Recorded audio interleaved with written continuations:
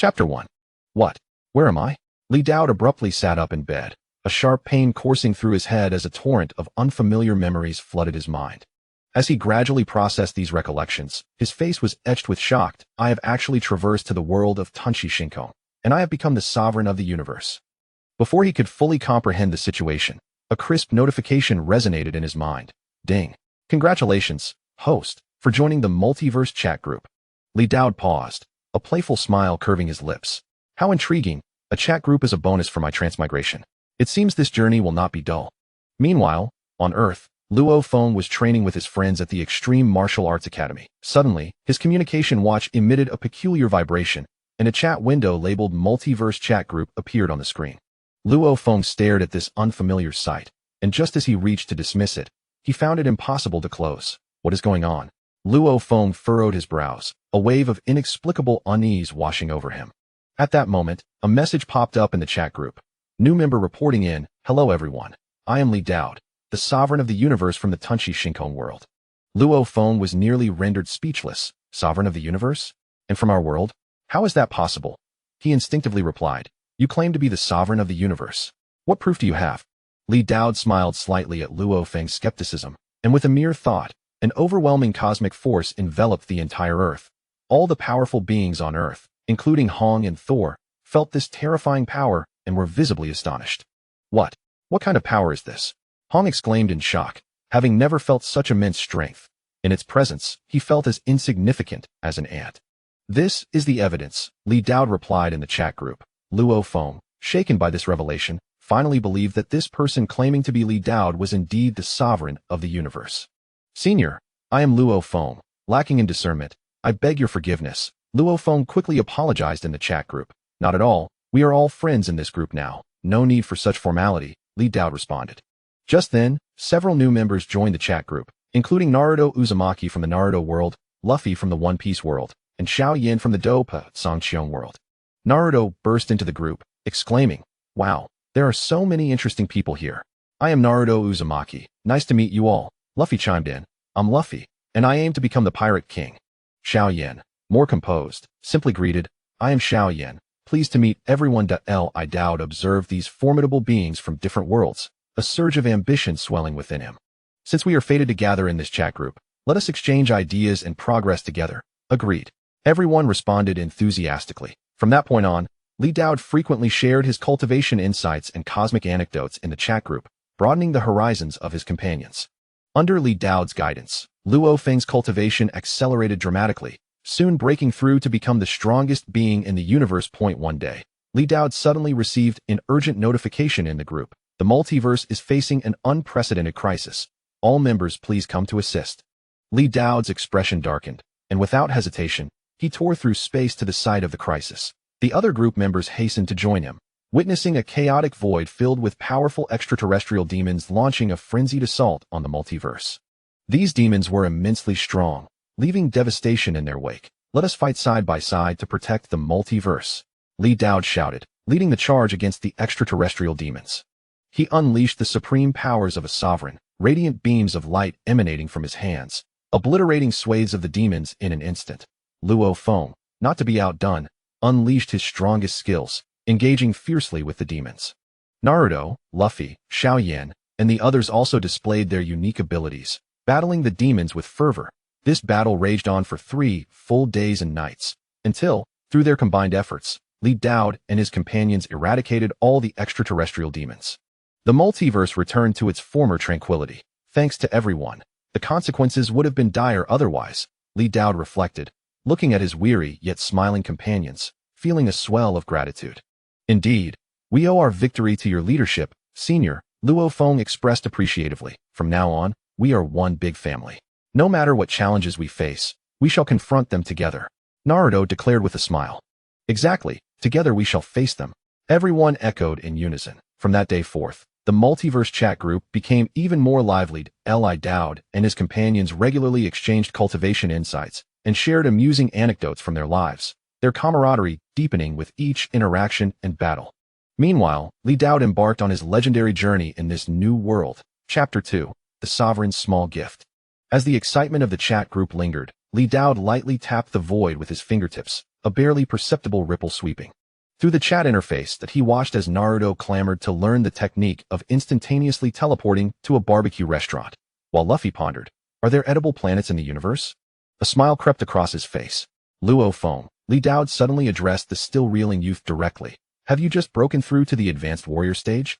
At the headquarters of the Extreme Martial Arts Academy on Earth, Luo Feng abruptly looked up, the text on his communication watch crystal clear that he clenched his fists, a sheen of sweat forming on his back. This sovereign was acutely aware of his strength? Yes, senior, he replied cautiously. The resources on Earth are too meager. Li Dao's message followed swiftly. Allow me to present you with a small token, a gift to commemorate our meeting. No sooner had he spoken than the alloy floor before Luo Feng silently split open, and a fist-sized dark golden crystal floated upward. The surface of the crystal shimmered like stars, with countless tiny runes swirling within. What is this?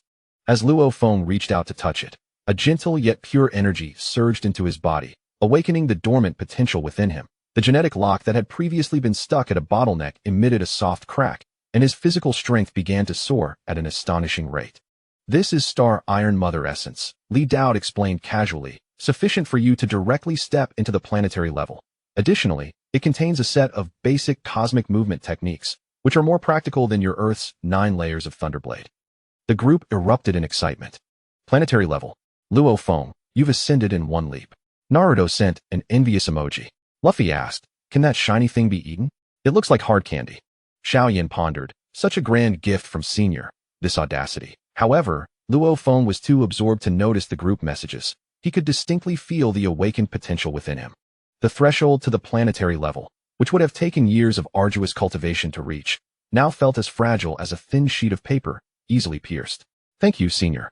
He deeply bowed to the void, his voice trembling with emotion. It's a trivial matter, Li Dao responded casually. By the way, I must remind you, do not employ conventional methods against Vulture Liao 3 months from now. Luo Feng's pupils contracted sharply. Vulture Liao? The formidable being ranked highly in the War God Palace, and one of the enemies he would inevitably face in the future.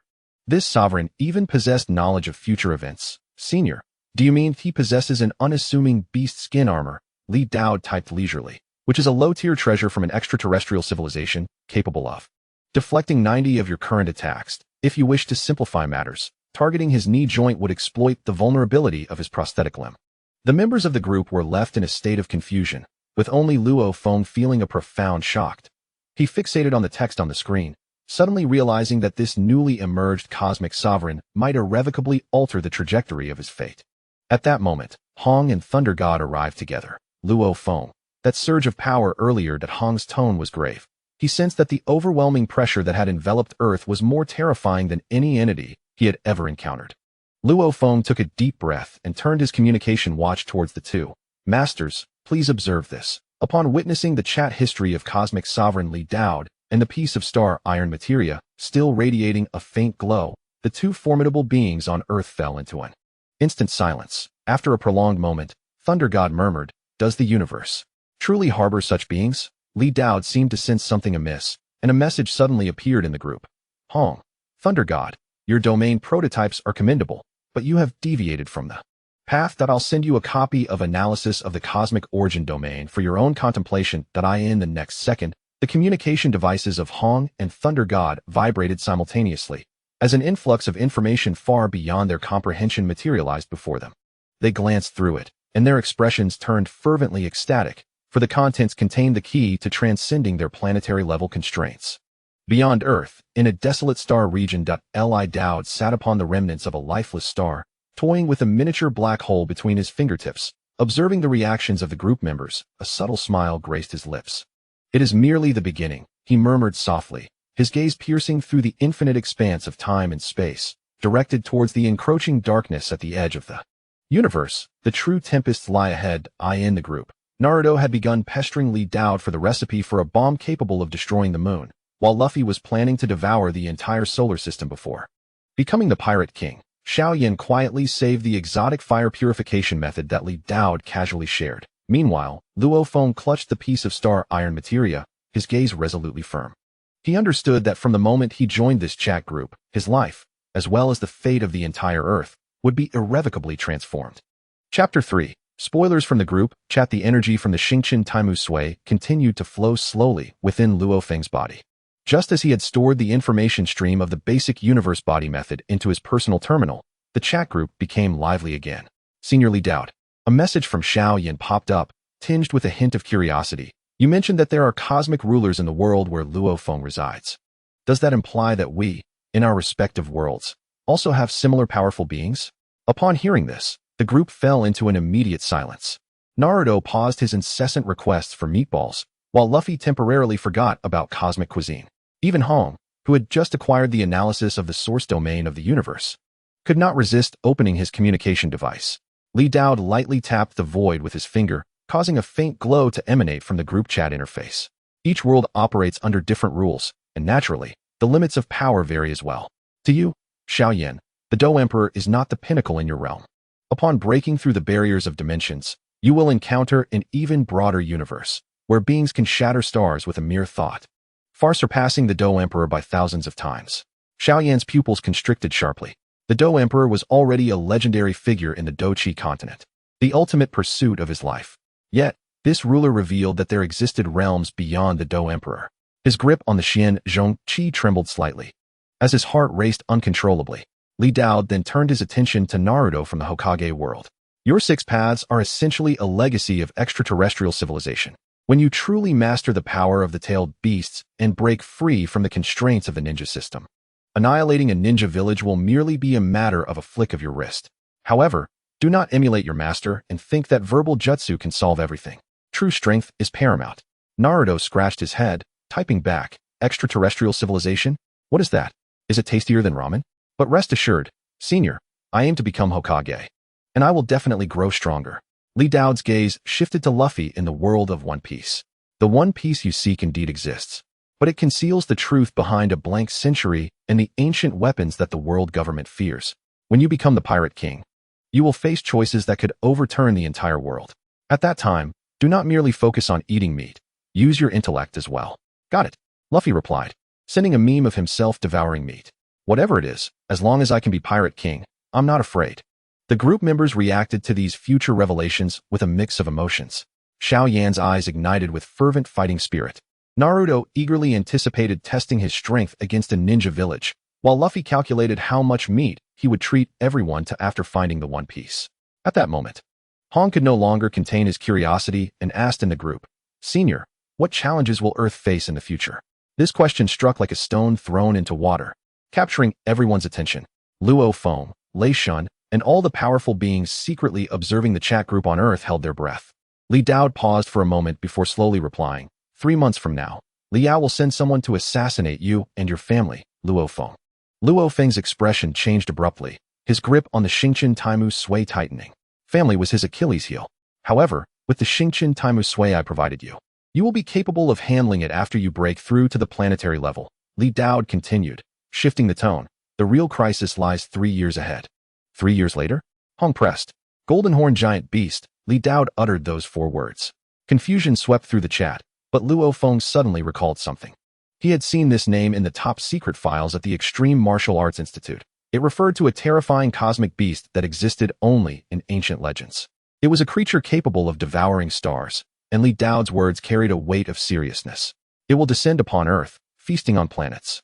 At that time, even all the existing powerful beings on Earth combined will be incapable of resisting its one claw. Hong and Lei Shun's faces turned pale. They considered themselves the pinnacle of Earth, yet before a being that devours stars, they found themselves devoid of the qualification to resist. Senior, Luo Feng's message trembled. Yet it conveyed a sense of resolve. Can the Golden Horn Giant Beast be killed? Li Dao looked at the text, a glimmer of approval flashing in his eyes. This was the Luo Feng he knew. Even in the face of despair, he would not bow his head. Yes, he affirmed, but it will require an exorbitant price. Moreover, it is merely the appetizer. Appetizer? Luffy exclaimed. Is it stronger than a star? How immense must it be? The universe is vast beyond your comprehension, Li Dao replied calmly. Behind the Golden Horn Giant Beast lies an even larger alliance of cosmic beasts.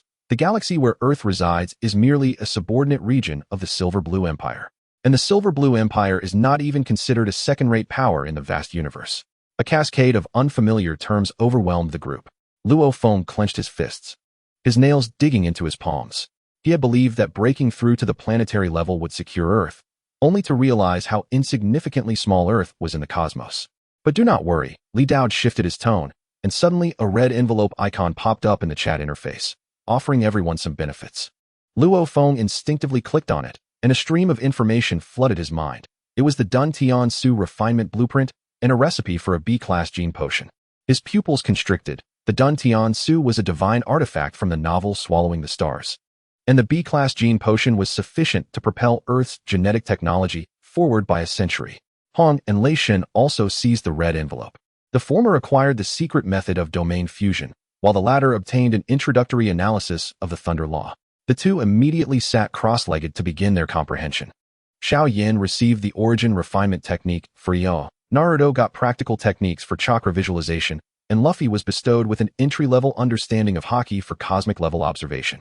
These are merely the fundamentals. Li Dao's message appeared again. To stand firm amidst the future tempests, you must rely on your own efforts. By the way, Luo Feng, tomorrow morning at 9 a.m., go to the abandoned factory on the outskirts of Jiangnan City. There will be a surprise waiting for you. Luo Feng was taken aback, wanting to inquire about the nature of this surprise, but he discovered that Li Dao had already gone silent. Earth, Jiangnan City. In the late-night training room of the Extreme Martial Arts Institute, Luo Feng gazed out at the starry sky, his fists clenched. The Golden Horn Giant Beast, the Alliance of Cosmic Beasts, and the Silver Blue Empire, terms that once belonged to the realm of fantasy, had now become unavoidable reality. Yet, he no longer felt lost. With the powerful beings from the chat group accompanying him and the guidance of Senior Dowd, he would tread forward step by step, regardless of the thorns that lay ahead. Just wait. Luo Feng's eyes gleamed with determination. Whether it be Li Yao, the Golden Horn Giant Beast, or the more distant cosmic foes, I, Luo Feng, shall stand firm. Meanwhile, in a corner of the chat group, a new avatar quietly illuminated, a youth clad in a black trench coat, his gaze indifferent. His personal description consisted of merely 4 words, Assassin Wu Liuqi. In the group, Luffy had already begun pondering whether cosmic-level observation could detect the aroma of meat on Mars, while Naruto was debating whether using chakra visualization to create meatballs would yield better results. A transcendent exchange across realms continued unabated. As Li Dao sat upon the remnants of a star, his gaze drifted into the depths of the universe, where a subtle, yet watchful gaze was silently scanning Earth, tinged with curiosity and greed. Have they arrived? Li Dao's lips curled into a faint smile as the miniature black hole at his fingertips began to rotate slowly. Perfect. Let them hone their skills. Chapter 4. Surprises and unexpected guests at the abandoned factory the next morning. The abandoned factory on the outskirts of Jiangnan City was shrouded in a thin mist. Luo Feng arrived half an hour early, donning a black combat suit that outlined his lean physique. The components of the Dun Tian Su had been preliminarily assembled according to the blueprint, gleaming with a cold metallic sheen. He stood atop the rusted factory roof, employing the basic universe body method he had just mastered, moving like a specter among the beams, each step landing precisely on the most stable bearing points. This body technique enhanced his spatial awareness far beyond any martial arts on Earth. It was precisely 9 o'clock. Luo Feng glanced at the terminal, pondering the surprise that Li Dao had mentioned, when suddenly the ground beneath his feet trembled slightly. A loud rumble resonated as a fissure several meters wide split open in the central area of the factory, revealing a silver-white apparatus adorned with intricate dark patterns that slowly ascended. At the top of the device hovered 3 rhomboid crystals, each emanating a distinct halo of red, blue, and purple light, their surface pulsating with energy waves that caused the star iron materia within Luo Feng to resonate faintly. At that moment, a notification chimed from the chat group. New files updated. Universal Language Dictionary of the Cosmos, Elementary Mental Power Cultivation Method. Star-class Battleship Operation Manual have been uploaded to the group file library, accessible only to members of the Swallowing Starry Sky world. Luo Feng's pupils constricted. The aura emitted by the apparatus was unmistakably extraterrestrial. He leaped forward, landing before the device, and as his fingertips brushed against the red crystal, a torrent of information surged into his mind, an intricate universal language system encompassing hundreds of civilizations across the cosmos, from phonetics to syntactic structures, as clear as instinct itself.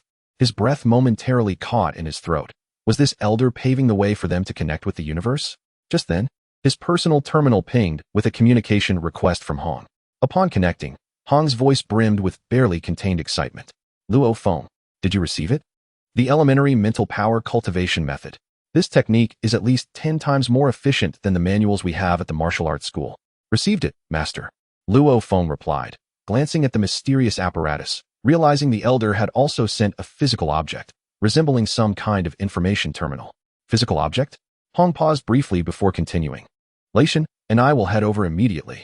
By the way, that assassin, Wu Liuqi, just sent a location in the chat. He is about 3 kilometers away from you, claiming to have caught a whiff of chicken aroma, so be careful. As Luo Feng acknowledged, he suddenly heard a rustling sound behind him. He turned sharply to find a youth clad in a cheap suit, with tousled hair, squatting on the broken windowsill of the factory, holding a lively hen. The boy grinned at Luo Feng, revealing a set of neat teeth. Hello there. I'm Wu Liuqi, an assassin. I saw you in the group chat just now. And since I was passing by, I thought I'd grab a chicken for some poached chicken. Hope you don't mind. Luo Feng observed the scissors strapped to the boy's back and recalled Li Dao's mention of the celestial visitors, coming to understand the boy's identity. However, this assassin seemed rather unreliable. Whatever, he replied, shaking his head and redirecting his gaze back to the apparatus. He sensed that the core of this device concealed something of even greater significance, yet his current strength was insufficient to unlock it. Wu Liuqi jumped down from the window and skillfully found a clean stone to begin processing the hen, humming an off-key tune as he worked. He glanced at the apparatus and suddenly remarked, "This thing has quite the peculiar energy, almost like something that madman from Stan Country would create, but a notch above. By the way, you're the kid who is supposed to deal with the giant monster in that world, right?" Luo Feng was taken aback. "You know about the golden horn behemoth? I heard it from Li Dao in the group," Wu Liuqi replied, not lifting his head. "But honestly, I'm more afraid of my boss docking my pay. By the way, do you have any soy sauce?"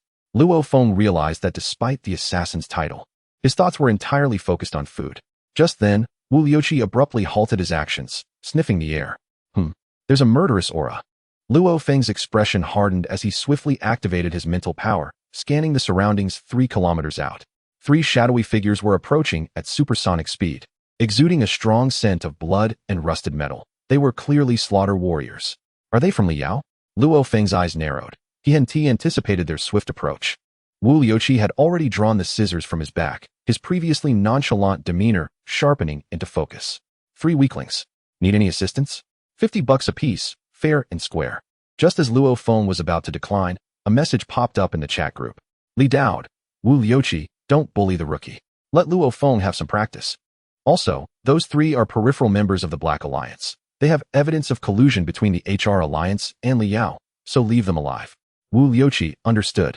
But, Elder, can I get reimbursed for the $50 for running errands? Li Dao, reimbursed. Seeing this exchange, Luo Feng felt his earlier tension dissipate significantly. He tightened his grip on the Dun Tian Sua, feeling the surging planetary-level power within him, a glimmer of battle intent flashing in his eyes. No need for help. I'll handle it myself. Before he finished speaking, the 3 shadows broke through the mist. The leading slaughter warrior sneered, Luo Feng, prepare to meet your doom. With a thunderous roar, the ground beneath Luo Feng exploded as he propelled himself forward like an arrow, unleashing the basic cosmic body technique, leaving behind several afterimages in his high-speed movement. He chose not to directly employ the Dun Tian Sua, opting instead to hone his skills in a speed-based combat style, which was the enemy's forte. Too slow, Luo Feng muttered, evading the warrior's slashing blade and delivering a powerful elbow strike to their ribs. A sharp crack echoed as the slaughter warrior screamed and was sent flying, a significant dent forming in their chest. The other 2, taken aback, attempted to encircle him, only to see Luo Feng's figure flicker and reappear behind them. He executed a technique learned from the basic cosmic body technique, redirecting their attacks toward each other. With a resounding crash, the 2 slaughter warriors collided, dazed, just as Luo Feng delivered a kick that brought them to their knees, instantly binding their movements with his mental power.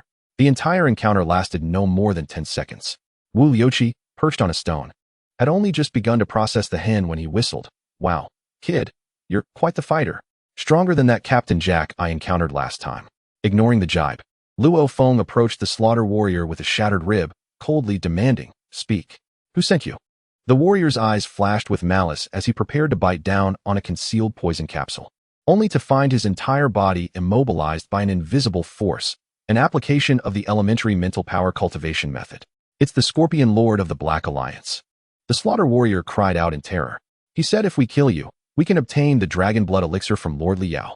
Luo Feng's expression darkened. It was indeed Li Yao. Just then, Hong and Lei Shen appeared, having traversed through the air. Upon seeing the three subdued slaughter warriors on the ground and Luo Feng unscathed, they exchanged astonished glances, each recognizing the extraordinary prowess of planetary-level strength. Indeed, planetary-level power is unparalleled, Lei Shen remarked. Hong approached the mysterious apparatus, touched it, and his eyes sparkled with excitement. This is an information terminal of cosmic civilization. With this, we can decode the alien remnants we brought back from Mist Island. The chat group was abuzz with notifications. Xiaoyan, I just tried the primordial flame source refinement technique given by the Elder, and the power of my blue lotus earth heart flame has increased by 30%. Thank you, Elder. Uzumaki Naruto. I've materialized my chakra into ramen. Just a bit tough, though. Luffy, I think I can smell cheese from the far side of the moon. Does that mean I'm about to break through? Messages flooded the chat group incessantly. Luo Feng observed the apparatus, now carefully stowed away by Hong and Lei Shen, and glanced at Wu Liuqi, who was sprinkling salt on the hen. He suddenly felt that this world, once fraught with peril, had transformed into something intriguing. Meanwhile, in a distant star domain, Li Dao watched the lively chatter in the group, his fingers tracing a dark purple energy trajectory. The Black Alliance and the HR Alliance. These clowns need to be dealt with, he murmured, his gaze fixed on a point on the cosmic star map, marked with the codename Demonic Hand King. Let Luo Feng hone his skills first. Once he resolves Earth's troubles, it will be time for him to encounter the cosmic-level villains. Li Dao's lips curled into a slight smile as he casually tossed a jade tablet containing the coordinates of the cosmic black market into the chat group's file repository.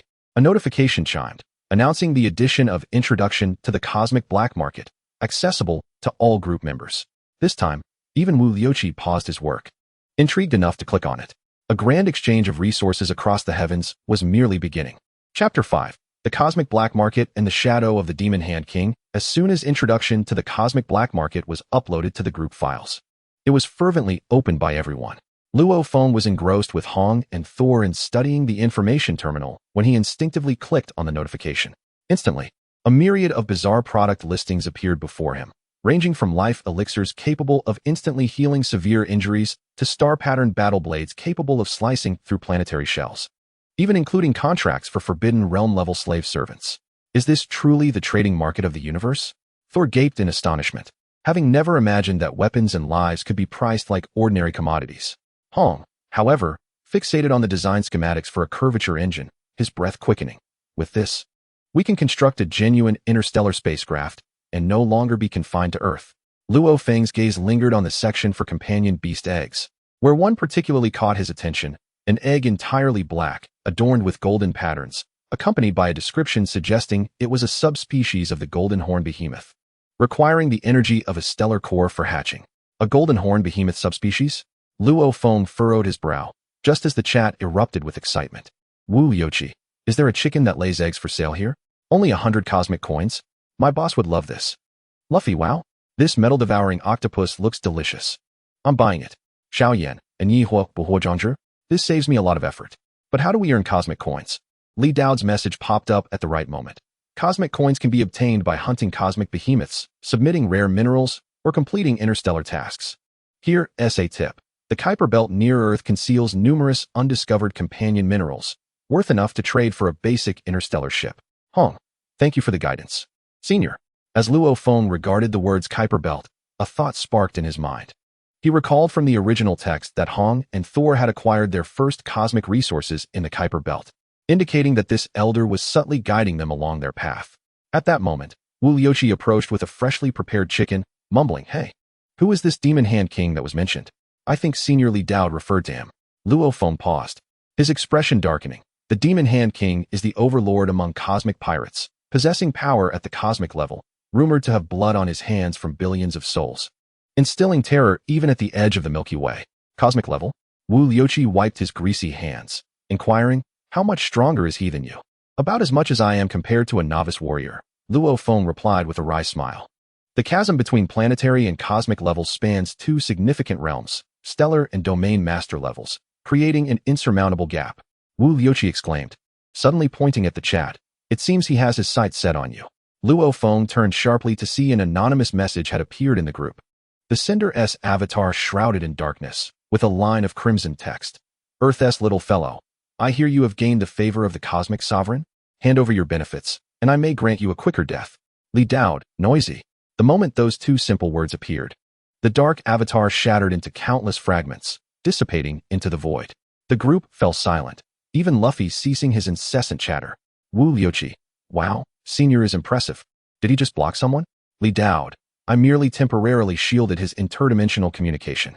The Black Dragon Mountain Empire behind the Demon Hand King has been expanding at the edge of the Milky Way, and they have set their sights on this unmarked primitive planet, Earth.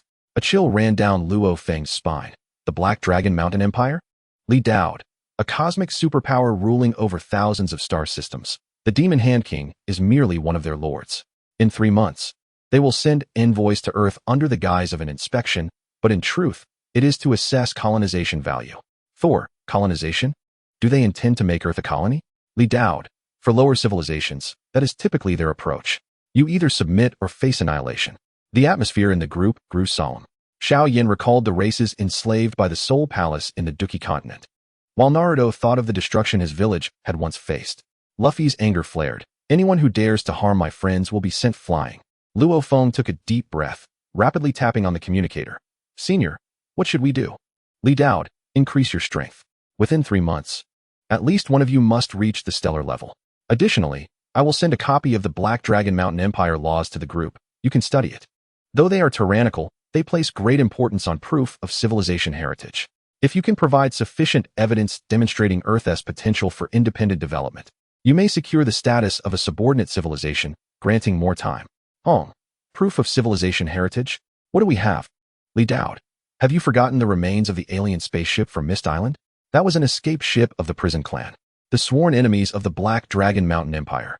If you can decipher the information within the wreckage, it could serve as leverage in negotiations. Luo Feng's eyes brightened. He recalled that the wreckage had been brought back by Hong and Thor to the Extreme Martial Arts Hall. Xiao Yin, I just broke through to the Dowang level. Perhaps I can assist? The Yaoa can refine many special metals. Naruto, I can use my shadow clones to help move things. Hundreds of clones working together, highly efficient. Luffy, can I chew through the spaceship? Watching the chat come alive with messages, Luo Feng felt the tension in his body gradually ease. He glanced at Wu Liuqi, who was roasting the chicken, then at Hong and Thor, who were engrossed in their study of the information terminal. He suddenly felt that, even against the colossal cosmic empire, they were not without hope. 3 months, stellar level. Luo Feng clenched his fists, determination igniting in his eyes. The aroma of the roasted chicken wafted through the air as Wu Liuqi tore off a drumstick and offered it. Want to try? I added some cosmic spices learned from the group files. They say it can enhance strength.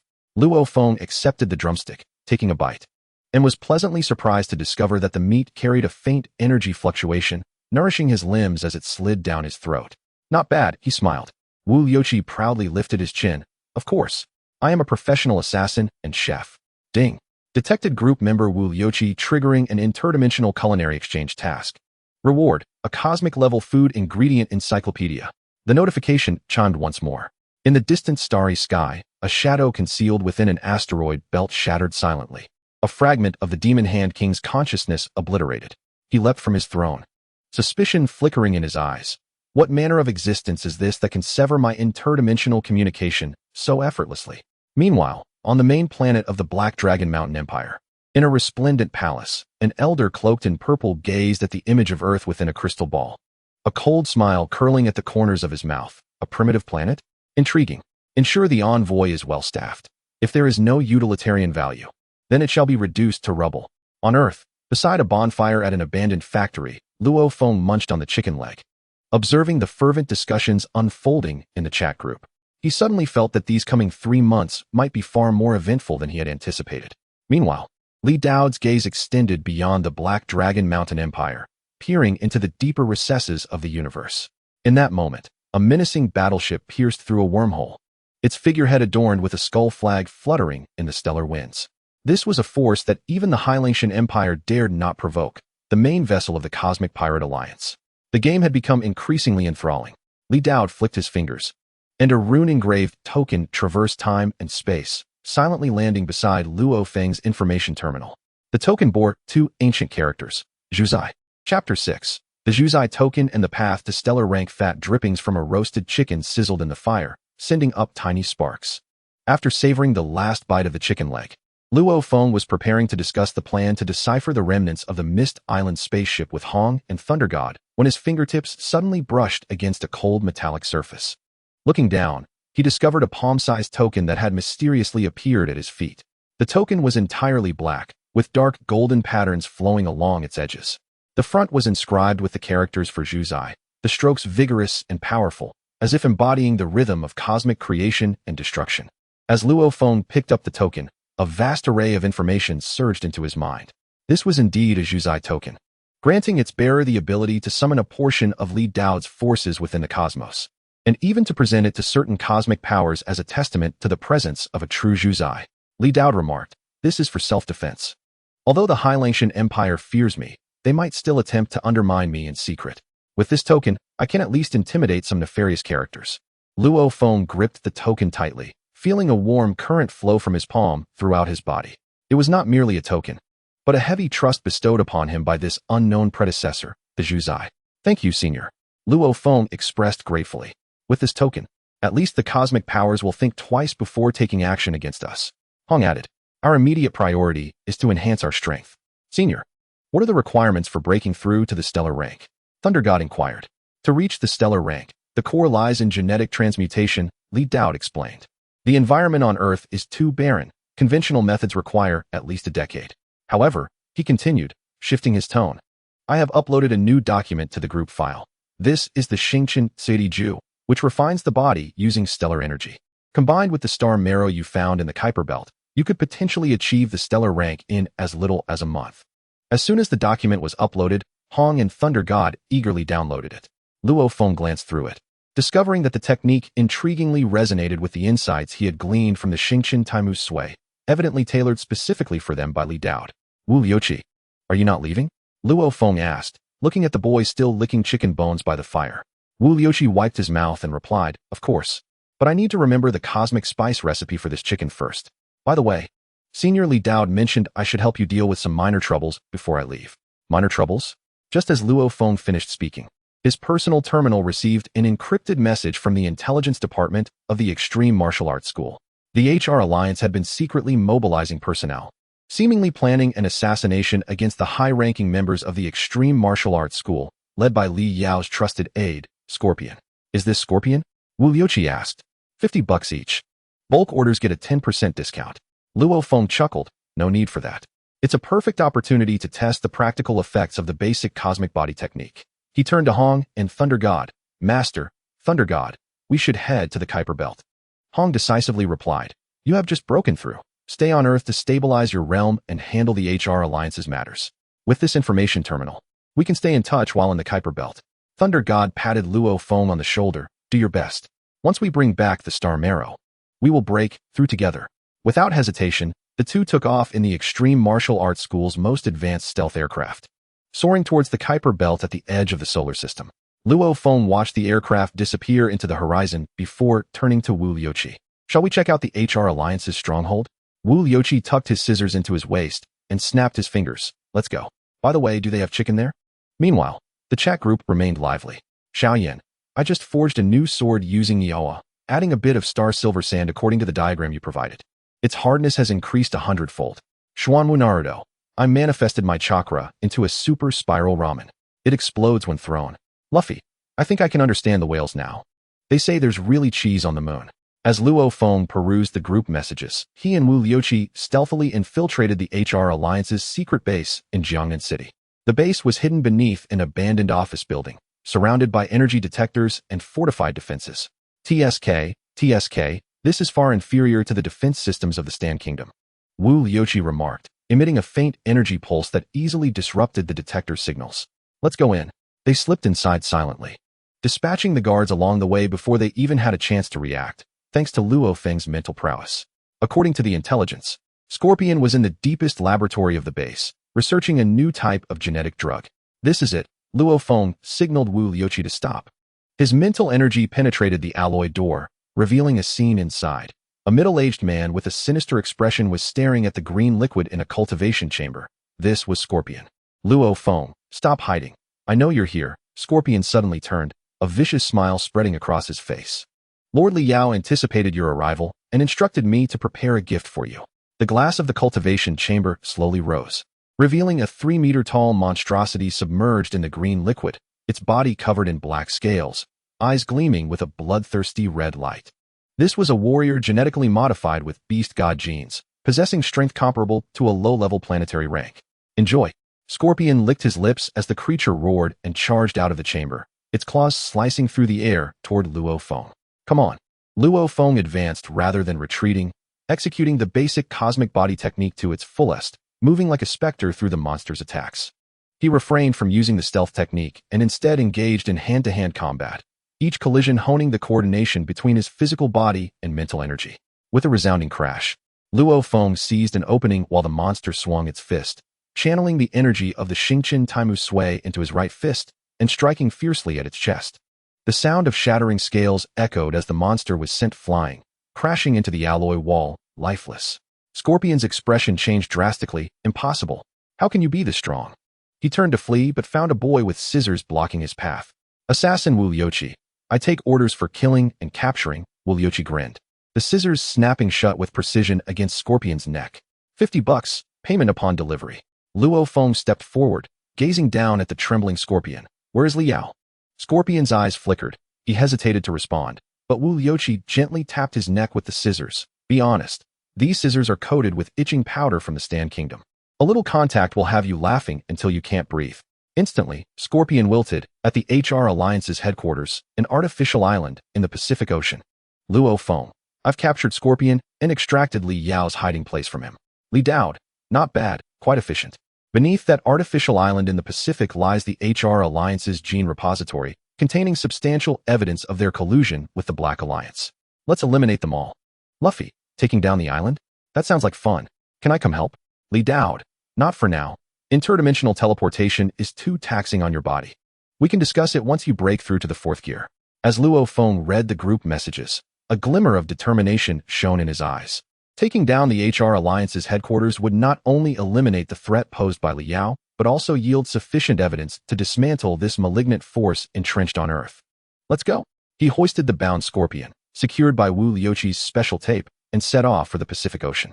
Wu Liuqi suddenly remembered something. By the way, does that island have chicken? Luo Feng. There should be one. The Pacific, an underground base on the artificial island. Li Yao was staring at the screen displaying the news of the Scorpion's failure, his expression dark enough to drip water. Behind him, a figure clad in a black robe slowly emerged, useless, unable to deal with a mere rookie. My lord, Luo Feng's strength has increased too rapidly. I fear. Shut your mouth. The black-robed figure scoffed. Had it not been for the imminent arrival of the envoy from the Black Dragon Mountain Empire, I would have acted personally.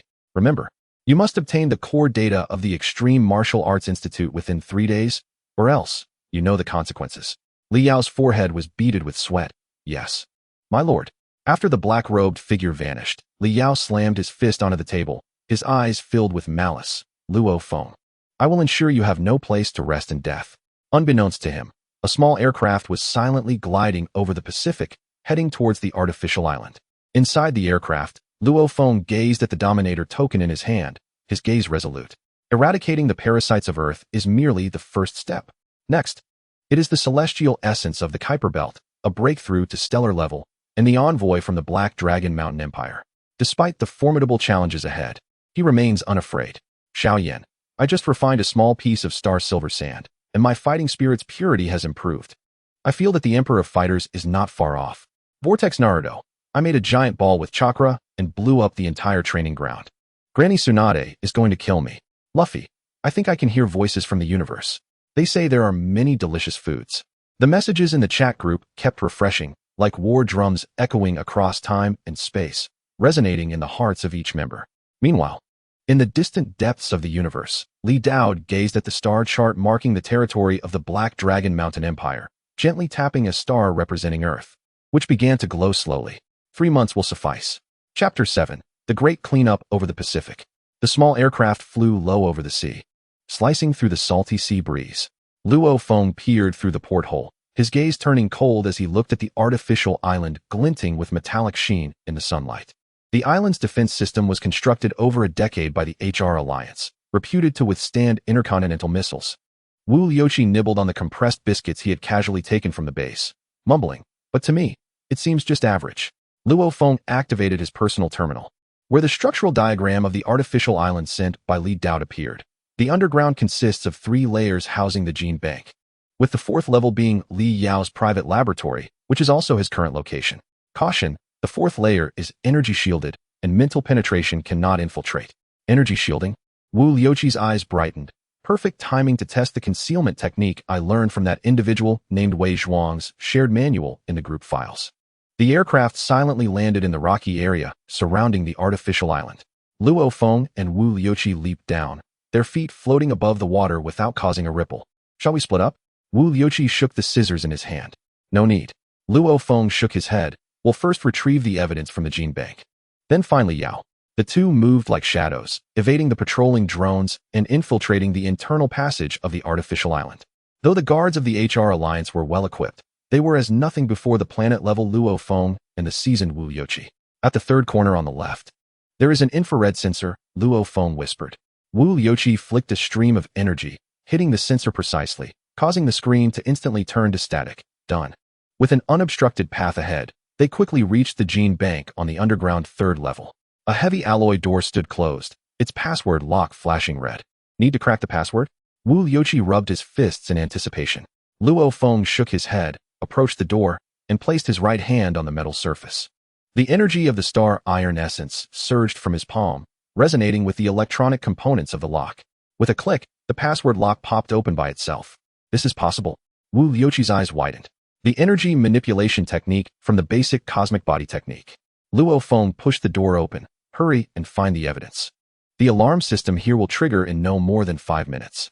The gene bank was filled with refrigeration cabinets, containing various twisted biological organs, exuding a pungent scent of disinfectant.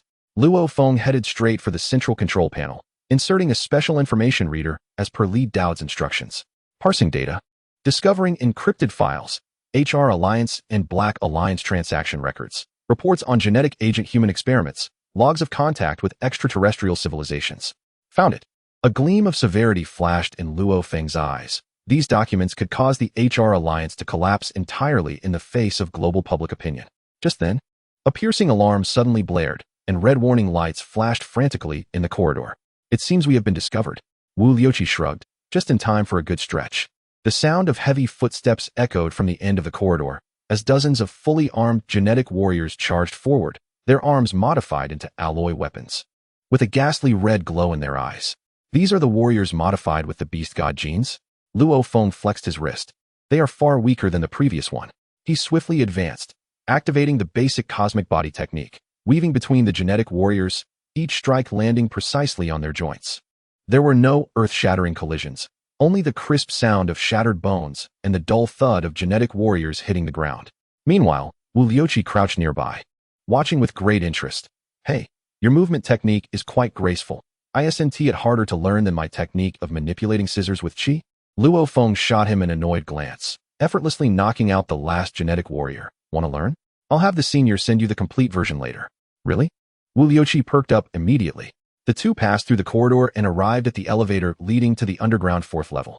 As the elevator doors opened, a pitch-black energy whip struck towards them, carrying an aura of corrosion. Be careful. Luo Feng shoved Wu Liuqi aside and skillfully dodged using the basic cosmic body technique.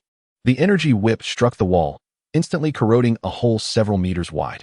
From within the elevator, a figure clad in a black robe stepped out slowly, revealing a face lined with wrinkles beneath the hood, the very black-robed person who had spoken with Li Yao earlier. Planet-level elementary, able to evade my bone-corrosive magic. You are quite impressive. The black-robed man's voice was hoarse, but unfortunately, you must die today. Li Dao, this is a remnant of the prison clan, who escaped to the Milky Way after I severely injured them. I never expected them to hide on Earth. His power has been sealed by 90%. Only able to exert the strength of a planet-level elementary, just right for you to practice on. The sudden message in the group made Luo Feng's heart tremble. Planet-level elementary? Prison clan? Wu Liuqi stroked his chin, sounding like no good person. Does this count as part of the bulk discount? Li Dao, yes. Then I want to hold back. Wu Liuqi's figure flickered, his scissors transforming into 2 streaks of cold light, piercing towards the black-robed man's throat. The black-robed man scoffed, a dense black mist enveloping him and blocking the scissors. Ants dare to be audacious. The black mist exploded violently, sending Wu Liuqi flying backward, a trickle of blood escaping from the corner of his mouth. Wu Liuqi. Luo Feng's expression changed. I'm fine. Wu Liuqi wiped the blood away, grinning. This guy is much tougher than he looks. It's your turn now, kid. Luo Feng took a deep breath.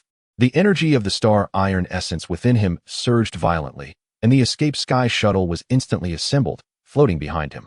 He knew this was the first real test after breaking through to planet level, the best opportunity to assess his strength. Prepare to receive my attack.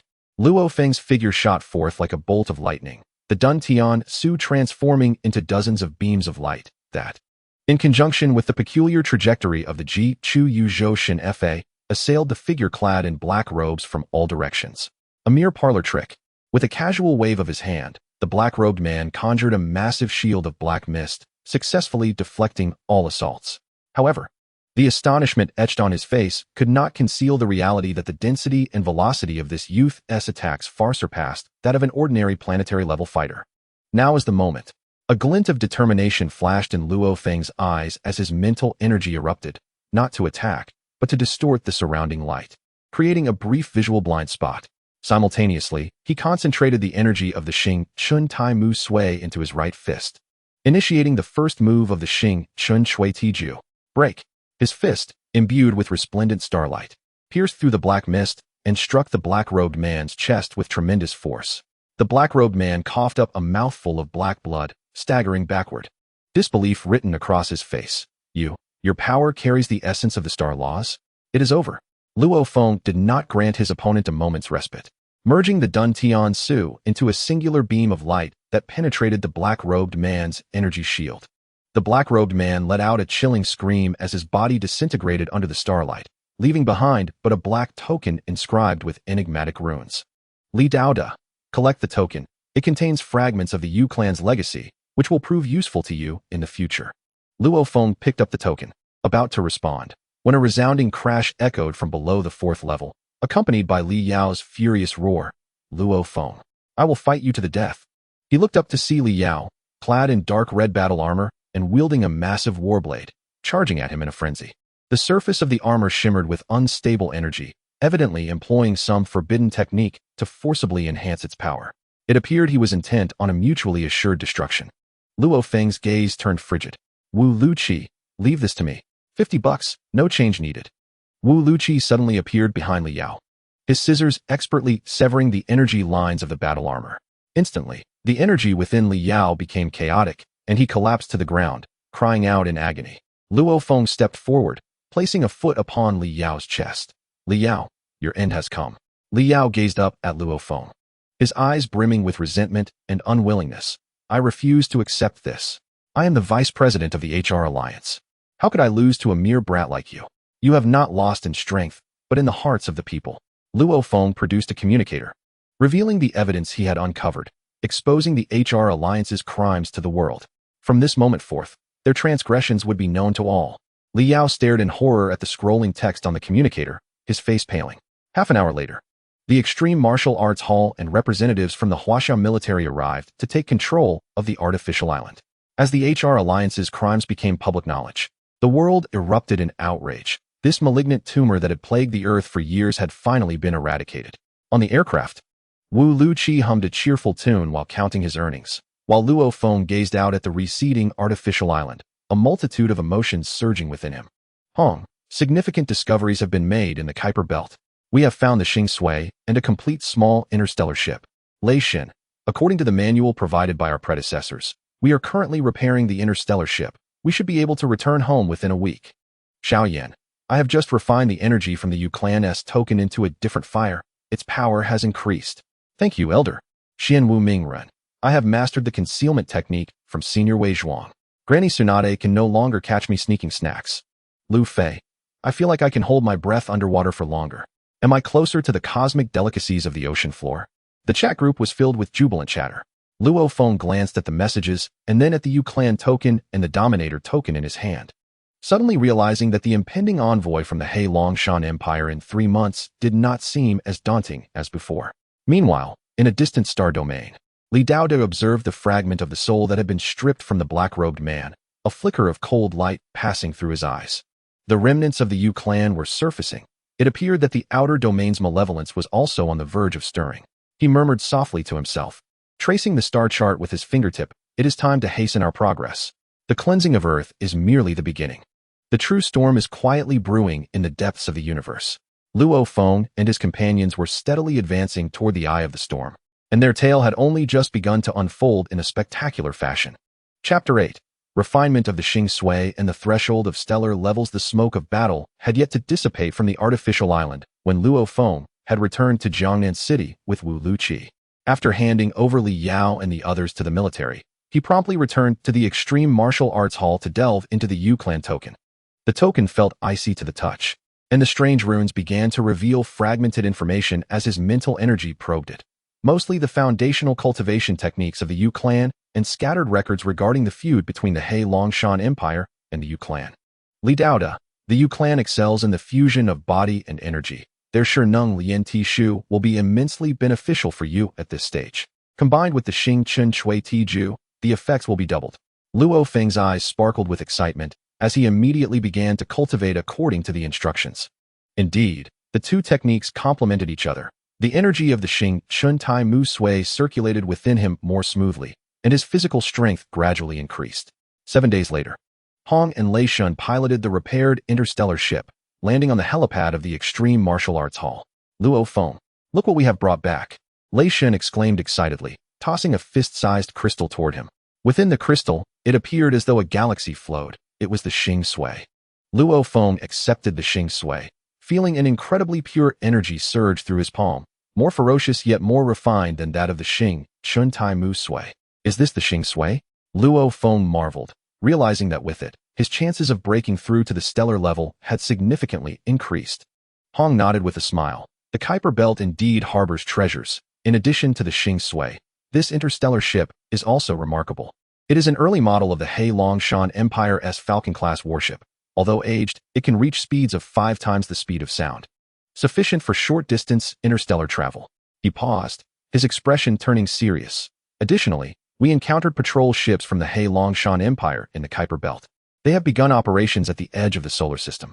Li Daoda, this is normal. Their envoy has already set out and is expected to arrive on Earth in a month. The messages in the chat group cast a somber atmosphere. Wu Luqi, should I head back then? My boss said if I don't return soon, this month's salary will be forfeited. Li Daoda, you can. I'll provide you with a coordinate that will allow you to teleport near your world's Shaoji Island. Remember to check in with the group often. Wu Luqi flashed a grin, waving goodbye to Luo Feng. Until we meet again, kid. Next time, be sure to treat me to white-cut chicken enhanced with cosmic spices.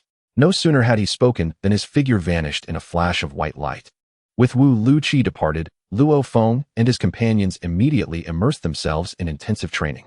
Hong and Lei Shen utilized the gravity training room in the martial arts hall. Practicing the Xing Chen Shui Ti Ju in conjunction with the Xing Sui, Luo Feng established a training ground deep within Wu Island. Refining the Xing Sui while studying the Yu Clan's Sherneng Lian Ti Shu. Time flew by as they trained at an accelerated pace. Half a month later, on Wu Island, Luo Feng sat cross-legged atop a massive meteorite, surrounded by shimmering starlight, the Xing Sui having shrunk to the size of a fingernail.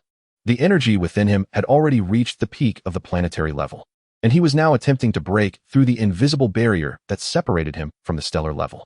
Now is the moment. Luo Feng suddenly opened his eyes, refining the last vestige of the Xing Sui's energy while simultaneously employing the secret technique of the Sherneng Lian Ti Shu, channeling the violent power of the stars to crash against the barrier. Boom! It was as if thunder erupted within him, his bones cracking audibly as his genetic chains began to reorganize and leap. His aura surged at a visible rate, the planetary level. The peak of the planetary level ultimately stabilizing at an entirely new height. Stellar level. He had succeeded.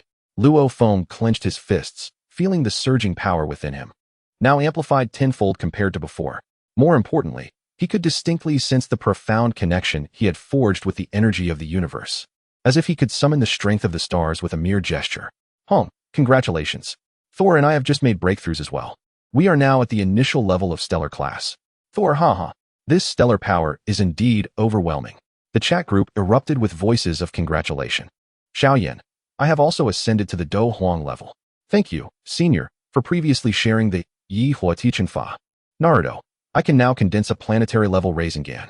Though when I threw it, I almost obliterated the village. Luffy, I feel like I can jump even higher. Am I close to touching the moon? At that moment, Li Dao suddenly sent a private message. In the envoy group from the Hailanshan Empire, there is a lord named Bas, who is the cousin of the king of the Demon Hand and has long sought revenge on him. He will undoubtedly cause you trouble. Be cautious not to expose my existence, and resolve it with your own strength. Luo Feng's gaze sharpened. Understood, senior. He realized that this was Li Dao's way of training him to face cosmic powerhouses independently. Another half-month passed, near the Earth's orbit. A silver-white battleship, stretching 100 meters long, slowly emerged from a wormhole, its hull emblazoned with the emblem of the Hailanshan Empire, a roaring black dragon. This was indeed the envoy group from the Hailanshan Empire. In the command room of the battleship, a middle-aged man with blonde hair and blue eyes was observing the Earth's image on the screen, a smug smile playing on his lips. He was none other than Lord Bas. A primitive planet, its civilization level barely reaching the first tier, Bas scoffed, within a month at most. I can complete the colonial assessment.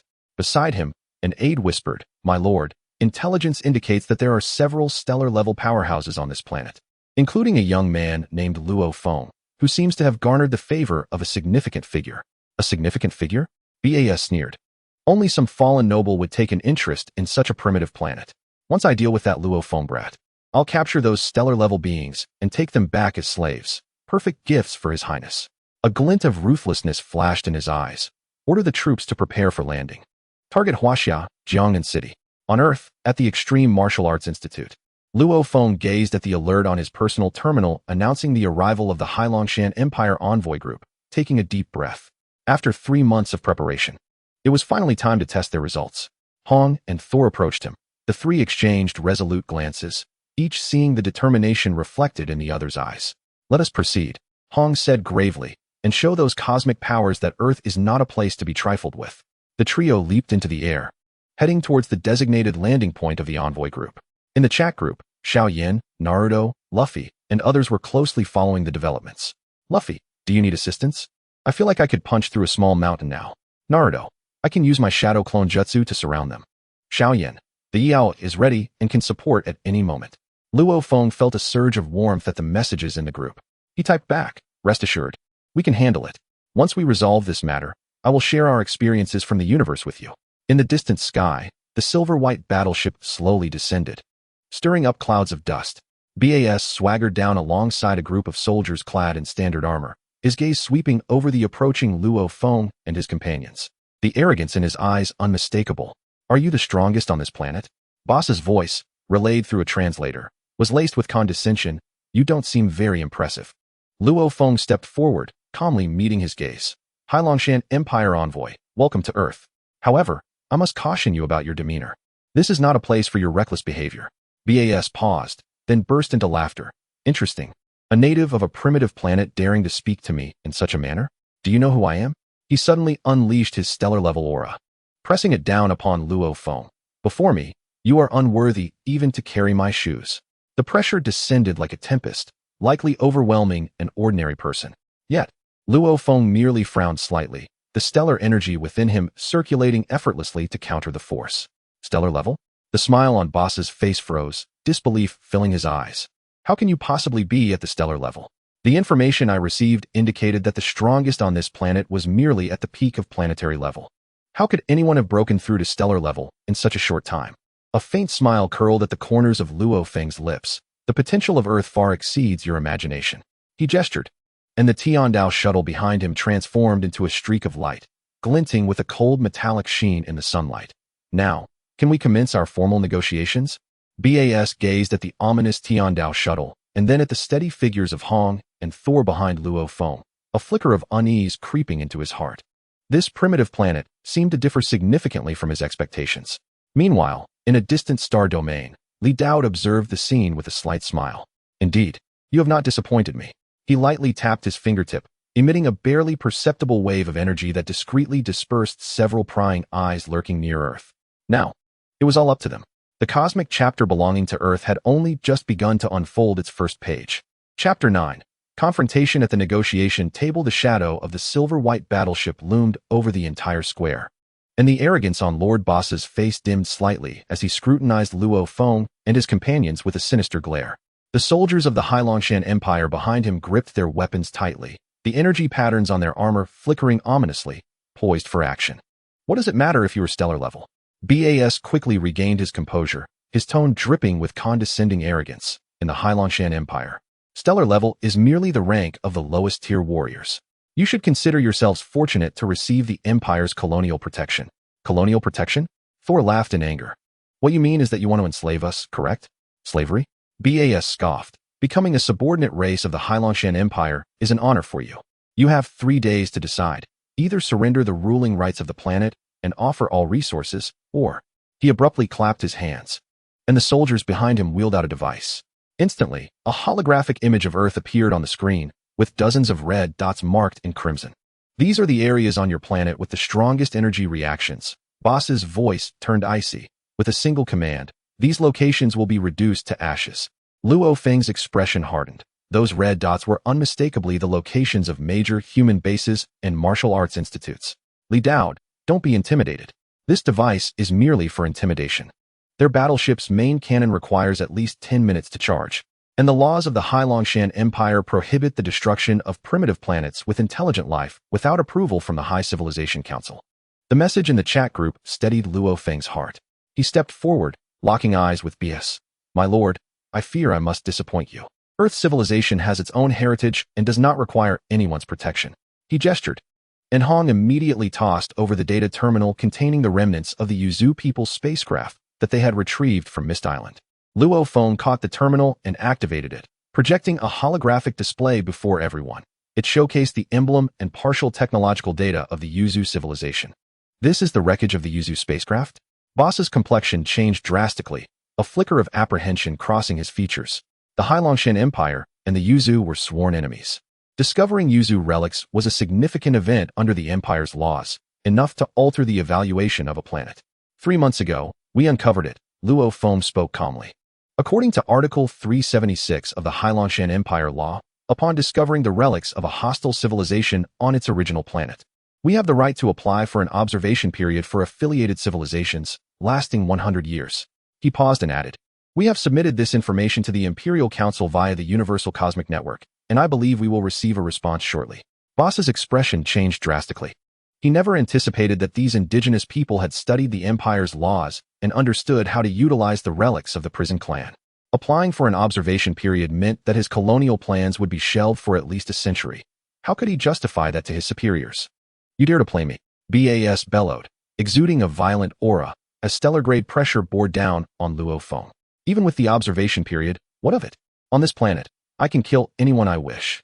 Hong and Leishan immediately stepped forward, standing shoulder to shoulder with Luo Feng, their combined presence effectively countering Boss's oppressive force. Lord BAS, Hong spoke solemnly. This is Earth, not the Hailongshan Empire. Your arrogance will not be tolerated. Arrogance? BAS sneered. I want to see if the 3 of you, who have just broken through to the stellar level, can withstand my Halong break. He unleashed a fist, conjuring a black dragon silhouette that roared through the air, surging directly toward Luo Feng's face. This punch contained 70% of his power, enough to easily shatter a small mountain. Luo Feng's gaze sharpened. Instead of retreating, he advanced. The energy-devouring body refining technique and stellar tempering technique within him activated simultaneously, merging the energy of the stellar iron materia with the remnants of stellar essence. Gathering in his right fist. Break! Luo Feng's fist collided with the dragon shadow, producing no earth-shattering roar, only a ripple of invisible energy spreading outwards. The black dragon silhouette shattered inch by inch, and BAS let out a muffled groan, being forced back 3 steps. Impossible. Boss's face reflected utter disbelief. He could not fathom how a mere native from a primitive planet could repel a lord of the Hailongshan Empire. The chat group erupted with exclamations of admiration. Luo Feng. How impressive. 1 punch, and you've sent that villain retreating. Luo Feng was aware, however, that this was merely the beginning. Lord BAS, Luo Feng looked at him. Shall we now calmly discuss the observation period for affiliated civilizations? Boss's expression fluctuated between green and white. He glanced at Hong and Leishan behind Luo Feng, then at the Earth warriors observing from a distance, realizing that it was futile to force an attack today. Yet, if he retreated now, what would that mean for his reputation? Very well, BAS gritted his teeth. I can agree to the application for the observation period, but you must agree to one condition. What condition? I want to take that boy named Luo Feng with me. BAS pointed at Luo Feng, a glint of malice in his eyes. To attend the Warrior Academy of the Hailangshan Empire for further training. It would be an honor for you. His intention was to bring Luo Feng back to the Empire. To slowly torment him, avenging the humiliation while controlling this incredibly promising young man. Before Luo Feng could respond, Hong interjected firmly. Absolutely not. Luo Feng is the hope of Earth and will never be handed over to you. This is the only condition. BAS stood his ground. Either you agree, or prepare for destruction. The atmosphere grew tense as both sides reached an impasse. Suddenly, a message from Li Dao appeared in the chat group. Agree to him. Luo Feng and his companions were taken aback. Li Dao continued. The Warrior Academy of the Hailangshan Empire, although strict, indeed grants access to the core resources of the universe. You could acquire knowledge of the cosmos and, while at it, cause them some trouble. The implication behind these words made Luo Feng understand Li Dao's intention. This was a chance to infiltrate the Hailangshan Empire and learn more about the universe. I agree, Luo Feng said. Luo Feng, Hong, and Leishan urged anxiously. Master, Senior Leishan. Do not worry, Luo Feng replied softly. I will be fine. He believed that Li Dao would not harm him and was confident in his ability to face the forthcoming challenges. BAS was taken aback by Luo Feng's swift agreement. After a moment of surprise, a smug smile spread across his face. A wise choice. I will come to collect you in 3 days. With that, he turned and boarded his warship, swiftly disappearing into the horizon. Only Luo Feng and his 2 companions remained in the square. Are you really going? Leishan asked with concern. Yes, Luo Feng nodded. This is an opportunity to engage with the universe, as well as to hone my skills. He shook his wrist, indicating his communicator. I am not fighting alone. Hong gazed at his resolute expression, letting out a sigh. Very well, be cautious. We will enhance our strength swiftly and await your return. The messages in the group warmed Luo Feng's heart. He looked up at the sky, as if he could penetrate the clouds and behold the vast cosmos beyond. 3 days later, the warship of the Hailangshan Empire descended once more. Luo Feng bid farewell to Hong and Leishan and boarded the vessel. Standing by the porthole, he watched as Earth grew smaller, clenching his fists. Wait for me, I will return. The warship entered a wormhole, vanishing into the boundless sea of stars. Meanwhile, in the holding chamber of the warship, BAS was reporting via communicator. Your Highness, I have captured the boy. Once we return to the Empire, I will ensure he suffers greatly. He did not notice the subtle smirk curling at the corners of Luo Feng's mouth. Hailangshan Empire? Warrior Academy? It certainly sounds intriguing. Li Dao messaged. I have sent you the survival guide for the Hailangshan Warrior Academy. Study it well. Additionally, there is a teacher named EC Tay in the academy. A former subordinate of mine whom I disabled. You might want to keep an eye on him. Luo Feng glanced at the messages in the group. A glimmer of anticipation flickering in his eyes. His journey into the universe was finally about to commence.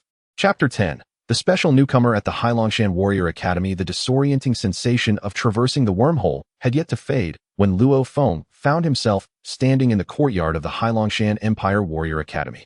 This institution was located in the capital region of the Hailangshan planet, covering an area comparable to half of Huaxia, with architectural styles infused with a rugged cosmic punk aesthetic.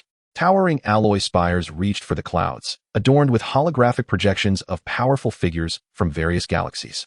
Hovering battle vehicles occasionally zipped by, emblazoned with the Academy's emblem, a pair of crossed battle blades alongside a starry orbit.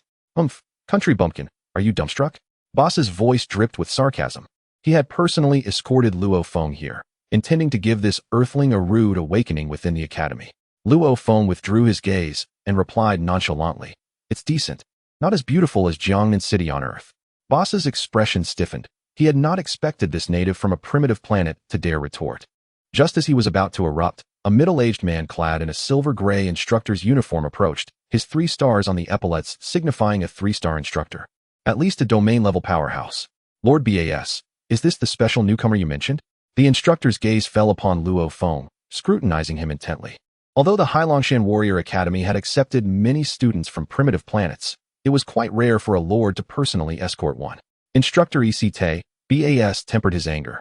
Adopting a more respectful tone, this boy possesses some potential, albeit rather arrogant. I hope you can provide him with proper guidance. He deliberately emphasized the term training, a hint of malice flashing in his eyes. Luo Feng's heart stirred. Is it eyesight? ISNT he the veteran subordinate that Senior Li Dao mentioned? Instructor Eyesight seemed oblivious to Boss's insinuation and simply said to Luo Feng, follow me to complete your enrollment procedures. Lord BAS, The academy has regulations. Once enrolled, you have no authority to interfere in non-academic matters. Boss's face darkened, yet he dared not retort. Although eyesight was merely an instructor, his background was profound enough for even Ba's father to show him some respect. We shall see.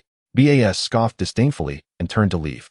Luo Feng followed eyesight into the academy building, occasionally catching curious or disdainful glances from other students. Most hailed from civilizations under the dominion of the Hailongshan Empire, and seeing Luo Feng donning a combat uniform of Earth style with a seemingly ordinary Duntiansuo at his waist, they whispered among themselves. Is he from the primitive planet? I heard he just learned the universal language. Sent personally by Lord Bas, he must have some background. Background, no matter how substantial. One must rely on strength once inside the academy. Luo Feng paid no heed to their chatter. His mental power had already spread out, taking in the surrounding environment. The academy's defense system far surpassed anything Earth could imagine, and a faint aura of domain-level power permeated the air, clearly indicating that formidable experts lurked in the shadows. Li Dao, eyesight, was once the captain of my patrol team.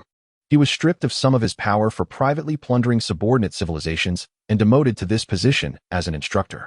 He owes me a personal favor and will look out for you in secret, but will not assist you overtly. You must rely on yourself.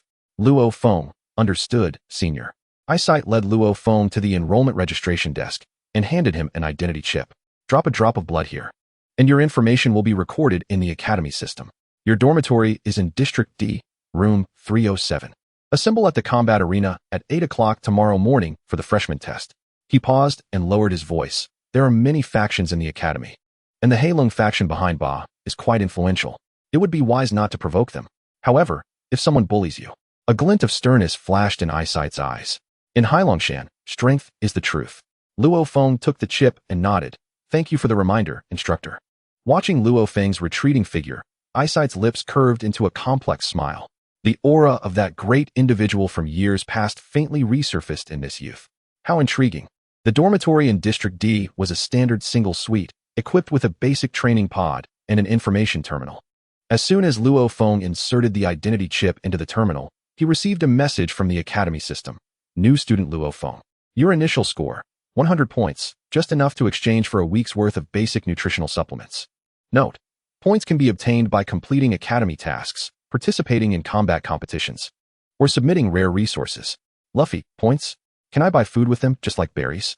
Xiaoyan, it seems the same everywhere. To obtain resources, one must pay a price.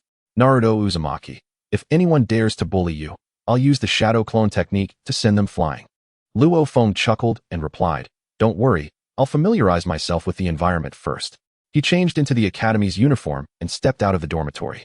Most of the new students in District D hailed from lower civilizations, creating a relatively peaceful atmosphere. Occasionally, he spotted a few similarly dressed students engrossed in studying the task list on their terminals. Hey, new guy? A burly youth approached, his bronze skin adorned with 3 red markings on his forehead. I'm Karu, from Yinhua planet. Which planet are you from? Earth, Luo Feng replied. Earth? Karu paused before scratching his head. Never heard of it. Which star domain is it in? On the edge of the Milky Way? It's a primitive planet that hasn't even been marked yet. A glimmer of surprise crossed Karu's eyes, and he gave a thumbs up. Impressive. Those from primitive planets who can enter the academy are all geniuses. By the way, do you know about tomorrow's freshman test? It mainly assesses physical strength, energy purity, and mental power. The top 100 can enter the elite class, which has 3 times the resources of the ordinary class. Luo Feng's heart stirred. There's such a distinction? Of course, Karu whispered, and the elite class gets access to the complete version of the Hailongshan basic combat techniques, which is the core inheritance of the empire. But look over there, he nodded towards some students in extravagant uniforms. Those from higher civilizations will definitely fight for the spots. It's tough for us from lower civilizations to compete. Luo Feng followed his gaze to see several students adorned with badges symbolizing intermediate civilizations, casting disdainful glances around. One blonde youth's gaze landed directly on Luo Feng, exuding unabashed hostility. That Locke, from the Ring civilization, a vassal of the Silver Blue Empire, Karu whispered. Rumor has it his father is a council member of the Silver Blue Empire, and he's quite arrogant in the academy. Best not to provoke him. Locke seemed to hear their conversation and approached with 2 lackeys, deliberately bumping into Luo Feng. Are you blind when walking? Luo Feng sidestepped, his gaze calm. You were in the way. Oh, daring to retort? Locke laughed, as if he had heard a joke. You, a native from a primitive planet. Dare to speak to me like that? Believe me, I can make sure you don't even enter the testing grounds tomorrow. One of his lackeys chimed in. Young Master Locke is a stellar-level intermediate powerhouse. Squashing you is like crushing an ant. Karu's face turned pale, and he hurriedly tugged at Luo Feng's sleeve. Luo Feng apologized quickly, yet Luo Feng stood his ground, merely looking at Locke. The Academy regulations prohibit private disputes. Do you wish to test that? Locke's expression stiffened. He truly did not dare to act in the dormitory area. However, his words were unrelenting. Humph, you'll see the difference in tomorrow's testing ground. A country bumpkin who hasn't even seen energy weapons dares to come to the Warrior Academy? With that, he swaggered away with his lackeys. Karu let out a sigh of relief. Why did you confront him directly? Locke is considered strong among the stellar-level intermediates. Strength is not merely spoken, Luo Feng replied calmly. Tomorrow's test will speak for itself. Back in his dormitory, Luo Feng did not immediately train. Instead, he opened the information terminal to study the Academy's task list. He noticed a task to clear abandoned mines of exotic beasts, which offered modest points, but was marked with the potential to discover associated minerals. Li Dowd, deep within that mine lies a nest of the star erosion ants. The ant queen secretes star erosion liquid, which is highly beneficial for refining the Duntiansuo. Be cautious, star erosion ants are social creatures and come in vast numbers. Luo Feng's eyes brightened, and he promptly accepted the task. He needed points and resources to enhance his power. The next morning, at the combat arena, hundreds of new students gathered, divided into several sections according to their civilization levels. The students from higher civilizations stood at the front, all standing proud, their gazes toward those in the back filled with superiority. Instructor Eyesight stepped onto the testing platform and declared solemnly, the test consists of 3 parts: physical strength, energy purity, and mental power. Each part has a maximum score of 100, and the top 100 will enter the elite class. Now let us begin. The tests commenced swiftly, and indeed, the students from higher civilizations exhibited formidable strength. A girl from the Purple Crystal Civilization achieved a physical strength score of 89, eliciting gasps of astonishment. Next up, Locke stepped forward. He approached the testing apparatus and scored 92 in physical strength, 88 in energy purity, and 76 in mental power, totaling 256 points, temporarily placing him in first. He cast a smug glance toward Luo Feng, provocatively lifting his chin. Next, it was Luo Feng's turn. All eyes immediately focused on this youth from a primitive planet. Locke crossed his arms, eagerly awaiting the spectacle. Luo Feng approached the testing platform and placed his hand on the physical strength testing apparatus. A sudden, jarring alarm echoed through the air, accompanied by the frantic flickering of a red light. What could be amiss? Isite furrowed his brow. The instructor responsible for the instrument inspected it briefly and exclaimed in shock, "The instrument has malfunctioned. The maximum threshold has been exceeded." A wave of astonishment swept through the crowd. Luo Ku's smile froze. It was inconceivable.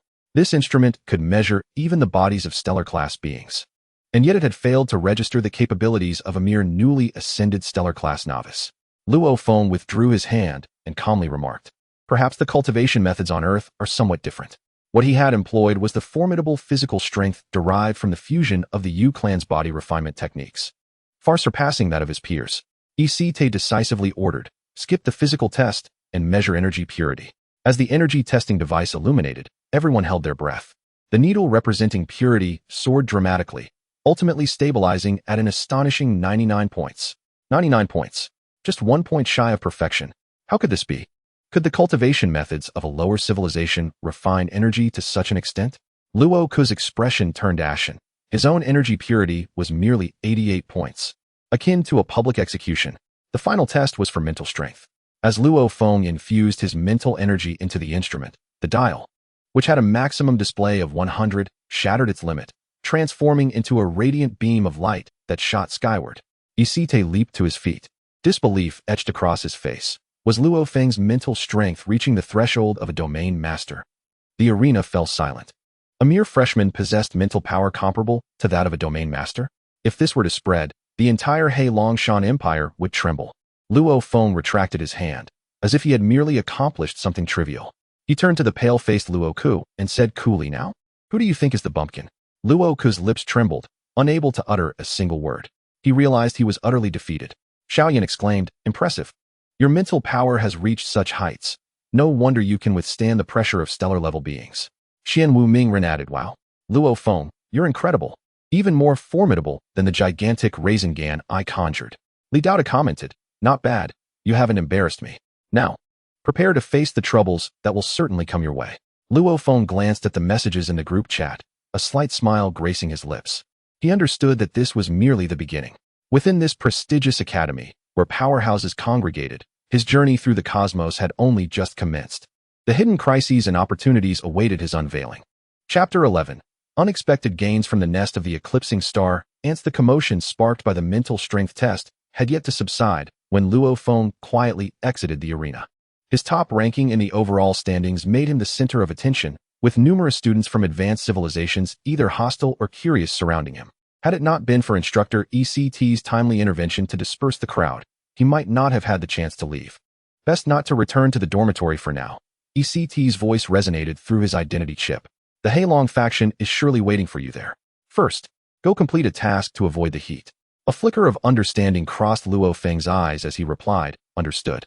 He brought up the task panel and selected the mission to clear the abandoned mine of alien beasts. The terminal promptly displayed a three-dimensional map of the mine, which had long been abandoned and was located in the southern hemisphere of the Heilong Shan planet, designated as a low-risk task area due to the rampant alien beasts. Upon arriving at the mine's entrance in the hover vehicle, dusk had settled. The remnants of the sunset bathed the rusted alloy doors in a warm glow, and faint hissing sounds echoed from deep within the mine. Li Dao warned, "The nest of the eclipsing star ants is on the 3rd underground level, and there is a mutated worker ant beside the queen, comparable to a mid-level stellar being. Be cautious of its acid spray." Xiaoyan added, "A mutated creature? It resembles the abyssal demons from the Doqi continent. Its energy is typically more violent, yet purer." Xian Wu Mingren offered, "Do you need me to draw them away? I can use my shadow clones as bait." Luo Feng chuckled and replied, "No need. I shall test my newly acquired combat skills." He retrieved the introductory section of the Heilong Shan basic combat techniques, accessible to all newcomers. Though simple, it encompassed the fundamental logic of combat in the universe, utilizing energy to drive one's limbs, maximizing weapon efficacy. Luo Feng disassembled and reconfigured the Dun Tian Su, transforming it into 2 short blades that he wielded deftly. In a flash, he plunged into the mine. The mine's interior was dark and damp, the air thick with the pungent stench of rusted metal and alien excrement. Emergency lights flickered intermittently, illuminating a ground strewn with bones, both alien and human. Just a few steps in, dozens of palm-sized black ants emerged from the shadows, their metallic sheen glinting under the dim light. Their mandibles dripped with yellow acid. They were indeed the eclipsing star ants. Luo Feng's gaze sharpened. Instead of employing his mental power, he executed the basic cosmic movement technique in conjunction with the newly learned spinning blade technique. The dual blades carved 2 silvery arcs, precisely striking the joints of the eclipsing star ants, the most vulnerable points of their exoskeletons. In an instant, dozens of eclipsing star ants were cleaved in 2, green bodily fluid splattering everywhere. This was more manageable than anticipated, Luo Feng mused, continuing deeper into the mine. The further he ventured, the larger the eclipsing star ants became, and their numbers multiplied. By the 2nd underground level, the ants had grown to the size of fists, capable of spitting acid that corroded the alloy floor. Luo Feng gradually quickened his pace, his dual blades dancing like a whirlwind, sometimes piercing through the ant swarm like a streak of light, other times weaving through the gaps with agility. He refrained from rushing toward a quick victory, instead utilizing the battle to refine his combat techniques and movement, melding the subtleties of Earth's martial arts with the ferocity of cosmic combat techniques. Li Dao observed, "Not bad. You've begun to form your own combat style. Remember, any combat technique is merely a tool. What suits you best is the true essence." A thought struck Luo Feng, prompting him to experiment with infusing his mental energy into the blade's edge. Indeed, the cutting efficiency surged several-fold. The entrance to the 3rd underground level was sealed by a thick layer of ant wax, exuding a pungent odor. Luo Feng sensed a robust energy fluctuation emanating from within. This must be it. He inhaled deeply, channeling the energy of the Xing Chun Tai Mu Sui into his dual blades, and struck forcefully. With a crack, the ant wax shattered, and a strong, foul odor assaulted his senses. The interior of the nest was more spacious than he had imagined. At its center lay a basketball-sized eclipsing star ant queen, its body gleaming dark gold as it writhed and laid eggs. Beside it stood a black worker ant, half his height, its sickle-like forelimbs glinting ominously. It was the mutated worker ant. Upon detecting the intruder, the mutated worker ant emitted a sharp screech and lunged toward Luo Feng, its forelimbs slicing through the air with a whooshing sound. Perfect. Luo Feng advanced instead of retreating, combining the thrusting technique of the basic combat technique with the explosive power of the devouring energy refinement technique. He shot forward like an arrow, crossing his dual blades to intercept the mutated worker ant's forelimbs with precision. Clang! Sparks flew as Luo Feng felt a tremendous force reverberate through him, forcing him back a half-step. The power of the mutated worker ant indeed reached mid-level stellar. Seeing its attack miss, the mutated worker ant opened its mouth wide, unleashing a stream of yellow acid that enveloped Luo Feng's surroundings. Luo Feng's eyes narrowed, his mental energy erupted, redirecting the acid toward the adjacent stone wall. The acid sizzled upon contact, quickly dissolving a large hole. Now or never. Seizing the moment while the mutated worker ant was momentarily fatigued, Luo Feng infused energy from the Xing Chen Chui Ti Ju into his dual blades, which shimmered with brilliant starlight. He executed the Hei Long Tail Sweep, an advanced move from the Hei Long Shan basic combat techniques, requiring energy to propel his body in a spinning motion, unleashing explosive power far beyond his usual capabilities. With a decisive slash, the battle intensified. The double-edged blade precisely pierced the junction of the mutated worker ant's thorax and abdomen, the area where its defenses were most vulnerable. The mutated worker ant emitted a piercing shriek, convulsing as it collapsed to the ground, green bodily fluid gushing forth. Upon witnessing this, the Chuxing Eho abandoned its egg-laying, opening its mouth to expel a stream of viscous golden liquid at an astonishing speed. Li Dao exclaimed, "That is the queen ant's primal ant wax, capable of instantly solidifying energy. Quickly, take cover." Startled, Luo Feng instinctively executed the ultimate evasion of the basic cosmic body technique, narrowly avoiding the attack. The golden liquid splashed onto the ground, instantly solidifying into a hard crystal that could reflect light. A glimmer of surprise flashed in Luo Feng's eyes. The solidifying power of this ant wax was simply the nemesis of mental energy attacks. Without further hesitation, he swiftly dispatched the defenseless Chuxing Eho. The nest finally fell silent. Luo Feng approached the corpse of the mutated worker ant and, following Li Dao's instructions, extracted a black crystal core from its head, containing pure energy. He then collected the pool of golden primal ant wax, filling 3 energy vials. Xiaoyan remarked, "This ant wax is excellent. It should work wonders for crafting sealing-type elixirs." Li Dao added, "Do not discard the queen ant's corpse. The exoskeleton can be used to forge defensive weaponry, and the energy liquid within the eggs can be purified into Chuxing liquid, which is immensely beneficial for the evolution of Dunshan Saw." Luo Feng could only smile wryly. This elder had truly mastered the art of resourcefulness. Just as he was gathering his spoils, his communicator suddenly buzzed with a message from Yisite. "Luoka is publicly challenging you in the arena, claiming you are too cowardly to accept." Luo Feng's expression turned cold. Having just vanquished a monstrous beast, someone was now presenting themselves as a target? He glanced at the spoils in his possession, a smirk forming at the corners of his mouth. Perfect. He could exchange these items for credits and confront this genius of an advanced civilization. Luo Feng turned to leave the nest, his silhouette appearing increasingly upright under the glow of the emergency lights. The night at Hailongshan Warrior Academy was destined to be anything but tranquil. Meanwhile, in a hidden corner of the academy, Yisite observed Luo Feng's task progress on his terminal, a satisfied smile gracing his lips. The great figure from years past had once said that true strength never shies away from challenges. He murmured to himself, "This young man possesses that spirit." In the distance, the arena was ablaze with light, hundreds of students gathering to witness the spectacle. Luoka stood confidently on stage, exuding an air of triumph, as if victory was already in his grasp. No one noticed a figure approaching from the direction of the mine, stepping steadily with a faint scent of blood, yet with a gaze that shone brilliantly. The inaugural academy duel belonging to Luo Feng was about to commence. Chapter 12. The rules of the arena under the night sky. The arena was illuminated as if it were day, with floating screens replaying Luoka's provocative words, inciting a flurry of discussions among the onlookers. Does this earthling dare to show up? I doubt it. Luoka is a standout among the stellar class, reputed to be able to shatter a 10-centimeter thick alloy plate with a single punch. Perhaps he is frightened. After all, he hails from a primitive planet. Having never encountered such a spectacle, Luoka stood in the center of the fighting stage, relishing the attention of the crowd, his arrogance almost palpable. He had already devised a plan. When Luo Feng arrived, he would break his limbs and force him to kneel and plead for mercy in front of everyone, thereby washing away the humiliation from the earlier test. Just then, a commotion arose at the entrance. Luo Feng walked in slowly, still bearing the dirt from the mine and a hint of blood, carrying a sealed energy box containing the corpse of the Chushing Iho and the crystal core. His gaze calmly swept across the arena, ultimately locking onto Luoka. "You've arrived," Luoka sneered.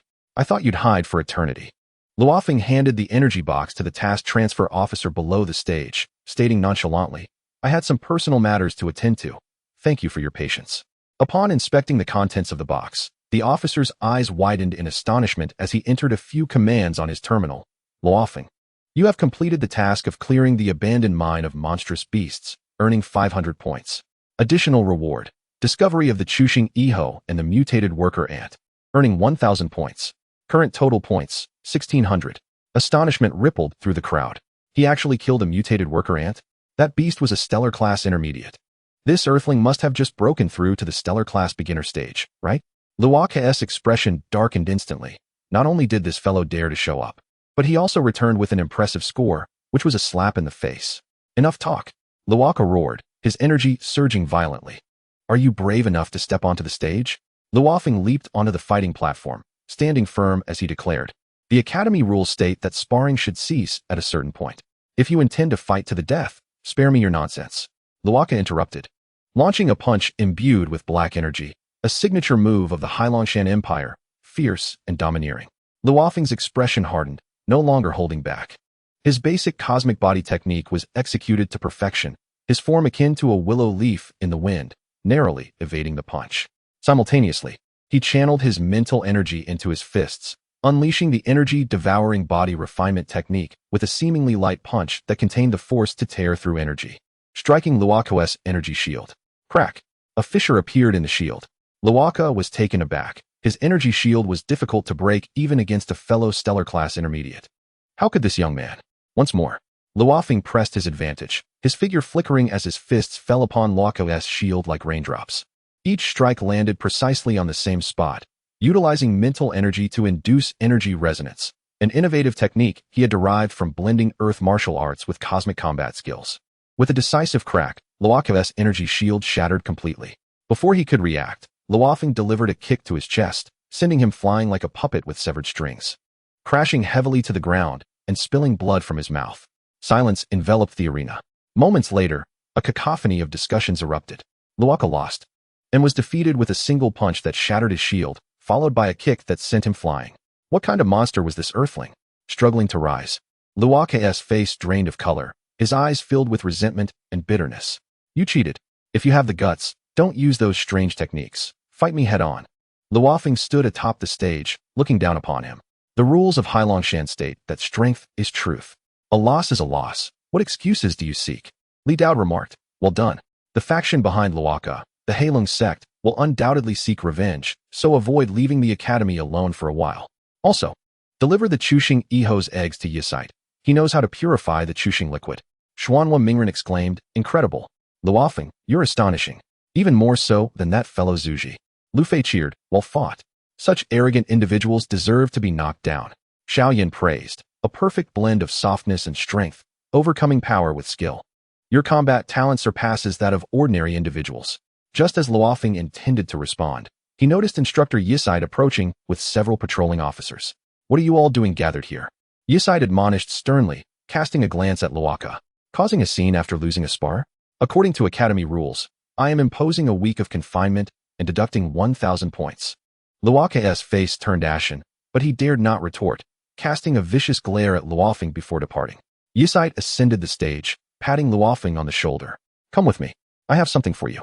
Two individuals departed from the combat arena and made their way to Isi's office. Along the journey, Isi suddenly remarked, "Your movement techniques and body refinement methods do not align with those of the Hailongshan Empire." Luo Feng did not conceal the truth, responding, "They are the cultivation methods from my homeland." Isi, pondering, noted, "To foster a talent such as yourself, it seems your primitive planet is anything but ordinary." He handed Luo Feng a black token, stating, "This grants you access to the Inner Academy's tasks, allowing you to undertake more advanced missions with substantially greater rewards. However, remember that the Inner Academy is far more perilous than the outer one. The students there are all at least of high stellar rank." Luo Feng accepted the token and nodded, expressing his gratitude. "Thank you, instructor." Upon returning to his dormitory, he found an overwhelming number of friend requests on his terminal, mostly from new students of lower civilizations, evidently seeking to align themselves with him. Ignoring them, Luo Feng began to explore the list of tasks available in the Inner Academy. One particular mission captured his attention: explore the Misty Star ruins and search for remnants of the Yuzhu clan's energy core. Reward: 10,000 points and an advanced edition of Hailongshan combat techniques. Yuzhu clan ruins? Queried Li Dao. The Misty Star was once a forward base for the Yuzhu clan within the Hailongshan Star domain. I left behind a mark there. Visiting it will benefit your breakthrough to the domain lord level. Luo Feng's gaze sharpened, and he promptly accepted the mission, aware that this represented both an opportunity and a challenge. Outside the window, 2 moons of the Hailongshan planet traversed the night sky, their starlight illuminating the determination in the young man's eyes. In this universe, replete with formidable beings, he had no time to pause. With each breath, he aspired to ascend to even greater heights. His legend was just beginning to inscribe a new chapter. Chapter 13. The Ruins and Mark of the Misty Star. After accepting the mission to explore the Misty Star ruins, Luo Feng did not set off immediately. He exchanged the points he had just acquired for a collection of cultivation resources, including star energy liquid to accelerate energy absorption and a portable set of cosmic environment adaptation gear. The atmosphere of Misty Star contained trace amounts of radiation, which could adversely affect ordinary stellar rank experts exposed to it for extended periods. Misty Star lies on the periphery of the Hailongshan Star domain, where the spatial magnetic field is extremely unstable, making precise jumps for warships challenging. It would be best to take the Academy's public transport vessel, Instructor EC advised before Luo Feng's departure. Additionally, you are not the only one undertaking this mission. There are several senior students from higher civilizations with stellar rank prowess. So exercise caution. Luo Feng nodded, acknowledging, understood, thank you, instructor. The public transport vessel was a colossal ship measuring over 1 kilometer in length, filled with students and mercenaries heading to various planets for assignments. Luo Feng found a seat by the window, watching the stars recede outside, and opened the chat group. Li Dao. The Yuzhu clan's energy core within the Misty Star ruins has become inactive, yet the residual energy fluctuations will aid your comprehension of spatial laws. Beware of the time-space turbulence deeper within the ruins. Do not venture too close. Xiaoyan. Spatial laws. That domain is typically accessible only to higher-tier experts. How fortunate you are to engage with it at your stellar rank. Xuanwu Naruto. Time-space turbulence? Is it as formidable as the space-time ninjutsu? Luffy. Are there any delicacies in the ruins? Perhaps luminescent fruits or running meat? Luo Feng chuckled and replied, I'll see when I arrive. Perhaps there will indeed be some running meat. After 3 days of travel, the transport vessel finally reached the orbit of Misty Star. Luo Feng donned his environmental adaptation gear and, alongside several other students who had accepted the mission, boarded a small landing craft to descend to the planet's surface. True to its name, Misty Star was enveloped in a thick layer of gray fog, with visibility reduced to less than 10 meters. The air was permeated with a scent reminiscent of ozone, and the ground beneath was composed of black rock, crunching underfoot. Humph. A brat from a primitive planet dares to take on this task? A tall youth with purple hair cast a disdainful glance at Luo Feng and sneered, I am Raymond. From the Thunderstorm Star System. I advise you not to obstruct my path, lest I show you no mercy. His 2 companions joined in laughter, clearly dismissive of Luo Feng. Luo Feng paid them no heed and continued toward the ruins. According to the mission prompt, the Yuzhu ruins were located in the northern hemisphere of Misty Star, deep within a gorge known as Duanhuan Valley. Upon entering Duanhuan Valley, the fog thickened even further, revealing strands of energy flowing within the mist. As Luo Feng extended his mental perception, he found it disrupted by the unique magnetic field of the fog, limiting his detection to a radius of merely 100 meters. A roar erupted from the mist, followed by the rapid emergence of a beast resembling a lion with 3 eyes. Luo Feng's gaze sharpened. The Tunshin shuttle was instantly assembled, transforming into a streak of light that precisely pierced the beast's skull. The creature did not even emit a cry before collapsing lifelessly to the ground. Impressive. Raymond's voice came from behind, indicating that he and his companions had been observing Luo Feng. However, this was merely the lowest tier of Misty Shadow Lions. The true dangers lie deeper within. Luo Feng ignored him and pressed onward. The deeper they ventured into the gorge, the denser the fog became, and the beasts encountered grew stronger. At one point, they faced a 10-meter-long armored python, its scales impenetrably hard. Raymond and his companions struggled mightily to defeat it, while Luo Feng merely observed without intervening. Acting high and mighty, are we? One of Raymond's companions couldn't help but scold. Wait until we encounter genuine danger. Let us see how calm you remain then. Luo Feng continued to disregard them, his attention captivated by the faint energy fluctuations emanating from the depths of the gorge. This fluctuation contained an essence akin to that of the Yuzhu token. After approximately an hour of trekking, a massive, dilapidated structure materialized through the fog. The edifice was constructed of black rock, adorned with eerie symbols reminiscent of those on the Yuzhu token. It was indeed the ruins of the Yuzhu clan. Finally arrived. A flicker of excitement crossed Raymond's eyes as he rushed ahead. Luo Feng followed closely, entering the interior of the ruins. Inside, the atmosphere was significantly drier than outside, and the symbols on the walls emitted a faint red glow under the activation of energy. At the center lay a vast plaza, at the far end of which stood a towering altar, revealing a recess that clearly served as the placement for an energy core. "Where's the energy core?" Raymond's companion queried, perplexed as he scanned the surroundings. Raymond approached the altar, frowning. "Something feels off. The energy fluctuations here are very faint, as if someone has taken it." At that moment, Luo Feng detected a hidden passageway behind the altar through his mental perception. Silently, he circled to the back of the altar and indeed discovered a stone door that could accommodate only one person. "Li Daoud, go inside. The mark is within." Taking a deep breath, Luo Feng pushed the stone door open and entered. Beyond the door lay a narrow passage, its walls lined with cracks, occasionally shedding small fragments of space that emitted a sizzling sound, indicative of the time-space turbulence Li Daoud had mentioned. Cautiously, Luo Feng advanced for about 100 meters until the passage opened into a circular stone chamber.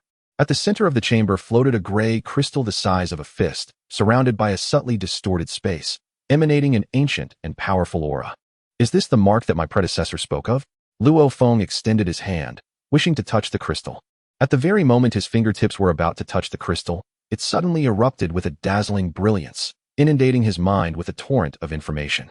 This was the understanding of the spatial laws as perceived by the Yu tribe, albeit fragmented, yet it elevated Luo Feng's comprehension of space to a new echelon. Simultaneously, the star iron mother marrow and star marrow energy within him were stirred, commencing a frenzied operation that resonated with the energy fluctuations emitted by the crystal. With a crack, Luo Feng distinctly sensed that a certain bottleneck within him had been shattered, the barriers of the initial stellar level beginning to loosen. Was this a breakthrough? Luo Feng felt a mix of astonishment and joy, promptly settling into a cross-legged position to guide the energy within him. Utilizing the spatial fluctuations radiating from the crystal to assault the threshold of the intermediate stellar level. Time seemed to lose its meaning, and when Luo Feng finally reopened his eyes, a glimmer of brilliance flashed within them. He could acutely perceive that his awareness of space had become extraordinarily sharp, even allowing him to vaguely capture the subtle fluctuations of the surrounding spatial fabric. The gray crystal, however, had lost all its luster, reduced to powder and dispersed into the air. "Congratulations, you have entered the intermediate stellar level," Li Daoud remarked. "Remember this insight into space. It will be crucial for your future breakthrough to the domain master level." Luo Feng rose, stretching his limbs, feeling invigorated with strength. Just as he prepared to depart, he overheard Raymond's voice from outside the passage. "That kid must be in there. Let us hurry and take a look." Luo Feng's expression sharpened. It seemed Raymond and his companions had discovered this place. Rather than choosing to hide, he strode directly towards the entrance. At the mouth of the passage, Raymond and his companions gazed greedily inside, their expressions shifting to surprise upon seeing Luo Feng emerge. "You've broken through?" Raymond stared at him in disbelief. Sensing the significantly enhanced aura emanating from Luo Feng, clearly indicative of his advancement to the intermediate stellar level. "Just fortunate," Luo Feng replied nonchalantly. "Fortunate? You must have obtained some treasures from the ruins." One of Raymond's companions sneered. "Hand over the treasures if you know what is good for you. Or don't blame us for being rude." Luo Feng's gaze turned icy. "If you desire treasures, come and take them by your own merit." "Seeking death," Raymond bellowed, charging forward first, his fist crackling with violent, thunderous power, clearly utilizing his ultimate prowess. Luo Feng refrained from further banter, instantly deploying the Run Tian Su, while simultaneously employing the spatial perception he had just grasped to predict Raymond's attack trajectory in advance. Boom. Their attacks collided, and Raymond was unexpectedly forced back 3 steps, incredulity etched across his face. "How is this possible? You've just broken through, and you're already this strong?" Luo Feng wasted no time on his astonishment. His figure flickered, drawing upon his subtle grasp of space to appear behind Raymond in an instant, striking him at the back of his heart. Raymond let out a pained scream, hurtling backward and spitting blood. His 2 companions, witnessing this, turned pale. exchanging glances before charging forward in unison. Luo Feng's gaze sharpened. His mental force and spatial perception erupted simultaneously, with the Run Tian Su transforming into dozens of streaks of light, weaving expertly between the two assailants. Minutes later, as the last of his adversaries fell to the ground, Luo Feng had finally dealt with all threats. He glanced at the three writhing on the ground, not delivering a fatal blow, but merely stowing away the Run Tian Su and turning to walk outside the ruins. To him, these individuals were merely stepping stones on his path to growth.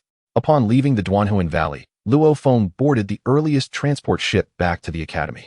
Standing on the academy's grounds, he took a deep breath. The expedition to the Misty Star had yielded abundant rewards.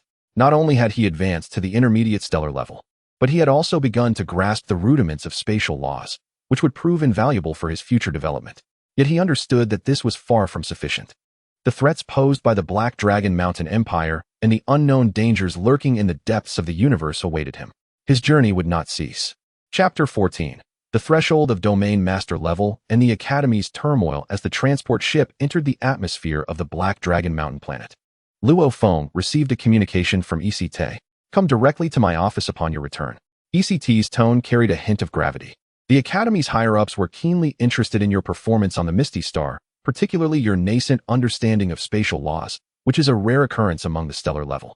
Luo Feng's heart stirred as he replied, understood. Upon entering ECT's office, he noticed an elderly gentleman clad in a golden uniform seated on the sofa. The 7 stars on his epaulets signified his status as a 7-star instructor, at least a high domain master level expert, surpassing ECT by 4 ranks.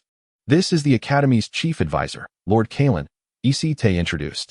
Kalen raised his head, a glint of clarity flickering in his murky eyes as they settled on Luo Feng. You are Luo Feng? Remarkable, to have touched upon the spatial laws at such a young age. You are a promising talent. He paused before addressing the matter directly. The Academy has decided to grant you the opportunity to participate in the Domain Master Trial 3 months from now. Upon passing the trial, you can directly ascend to the position of an honorary lecturer at the Academy, enjoying the resources allotted to Domain Masters. Luo Feng's pupils constricted. The Domain Master Trial? That is one of the Academy's highest level trials, with a reported death rate of 70%. Go, Li Dao advised. This is the quickest route for you to access the core resources of the universe. Kalen was one of my former subordinates. He will ensure your safety in secret. But the dangers of the trial are real, serving to hone your practical combat skills. The messages within the group solidified Luo Feng's resolve in an instant. I will participate. A hint of approval flickered in Kalen's eyes. You have spirit. For these 3 months, you will not need to attend classes. Focus entirely on preparation. This is the introduction to spatial laws, which should be beneficial to you. He handed over a blue information crystal. Luo Feng accepted the crystal and bowed in gratitude. After leaving the office, ECT called out to him. The site of the Domain Master Trial is on the Wanshou Star, where the exotic beasts are at least at the Domain Master level. Be prepared. Additionally, he lowered his voice. The leader of the Black Dragon faction, Lord Black Dragon, is already aware of your exploits on the Misty Star. He is wary of your potential and will surely resort to underhanded tactics during the trial. Lord Black Dragon. Luo Feng's expression turned frosty. The hereditary marquis of the Black Dragon Mountain Empire, a peak domain master level expert, and also a guest professor at the academy. ECT stated, he is the uncle of Locke. Luo Feng's eyes turned cold. Indeed, trouble had come knocking. In the following 3 months, Luo Feng completely entered a state of seclusion. He combined the introduction to spatial laws with the insights he had gleaned from the Misty Star, refining the Run Tian Su with the help of star erosion liquid, his strength soaring at a visible rate. The foundation of the intermediate stellar level was steadily solidified, and he even brushed against the threshold of the high stellar level. During this time, the chat group became his sole source of entertainment. Xiaoyan had already broken through to the Do Zone and was preparing to counterattack the Soul Palace. Naruto had mastered sage techniques, gaining increasing renown in Konoha, and Luffy had defeated a subordinate of a certain Yonko, taking another step toward his goal of becoming the Pirate King. Luffy, Luo Feng, when will you come out? I discovered a flying fish that tastes incredible when roasted. I'll treat you when you return. Namikaze Minato, keep it up. Once you break through, we can compete using space ninjutsu and your movement techniques. Xiaoyan, the domain master level is a hurdle. After breaking through, your strength will undergo a qualitative change. So be cautious. Each time Luo Feng read the group messages, he felt the encouragement transcending time and space. 3 months later, on Wanshou Star, dozens of students participating in the trial stood beside the teleportation array, each exuding a formidable aura, with the lowest being at the high stellar level. Among them, Luo Feng did not stand out, yet many regarded him with wary eyes. Someone who could invoke the caution of Lord Black Dragon was certainly not ordinary. Remember, the trial lasts for 7 days, and surviving while bringing back the Wanshou Jing, he is considered a success. Ka Luan stood before the teleportation array, his voice commanding. As the rules of Wanshou Xing dictate a law of survival of the fittest. Begin. A flash of white light enveloped everyone, transporting them to various corners of Wanshou Xing. As Luo Feng regained his footing, he was immediately struck by a pungent scent of blood. Surrounding him was a dense primordial forest, with towering trees entwined with vines as thick as barrels, while distant roars of exotic beasts filled the air with an aura of danger. Li Daoda, head northwest. There is an iron-armored rhinoceros. Just advance to the domain lord level, relatively weak, suitable as an appetizer for you. Luo Feng immediately set forth, skillfully evading powerful beasts with his spatial awareness. Speeding towards the northwest. After half a day, he discovered the iron-armored rhinoceros in a valley. Standing 5 meters tall, its body was covered in thick black scales, and the horn on its head shimmered with a metallic sheen as it dozed on the ground. Instead of rashly attacking, Luo Feng chose to observe first. The creature's defenses were formidable, yet its movements were sluggish. Its weakness likely lay in its abdomen. Taking a deep breath, he transformed into a streak of light, silently circling behind the iron-armored rhinoceros, and struck fiercely at its belly. A roar erupted as the iron-armored rhinoceros, in pain, stood abruptly and charged angrily towards Luo Feng. Anticipating this, Luo Feng deftly evaded using his spatial perception. Simultaneously, he unleashed his mental power, condensing surrounding stones into spheres and launching them forcefully at the creature's wound. After several exchanges, the iron-armored rhinoceros's movements grew increasingly sluggish. Seizing the opportunity, Luo Feng channeled all his energy into the Du Tian Suo and executed the killing move, the Black Dragon Break Armor from the Hei Long Shan Zhanji. With a piercing thrust, the Du Tian Suo penetrated the heart of the iron-armored rhinoceros. Its massive body collapsed with a thunderous crash, and a fist-sized golden crystal core rolled out from within, the very Wanshou Jing he. As Luo Feng stowed the crystal core and attempted to catch his breath, he felt a powerful presence rapidly approaching. Looking up, he saw 3 figures descending from the sky, led by Zhao Tian, a direct disciple of Hei Long Ho and an initial-level domain lord. Luo Feng, we meet again, Zhao Tian said with a feigned smile. Hand over the Wanshou Jing he, and I can grant you a swift death. The 2 individuals behind him exuded the aura of domain lords, clearly intent on surrounding and eliminating Luo Feng. Clenching the Du Tian Suo, Luo Feng's gaze turned icy.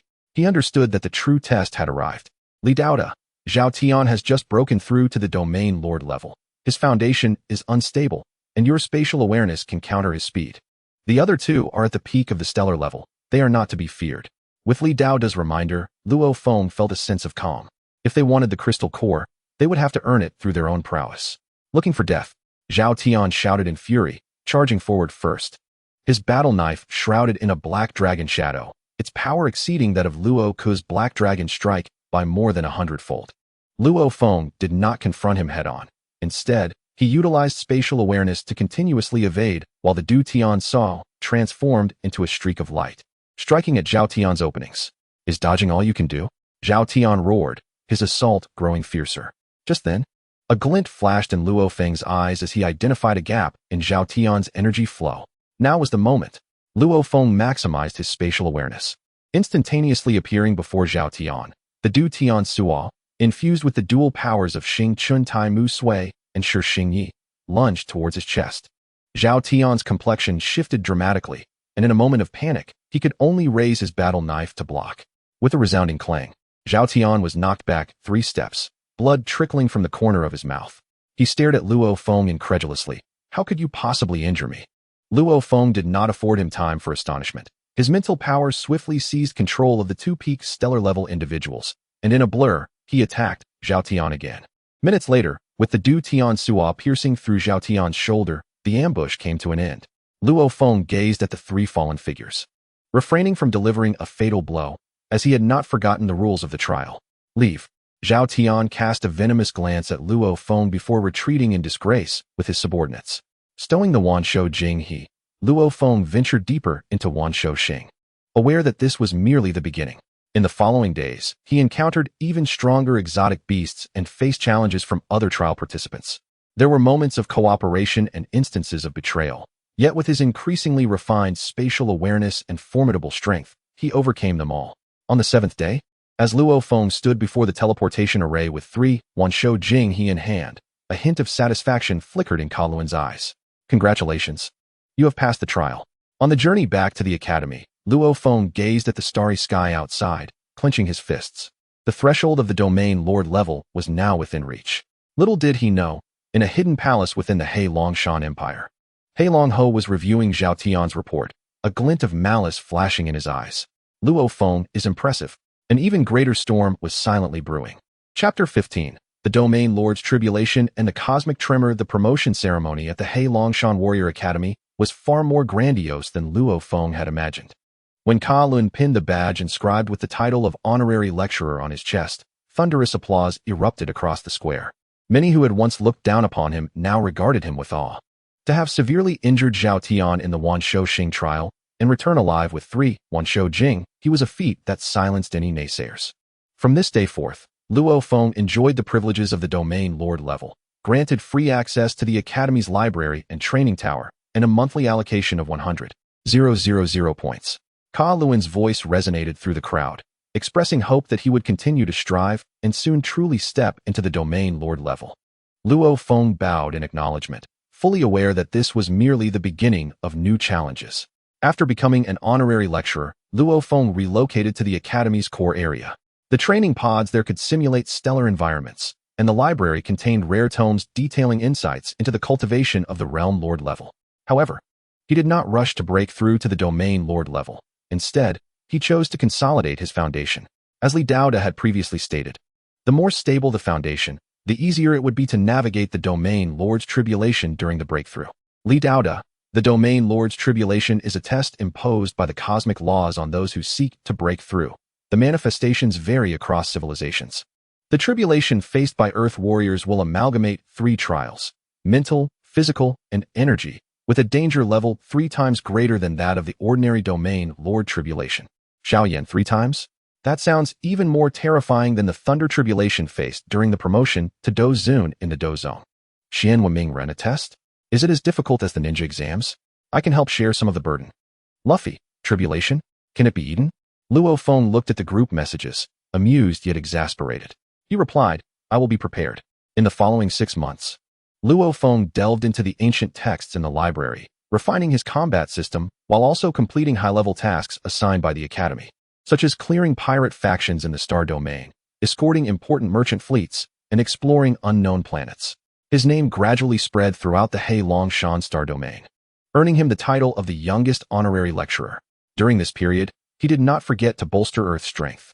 Through his connections with EC, he sent numerous cultivation resources and cosmic techniques to Hong and Lei Shun, both of whom had broken through to the stellar level and were now striving for the domain lord level. Hong, thanks to the stellar energy refinement liquid you sent, my domain integration has progressed further. Lei Shin, once we break through to the domain lord level, we will come to He Longshan to find you. Luo Feng read the messages, warmth flooding his heart. One day, 6 months later, atop the academy's training tower, Luo Feng sat cross-legged, surrounded by a visible vortex of energy. The bottleneck at the peak of the stellar level had loosened, and the Xing Chun Tai Mu Sui and Shi Xing Yi within him had fully fused, with the Du Tian Sua hovering nearby, emanating a faint purple-golden light, a sign of impending evolution. It was almost time. Taking a deep breath, Luo Feng began to push towards the domain lord level. The energy within surged like a deluge breaching a dam, relentlessly battering against the invisible barriers. Meanwhile, beyond the atmosphere of the He Longshan planet, dark clouds gathered. Electric serpents danced, and a terrifying pressure enveloped the entire domain of the planet's sovereign tribulation. Was someone undergoing the sovereign tribulation? Following the direction, it was the pinnacle of the cultivation tower. Could it be Master Luo Feng? Good heavens, how young is he? He is already challenging the domain lord level? The faculty and students within the academy looked up, their faces a canvas of astonishment at the tribulation clouds that covered half the planet. Karen and East stood at a distance, their expressions grave.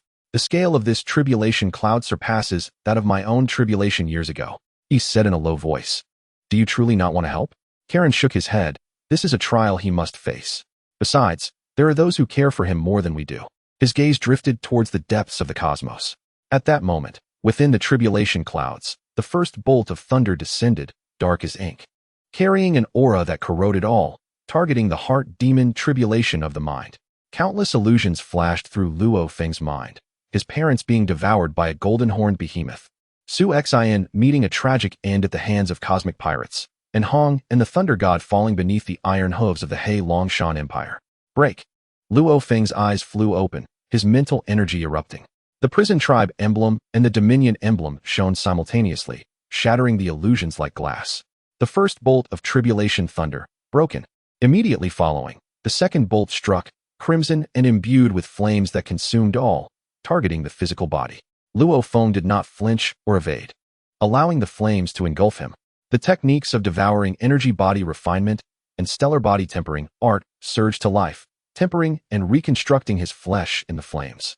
Faint star patterns emerging upon his bones. As the flames dissipated, Luo Feng's physical strength surged, even his gaze sharpening. The second bolt of tribulation thunder, broken.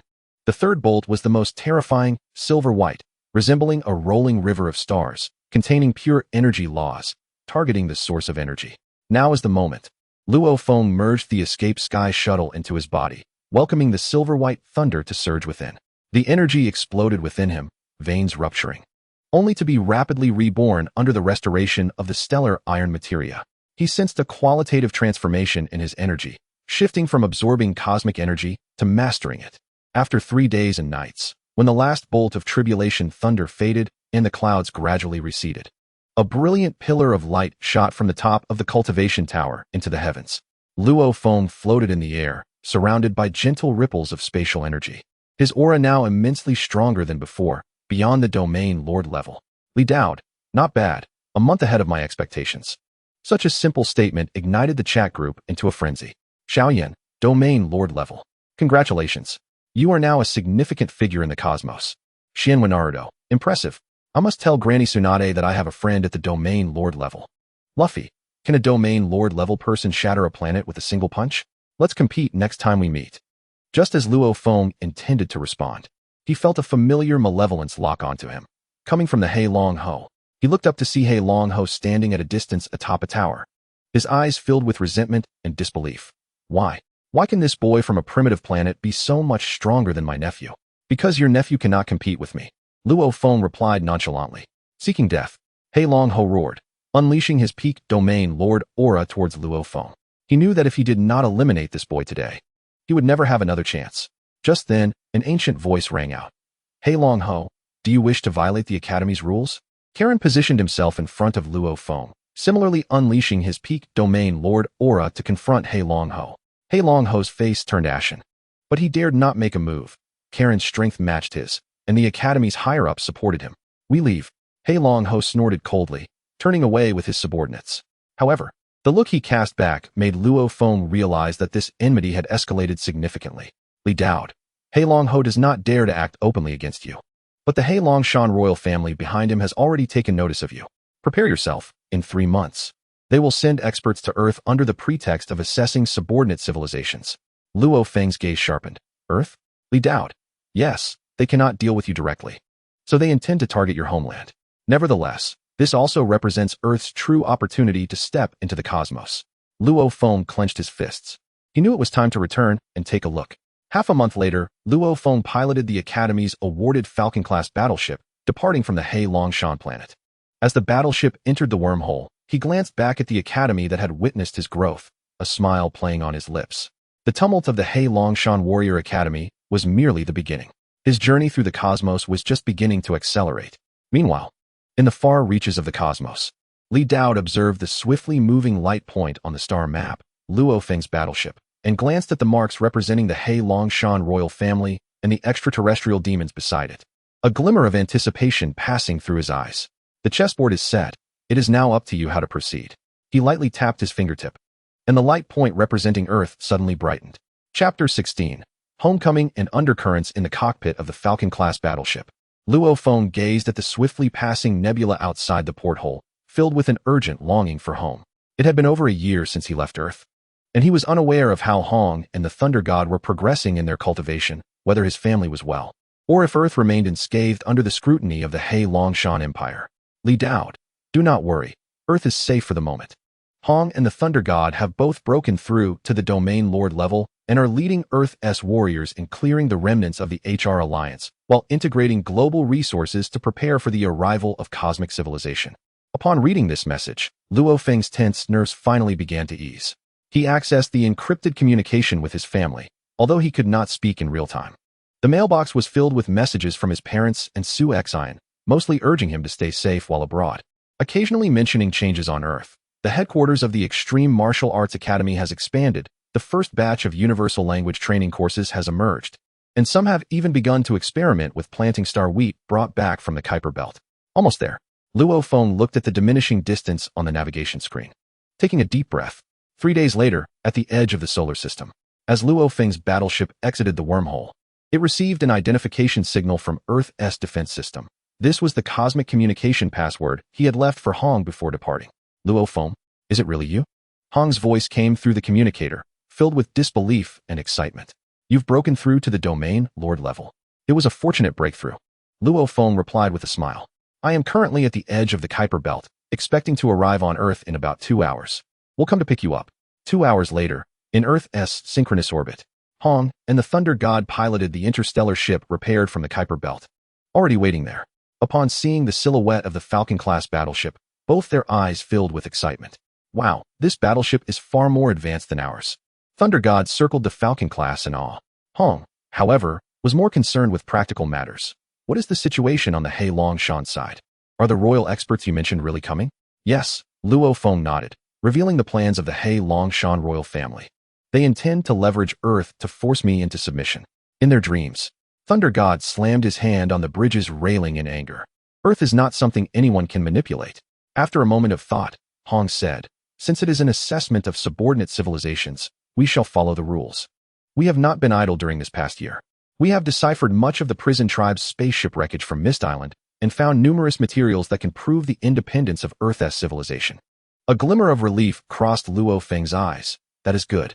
3 warships gracefully entered the Earth's atmosphere, heading towards Jiangnan City.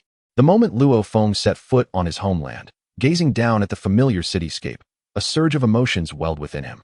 The pedestrians on the streets continued their hurried pace, and the sign of the Extreme Martial Arts Hall shimmered in the sunlight. Everything seemed unchanged, yet everything felt different. The energy density in the air was several times higher than when he had left, evidently due to the energy concentration formation laid down by Hong and Thunder God. Luo Feng. Su Xian's voice called from a distance. Clad in a crisp white suit, she stood at the entrance of the Extreme Martial Arts Hall, waving at him with tears glimmering in her eyes. Luo Feng hurried towards her, embracing her gently. I'm back. Martial artists gathered around, some familiar faces, others merely legends, all regarding Luo Feng with admiration. This prodigy who had once left Earth was now a Domain Lord-level powerhouse in the universe. That evening, the Extreme Martial Arts Hall hosted a simple welcome banquet for Luo Feng. There were no extravagant arrangements, just Hong, Thunder God, Su Xian, and a few core members present. During the meal, Hong produced a thick dossier. This is the compilation of the Earth civilization's heritage we prepared, ranging from the ancient cultivation texts of Huaxia to modern breakthroughs in genetic technology, and reports on the deciphering of the Wudao Yuzhu spacecraft. It should meet the assessment standards of the Black Dragon Mountain royal family. As Luo Feng perused the document, his astonishment grew. He had not anticipated such rapid progress in the fusion of technology and martial arts on Earth during his absence. Many theories had even brushed against the edges of cosmic civilization. Well done, Luo Feng praised sincerely. It's all thanks to the materials you sent back from Black Dragon Mountain, Thunder God chuckled, taking a sip of his drink. Especially that treatise on elementary cosmic physics, which enabled our genetic laboratory to break through 3 bottlenecks. Just then, Luo Feng's communicator vibrated suddenly, revealing an encrypted message from EC the assessment team dispatched by the Black Dragon Mountain royal family has set out, led by the royal patron Son, a peak domain lord who reportedly has a grasp on certain rules of the realm and is exceedingly formidable. He is the mentor of the Black Dragon Marquis. Luo Feng's expression hardened. A peak domain lord who also comprehends the rules of the realm? This was no mere assessment. It was clearly a banquet of treachery. Xiaoyan, a domain lord who understands the rules of the realm? He is already half a step into the realm lord level. Exercise utmost caution. Vortex Naruto, Should I activate Sage mode and fly over to assist? I feel like I could take on 10 right now. Li Daoed. Son's comprehension of the rules has flaws. His practice of the Black Dragon Devouring Heaven technique is too domineering, causing instability in the foundation of his rules. You can employ the gentleness of the space rules to counter his rigidity. Upon reading Li Daoed's suggestion, Luo Feng felt a sense of reassurance. What's wrong? Hong noticed the change in his demeanor. The leader of the assessment team is not easy to deal with, Luo Feng replied gravely. He is the mentor of the Black Dragon Marquis, a peak domain lord who has a grasp of certain rules of the realm. Both Hong and Thunder God's expressions shifted simultaneously. A peak domain lord who comprehends the rules of the realm? This strength surpassed theirs by several levels. Before Thunder God could voice his thoughts, Luo Feng interrupted. Do not worry, I have a way to handle this. A glimmer of determination flashed in his eyes. Moreover, this is not merely a crisis, it is also an opportunity. He gazed out at the starry night sky, where the stars shimmered brilliantly. If the Black Dragon Mountain royal family sought to take Earth as their prey, then let us use this opportunity to demonstrate to the entire galaxy that Earth is not a soft persimmon to be squeezed at will. Hong and Thunder God exchanged glances, both recognizing the resolve in each other's eyes. All right. Hong slammed his fist on the table. We will proceed, as you say, after the feast. Luo Feng stood alone at the pinnacle of the extreme martial arts hall, overlooking the city that had nurtured him. He could sense that the air of Earth, alongside the familiar essence, bore a subtle hint of hostility, an indication of the probing eyes sent by the Black Dragon Mountain royal family from the depths of the cosmos. Planning to engage in underhanded tactics? A cold smile crept across Luo Feng's lips. He closed his eyes, and the perception of space rules expanded instantaneously, enveloping the entire Earth. Those hidden eyes beneath the sea, within the mountains, and even in artificial satellites became as conspicuous as fireflies in the dark. Since you have arrived, do not think of leaving. With a slight movement of his fingertips, the space rules operated silently. Somewhere deep in the ocean, a reconnaissance device disguised as a rock suddenly lost signal, disintegrating into dust. On a satellite, a minuscule listening device was crushed to pieces amidst the spatial fluctuations. In a cave on the African savanna, a scout clad in black armor was ensnared by the abruptly warped space, unable to move. Having completed these actions, Luo Feng opened his eyes, a serene calmness reflected within. The appetizer has concluded. He knew that the true spectacle was about to commence. 3 days later, near Earth's orbit, a black warship, 10 times larger than a Falcon-class vessel, slowly emerged from a wormhole. Its hull emblazoned with the emblem of the Black Dragon Mountain royal family, a black dragon entwined with stars. Son stood on the bridge, gazing at the blue planet on the screen, a flicker of disdain crossing his eyes. Primitive planets are just that, primitive. They lack even a decent defense system. He remarked to his aide, convey the order to proceed as planned. First, give them a taste of our power. Then force that Luo Feng kid out to face his demise. The aide bowed in compliance. Meanwhile, on the surface of Earth, Luo Feng, Hong, and Thunder God stood side by side, gazing up at the colossal warship that obscured the sun. Surrounding them were all the top-tier powerhouses on Earth, their gazes resolute, their energies coalescing to form an invisible barrier. Are you ready? Luo Feng inquired. We have been ready for a long time. Hong and Thunder God replied in unison. Taking a deep breath, Luo Feng's domain lord-level energy began to circulate slowly, the space rules creating faint ripples around him. Then let us show them the power of Earth. Chapter 17. The dignity of the blue planet. The shadow of the black warship loomed over half of the Asian continent, hovering at an altitude of 10,000 meters. The energy cannon at its base flickered with a chilling light, as if poised to unleash devastating power at any moment. Listen up, Earthlings. Son's voice echoed through the global loudspeakers, dripping with undeniable arrogance. You have 1 hour to surrender Luo Feng and all your resources, otherwise, this planet will be erased from the cosmos. On the ground, countless people looked up, their eyes filled with fear and anger. Yet, when they saw the 3 figures standing atop the extreme martial arts hall, a flicker of hope ignited within them. These were their guardians, the backbone of Earth. Old fool. Your voice is quite loud, Thunder God scoffed, hefting his giant axe. Does he really think there's no one left on Earth? Hong spoke solemnly. Proceed as planned. Thunder God and I will hold off his subordinates. You focus on dealing with Son. Luo Feng nodded, his gaze fixed on the bridge of the warship. He could sense that Son's aura was stronger than anticipated, that essence of the realm rules lurking like a venomous snake, ready to strike with lethal precision. Li Daoed. Son's flaw in his rules lies in his left rib. That is the fatal flaw in the energy cycle of the Black Dragon Devouring Heaven technique. You can disrupt his defenses using the oscillation of the space rules. Xiaoyan, I just refined a type of spatial Yao. While I cannot assist directly, I can give you a buff. Sent a fiery emoji. Vortex Naruto, I have prepared my clones. Just give the order, and we will blow that ship to smithereens with a Rasengan. A warm current surged within Luo Feng as he replied, rest assured, watch me. 1 hour later, seeing that Earth remained unresponsive, Son's eyes glinted with malice. Unaware of their impending doom, destroy their Jishin Wuguan. The energy cannon at the ship's bottom charged instantaneously, unleashing a pitch-black beam of light directed at the Jishin Wuguan, tearing through the air in its wake. Not on my watch. Both Hong and Leishan acted simultaneously. Hong's domain unfolded in an instant, distorting the trajectory of the beam. Leishan summoned the power of thunder from the heavens, forming a golden lightning wall to shield against the beam. Boom! A violent explosion echoed in the sky, and the shockwave rippled outward, causing those on the ground to struggle to maintain their footing. Yet, the Jishin Wuguan remained unscathed. Domain master level? A flicker of surprise crossed Sun's eyes, followed by a cold smirk. 2 newly ascended domain masters dared to challenge him? He swiftly leaped from the warship, enveloped in a swirling mass of black dragon energy, exuding a cataclysmic aura as he lunged towards Luo Feng, declaring, Luo Feng, die. You are my opponent. Luo Feng also sprang into the air, fully activating the spatial laws, leaving countless afterimages in midair to evade Sun's initial assault. Simultaneously, the Duntian Su transformed into dozens of streaks of light, piercing towards Sun's vital points with a shrill cry of spatial slicing. A mere parlor trick. Sun scoffed disdainfully, conjuring a massive black shield of energy that deflected all attacks.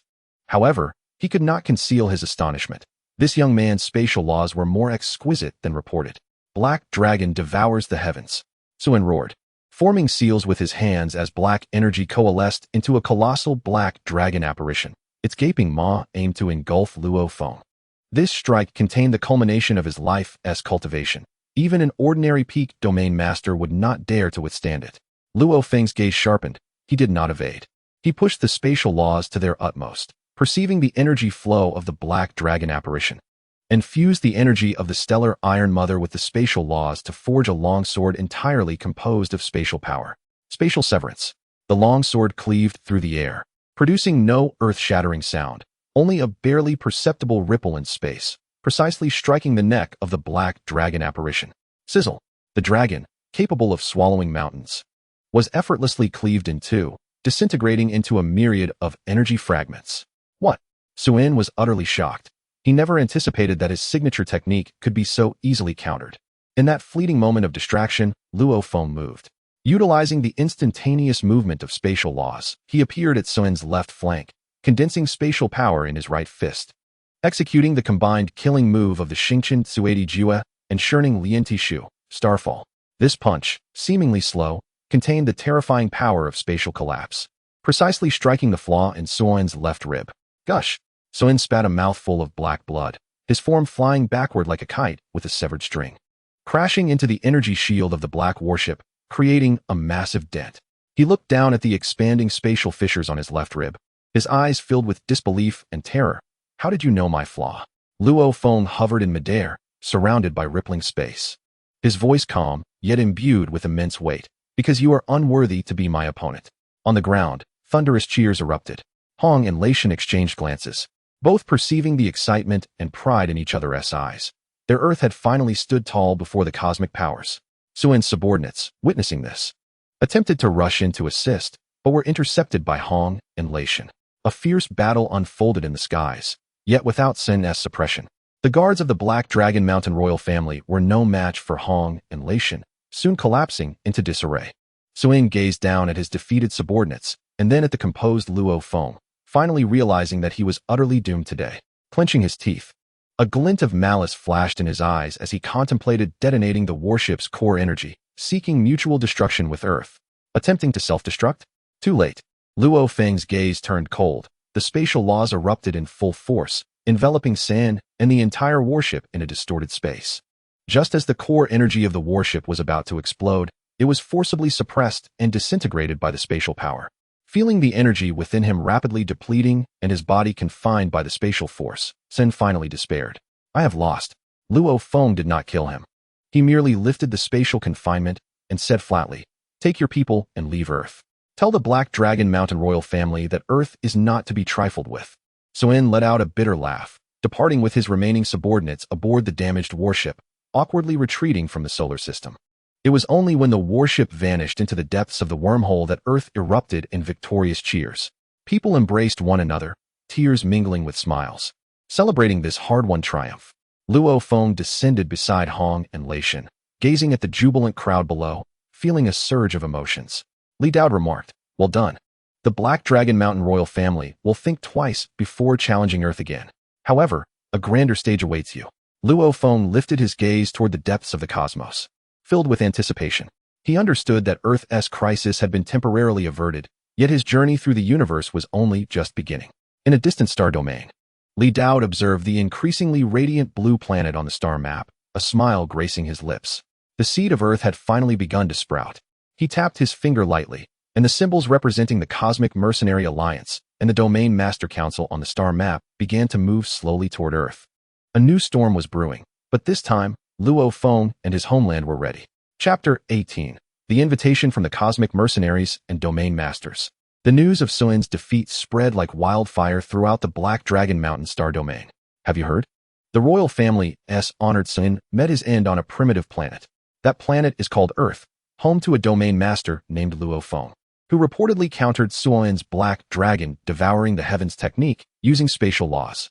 My heavens, spatial laws countering the Black Dragon technique?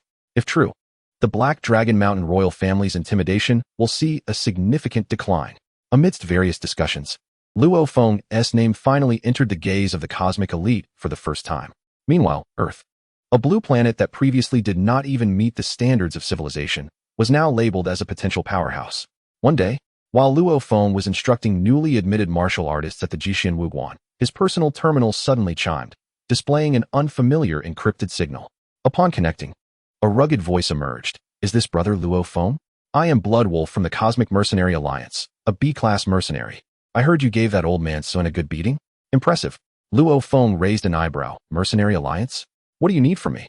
Can't I get to know a hero without any ulterior motives?" Bloodwolf laughed heartily, admitting, "I wish to collaborate with you on a task. A stellar electric eel has appeared near Misty Star, at the peak of Domain Master level. It is said that its crystal core can purify spatial conductive liquid, greatly benefiting your mastery of spatial laws. What do you think? Are you interested?" Li Dao interjected. "The crystal core of the stellar electric eel is indeed useful, and the task points from the Mercenary Alliance can be utilized across various civilizations in the universe, far more advantageous than those from the Black Dragon Mountain Academy." Luo Feng's interest was piqued. "When do we depart?" "Just waiting for you to say that. I am already on standby at the edge of the solar system." After ending the communication, Luo Feng bid farewell to Hong and Lei Shen, piloting the Falcon-class warship, departing Earth once more. At the edge of the solar system, a formidable black warship floated amidst the asteroid belt, emblazoned with the emblem of a bloodied battle axe, the mark of the Cosmic Mercenary Alliance. Upon sighting Luo Feng's vessel, a signal was immediately sent from the black warship. "Brother Luo Feng, I am Bloodwolf. Come aboard for a drink." As Luo Feng ascended the warship, he caught sight of a towering figure, a burly man standing 2 meters tall with a full beard, holding a barrel of liquor in anticipation. His muscles were more exaggerated than those of Thor himself. Indeed, heroes emerge from youth. Bloodwolf embraced Luo Feng's shoulder with an astonishing grip, exclaiming, "I admire your spirit. Come, let us discuss the mission details over a drink." After the warship entered the wormhole, Bloodwolf broached the serious matter. That stellar electric eel is exceedingly cunning. It has already devoured 3 waves of mercenaries. However, it possesses a weakness. The juice of the star-eating grass terrifies it, and I have brought ample supply. He paused, lowering his voice. "In fact, this mission holds a hidden reward. It is said that within the eel's lair lies a token of a realm lord, left behind by a fallen realm lord from years past, which allows direct application for membership in the Realm Lord Council." Luo Feng's gaze sharpened. "The Realm Lord Council? That is one of the most formidable forces in the universe, comprised of numerous Realm Lord-level powerhouses. Even the royal family of Black Dragon Mountain must show them respect." 3 days later, on the outskirts of Mist Star's nebula belt, Bloodwolf pointed towards a section of the nebula shimmering with electric light, stating, "That is the lair of the stellar electric eel. Be cautious. It can manipulate the lightning within the nebula, wielding power comparable to a peak domain lord's full force." Luo Feng nodded, adjusting the escape shuttle to optimal conditions. The duo piloted a small landing craft, cautiously navigating into the nebula. Shortly after their entry, a purple lightning bolt, as thick as a barrel, struck towards them with a sense of impending doom. "Here it comes," Bloodwolf shouted, dousing the approaching lightning with a bucket of star-eating grass juice. Upon contact, the juice emitted white smoke, significantly weakening the lightning's might. "Now's our chance." Luo Feng seized the opportunity, activating the spatial laws to instantly appear before the lightning source, a massive eel, 100 meters in length, covered in silver scales. The escape shuttle, with a shrill sound of spatial cutting, lunged towards its eye. The stellar electric eel writhed in pain, thrashing wildly, causing the lightning within the nebula to grow even more ferocious. Observing this, Bloodwolf continued to splash the juice to create opportunities for Luo Feng. After several exchanges, Luo Feng finally discovered an opening and pierced the eel's vital spot. The enormous body gradually collapsed, and a fist-sized blue crystal core rolled out from within, radiating pure electric energy. "Mission accomplished," Bloodwolf exclaimed excitedly, rushing over. "Quick, search for the Realm Lord token." The two rummaged through the eel's lair and ultimately found a medallion engraved with a starry pattern beneath a massive meteorite. It was indeed the Realm Lord token. At the moment Luo Feng grasped the medallion, it suddenly illuminated, and a phantom emerged from within, a venerable figure clad in an ancient robe, his aura ethereal, as if merging with the cosmos. "At last, someone has obtained my token," the elder's voice resonated with satisfaction. "Young one, your comprehension of spatial laws is commendable. Would you be interested in attending the Realm Lord Council?" Luo Feng's heart trembled. "You are. I am the Starry Trail Realm Lord, who perished in a battle against extraterritorial demons nearby, leaving behind this remnant soul." The elder chuckled. "The council is presently seeking youthful blood. If you desire, I can recommend you." Luo Feng bowed deeply. "I am willing." "Excellent." The Starry Trail Realm Lord's phantom nodded in approval. "The medallion contains a portion of my law comprehension. You must delve into it thoroughly. In 3 months, the council will send someone to escort you." As the phantom gradually dissipated, the medallion returned to tranquility.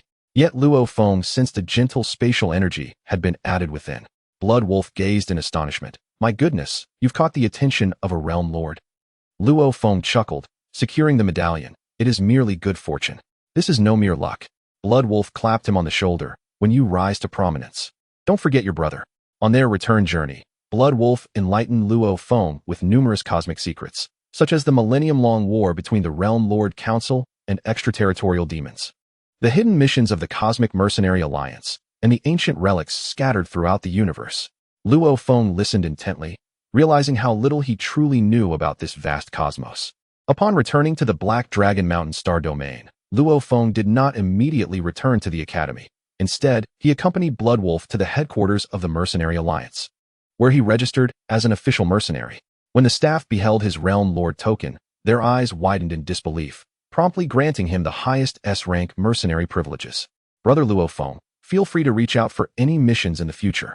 Bloodwolf grasped his hand, declaring, "From now on, my life is intertwined with yours." Amused, Luo Feng bid farewell to Bloodwolf and stood atop the headquarters of the Mercenary Alliance, surveying the bustling interstellar metropolis that surpassed even the Black Dragon Mountain planet in prosperity, his heart brimming with anticipation. The Realm Lord Council, extraterritorial demons, ancient relics, an increasing number of mysteries and opportunities unfolded before him. 3 months hence, before heading to the Realm Lord Council, it was suggested that he return to Black Dragon Mountain Academy. "Isite has something for you. A key to breaking through to Realm Lord level." Luo Feng's gaze sharpened. A key to breaking through to Realm Lord level? He turned towards the warship, preparing to return to the academy. The chapter of the universe that belonged to him was unfolding into an ever more captivating narrative, and those lurking in the shadows would soon receive a proper greeting. Chapter 20. The invitation from the Realm Lord Council. In the skies above Earth's orbit, the faint blue halo of the Zhoutian star formation had yet to dissipate completely. Yet it had already become the focal point of heated discussions across the galaxy. Did you hear? The 3 fleets of the Black Dragon Mountain royal family were entirely annihilated by that Realm Lord named Luo Feng from Earth. Lord Sorn was a Realm Lord. Just like that, he is gone? What exactly is Earth? First, a Domain Lord clashed with a Realm Lord, and now they have produced an existence capable of slaying a Realm Lord. Amidst the various speculations, Earth's name was officially recorded in the Cosmic Civilization database for the first time, its classification leaping from an uncivilized primitive planet to a potential civilization, holding status equivalent to that of the Black Dragon Mountain Empire's vassal civilization. At the pinnacle of the extreme martial arts hall, Luo Feng was reviewing the latest intelligence sent by the Mercenary Alliance. The Black Dragon Mountain royal family, reeling from Sorn's demise and the destruction of their fleets, had been gravely weakened, allowing other major forces to capitalize on the opportunity to suppress them, rendering them unable to act against Earth in the near term. Finally, we can catch a breath. They're slumped on the sofa, taking a swig of liquor. What should we do next? How about a stroll through the cosmos? I've heard the roasted meat on Gourmet Star can enhance cultivation. Hong rolled his eyes. All you think about is food. Luo Feng, the representatives from the Realm Lord Council should be arriving soon, right? Luo Feng nodded. In a day. He gazed out the window, beyond Earth's atmosphere. Several ancient-looking warships were slowly approaching. Their hulls bore no insignia. Yet the aura they exuded surpassed that of the Black Dragon Mountain Royal Fleet by 100-fold. These were indeed the envoys of the Realm Lord Council. The leader of the delegation is Realm Lord Tianmu, a master of wood element laws with a gentle disposition, very approachable. However, the Realm Lord Lei Fa beside him has a volatile temper, so do not provoke him, advised Li Dao. Are the big shots from the Realm Lord Council personally coming? What a grand occasion, exclaimed Xiao Yan. Will they enjoy ramen? I can prepare some in advance. Naruto chimed in. Luo Feng chuckled, replying, we'll ask them when they arrive. On the following morning, the battleship of the Jiezhu Zhihui hovered over the Pacific Ocean, casting forth beams of green and purple light that descended upon the plaza of the Ji Xian Wuguan. As the green light dissipated, it revealed an elderly man garbed in a flowing green robe, his hair and beard completely white, leaning upon a wooden staff, exuding a faint aura of vitality. He was none other than the Tianmu Jiezhu. The purple light unveiled a robust middle-aged man, enveloped in crackling purple lightning, his gaze sharp as a blade. He was the Lei Fa Jiezhu. Xiao Yu, Luo Feng, I have long admired your reputation, Tianmu Jiezhu began, his tone gentle. I am Tianmu. And this is Lei Fa. The Lei Fa Jiezhu merely snorted, casting a scrutinizing glance at Luo Feng, his expression suggesting that it took considerable audacity to have slain Sun In immediately after breaking through to the Jiezhu level. Luo Feng bowed respectfully, stating, I am honored to meet both Jiezhu. There's no need for excessive formality, Tianmu Jiezhu replied, smiling as he handed over a golden invitation. This is an invitation to the Jiezhu Zhihui. Would you be willing to join? Taking the invitation, Luo Feng read the universal cosmic language inscribed upon it, specially invited. Sir Luo Feng, to join the Jiezhu Zhihui and unite against the extraterritorial evil beings, safeguarding the cosmic order. Li Dao remarked, accepted. Many seasoned individuals within the council are well versed in the intricacies of the extraterritorial demons, which would greatly benefit your future growth. Luo Feng nodded, I am willing. As a junior, the Lei Fa Jiezhu raised an eyebrow. Aren't you curious about the council's rules? Are you not afraid we might deceive you?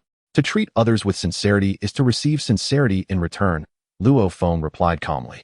Moreover, if the two Jiezhu intended harm against Earth, they would not need to go through such elaborate means. A flicker of approval crossed Tianmu Jiezhu's eyes. Well said. In that case, I shall be straightforward. The council hopes you will represent Earth and join the defense line against the extraterritorial demons. That is where the true battlefield lies. Luo Feng's expression sharpened. The defense line against the extraterritorial demons? Li Dao explained. That is a defensive line established by various cosmic races, meant to repel the invasions of extraterritorial demons and serves as an optimal place for self-cultivation. Without a moment's hesitation, Luo Feng declared, I have one condition. Earth's safety must be guaranteed by the council. Not a problem, Tianmu Jiezhu assured him on the spot. The council will dispatch a fleet to remain stationed in the solar system. Any force that dares to threaten Earth will be at odds with the entire council. Although the Lei Fa Jiezhu remained silent, he tacitly accepted this decision. Over the next 3 days, Tianmu Jiezhu provided Luo Feng with an in-depth introduction to the Jiezhu Zhihui and the nature of the extraterritorial demons. It turned out that these demons were not a naturally occurring race, but rather energy entities emanating from chaotic rifts, subsisting by devouring cosmic laws, existing for millions of years, and having obliterated countless civilizations. Every day, Jiezhu-level warriors on the defense line fell in battle. Tianmu Jiezhu sighed, noting that many had also broken through to higher realms through their struggles against the demons. Luo Feng felt a surge of shock and determination. In the meantime, messages from friends in the group chat filled his heart with warmth. Extraterritorial demons? They sound like moving jerky. Just wait until I arrive to help you gnaw on them, remarked Lu Fei. Devouring laws? They resemble the Evois, but are far more troublesome. Be wary of their corrosive laws, cautioned Xiao Yan. I've mastered a new spiral technique that can purify negative energy. Perhaps it can be effective against those demons," exclaimed Vortex Naruto. 3 days later, the Jeju Jurhuis battleship prepared to return. Standing on the bridge, Luo Feng gazed back at the blue planet, filled with reluctance yet stronger resolve. "I will return." Hong and Lei Shin stood atop the Ji Xianwu Guan, watching the battleship vanish into the depths of the wormhole, silently offering their blessings. They understood that Luo Feng's stage had long transcended Earth. As the battleship entered the wormhole, Tianmu Jeju presented Luo Feng with a black token. "This is the Jeju Ling. With this token, you may mobilize certain resources of the defense line. Additionally, the council has arranged a guide for you, a Jeju who also emerged from a lower civilization. You should find common ground."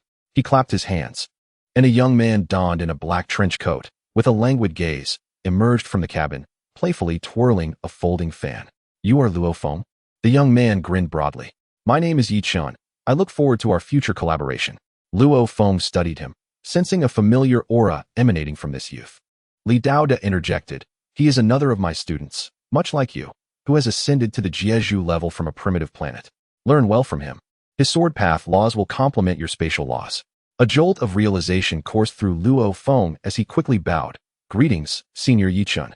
Just call me Yi Chun," he replied, patting Luo Feng's shoulder. The defense line is bustling with excitement. There is an extraterritorial demon known as the Mo-Zhu, whose understanding of the law surpasses that old Lei Fa fellow. It would be perfect for you to hone your skills. A glimmer of anticipation flickered in Luo Feng's eyes. Mo-Zhu? That sounds like a worthy opponent. As the battleship surged through the sea of stars, it carried Luo Feng towards a new battlefield. Outside, the stars shifted, and the enigmatic veil of the universe gradually unveiled itself. His legend was merely beginning to unfold its most captivating chapter. Chapter 21. A welcoming gift at the defense line. The defense line against the extraterritorial demons was situated at the chaotic edge between the Milky Way and the Andromeda Galaxy. A colossal fortress composed of thousands of artificial planets. From afar, countless energy cannon ports sparkled like stars, intertwining to form a defense network that spanned light years, perpetually vigilant against threats emerging from the chaotic rifts. Standing on the deck of Tianmu Jeju's battleship, Luo Feng beheld this awe-inspiring sight, filled with reverence. Each artificial planet stationed multitudes of cosmic warriors who fought daily against the extraterritorial demons, guarding the myriad civilizations behind them with their blood and lives. This was the main star of the defense line. Yongheng Xing. Yi Chun patted his shoulder. "We newcomers must first register at the War Merit Hall and pick up some basic equipment." The architectural style of Yongheng Xing exuded a rugged sense of warfare, with armored warriors visible on every street, some missing limbs, others blinded, yet all exhibited unwavering determination in their eyes. Upon noticing Tianmu Jeju and Lei Fa Jeju, they all paused to pay their respects, their gazes falling curiously and critically upon Luo Feng. "Is that the Jeju from Earth? I heard he just broke through and slayed Soyan from Heilongshan. So young? Perhaps he has struck some fortuitous luck." The defense line does not consider background. Survival depends solely on strength. Ignoring the whispers, Luo Feng's attention was drawn to the distant sky, where flashes of energy illuminated the air. Fierce battles were raging at the forefront of the defense line. Li Daoda advised, "Do not mind the opinions of others. The rules of the defense line are simple. Merit is everything. Do you see that red zone? That is the entrance to the demon's lair, where countless demons pour forth every day. It is perfectly suited for you to accumulate merit." Xiaoyan added, "I just refined a bottle of anti-corrosion elixir for you. While I can't send it over, it will provide you with a mental buff." Vortex Naruto chimed in, "I've shared the operational techniques for my Sage Chakra. It might help you purify the demon's energy." With a smile, Luo Feng followed Tianmu Jeju into the War Merit Hall. At the center of the hall stood a massive crystal screen, displaying real-time rankings of warriors' merits, with Tianmu Jeju's name boldly occupying the first position, accompanied by a long string of zeros. "Please register your information and choose a code name," instructed the soldier in charge of the registration. Luo Feng, code name. He pondered before deciding, Earth. The soldier paused momentarily before inputting the characters for Earth onto the screen. As the token activated, a notification popped up.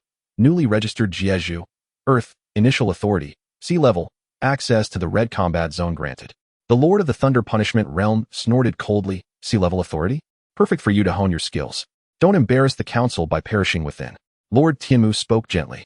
The malevolent beings in the red zone are predominantly of the initial level of the Realm Lord. They are just right for you. Here is a purification bomb. quite effective against the energy forms of these wicked entities. Take it. Luo Feng accepted the purification bomb and bowed in gratitude. As he departed the War Merit Hall, Yichen approached. Would you like to team up with me? I can help you familiarize yourself with the environment. No, thank you, Luo Feng replied, shaking his head. I wish to test my abilities on my own. He sought to ascertain the true potency of his spatial laws on the actual battlefield. The red combat zone was a desolate expanse shrouded by an energy barrier, the ground riddled with bottomless fissures from which black mist perpetually seeped.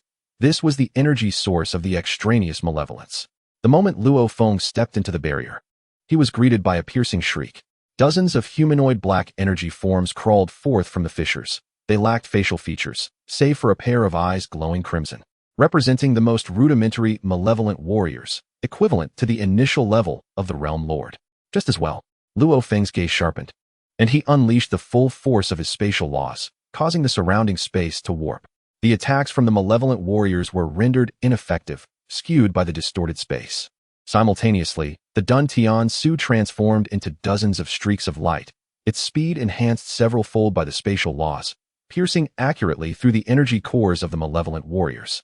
In an instant, the malevolent warriors dissipated into black smoke, and Luo Feng's merit badge grew warm as the numbers on the screen flickered. Merit value 100. Quite efficient. Luo Feng nodded in satisfaction and ventured deeper into the fissures. The further he advanced, the stronger the malevolence became. He encountered flame-controlling Yin Mo, shadow-traversing Ing Mo, and even a stone demon as large as a small mountain. However, before the spatial laws fused with the Chaos Star Crystal, these entities were utterly powerless. Half a day later, Luo Feng's merit value reached 5,000, and his authority elevated to B level. Just as he prepared to penetrate toward the core of the fissure, a terrifying aura suddenly emanated from the depths, more formidable than all the malevolent beings he had previously encountered combined. Li Dao, be cautious. It is a demon general-level malevolent being, equivalent to the intermediate level of the Realm Lord, having grasped some devouring laws. Luo Feng halted instantly, eyeing the depths of the fissure warily. A 3-meter-tall demon, clad in black armor, emerged slowly, wielding a bone sword. Its eyes radiating not just crimson but a glimmer of intelligence. It was the Demon General. A new prey? The Demon General's voice grated like metal scraping. Your spatial laws are quite delectable. It swung its sword, unleashing black sword energy imbued with a devouring essence, cleaving through space itself. Luo Feng's expression sharpened. He could not afford to be careless. He infused the energy of the Chaos Star Crystal into the Duntian Su, pushing the spatial laws to their utmost limit, forming a defensive wall composed of countless fragments of space. Clang! The sword energy collided with the defensive wall, producing a deafening sound. Luo Feng staggered back 3 steps, his arm tingling slightly. Interesting. The Demon General grinned menacingly, its form flickering as it executed a similar spatial leap, appearing behind Luo Feng. Its bone sword aimed straight at his back. Now, Luo Feng had long been prepared, utilizing his spatial perception to anticipate the trajectory, twisting his body just in time as he thrust the Duntian Su backward, piercing through the Demon General's armor. The Demon General let out a howl, black blood gushing from the wound, only to heal almost instantaneously. You have successfully enraged me. The Demon General's eyes flared with crimson light, emanating a dense black mist, within which countless anguished faces materialized. Those were the souls of warriors it had devoured. Luo Feng's heart sank. This black mist could interfere with his mental strength. Li Dao, envelop your mental strength with the energy of the star refining body technique to block the soul interference. Its core lies within the black crystal in its chest. Luo Feng promptly complied, and as his mental clarity returned, he condensed the spatial laws into a point, combining it with the sharpness of the Duntian Su, executing the newly comprehended killing move, spatial piercing. With a swift thrust, the Duntian Su accurately penetrated the Demon General's black crystal in its chest. The Demon General's body froze, the crimson light in its eyes dimming rapidly, ultimately dissolving into countless black specks that vanished into the air. Luo Feng stowed away the Duntian Su, his merit badge thrumming wildly. Demon General slain, merit value 10,000, authority upgraded to a level. The surrounding warriors stared in shock at this scene. That young man actually single-handedly killed a Demon General? He ascended to A-level authority in just half a day? This is astonishing. It seems the codename Earth will soon be renowned along the defensive line. Luo Feng paid no heed to their discussions, his gaze fixed solemnly on the unfathomable fissure. This was merely a Demon General. How formidable must the legendary Demon Lord be? Lord Tianmu. Indeed, much stronger than I was when I first arrived. Come to my residence tonight. I shall share with you the secrets of the Demon Lord. Upon receiving Lord Tianmu's message, Luo Feng felt a tremor within. Would he finally be privy to the coarse secrets of the defensive line?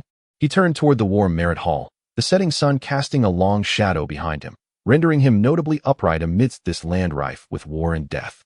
The legend of Earth's merit had only just begun to be inscribed. Chapter 22. The shadow of the Demon Lord and the secrets of the Council. Lord Tianmu's residence was far less extravagant than Luo Feng had envisioned. It was merely a simple wooden cabin, surrounded by a few plants emanating a faint green glow.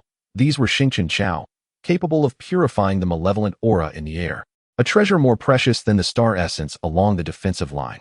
Please, sit. Lord Tianmu offered Luo Feng a cup of green juice, pressed from the Xingqian Chao, known for its calming properties. Luo Feng accepted the cup and took a sip. A cooling sensation spread throughout his body, alleviating much of his post-battle fatigue. Thank you, Senior. Lord Tianmu sat across from Luo Feng, gazing at the Xingqian Chao in the courtyard, and spoke slowly. Do you know why the defensive line has endured for so long? Luo Feng shook his head. Because the Demon Lord has been in slumber. Lord Tianmu's voice grew somber. A millennium ago, the last cosmic sovereign battled the Demon Lord.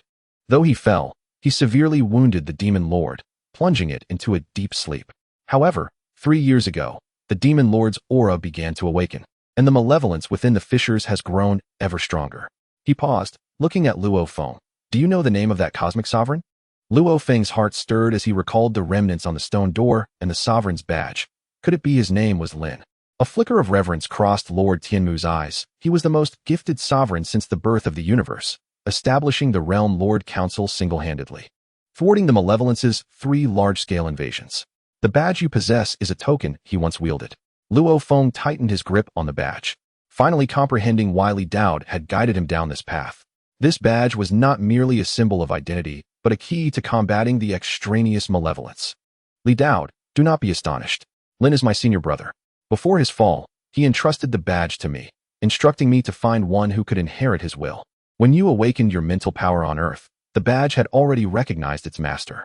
The messages in the chat group stirred a tempest within Luo Feng. The disciple of a cosmic sovereign? This senior's identity was even more formidable than he had imagined. If the Demon Lord fully awakens, the defensive line will not withstand 3 months. Lord Tianmu's voice carried a weighty tone. The council has been seeking someone to inherit the will of Lord Lin until your arrival. He handed Luo Feng a black stone slab, saying, This is a fragment of the Master's combat technique left by Lin Zhuzai, said to counter the devouring laws of the evil spirits. Try to comprehend it. As Luo Feng accepted the slab, he noticed it bore no written words, but rather flowing golden trajectories that resonated with the chaotic star crystal within him. As his mental energy probed into the slab, countless battle scenes flooded his mind. An epic confrontation between Lin Zhuzai and the Demon Lord, where every move contained the terrifying power to tear apart chaos and reverse laws. A glimmer of enlightenment flashed in Luo Feng's eyes as the spatial laws began to merge with the trajectories on the slab. As if a new portal was opening before him, the Lord of Tianmu observed the golden light emanating from Luo Feng with a gratified smile, affirming, Indeed, I have not misjudged him. Absorb this well, it may be our last hope.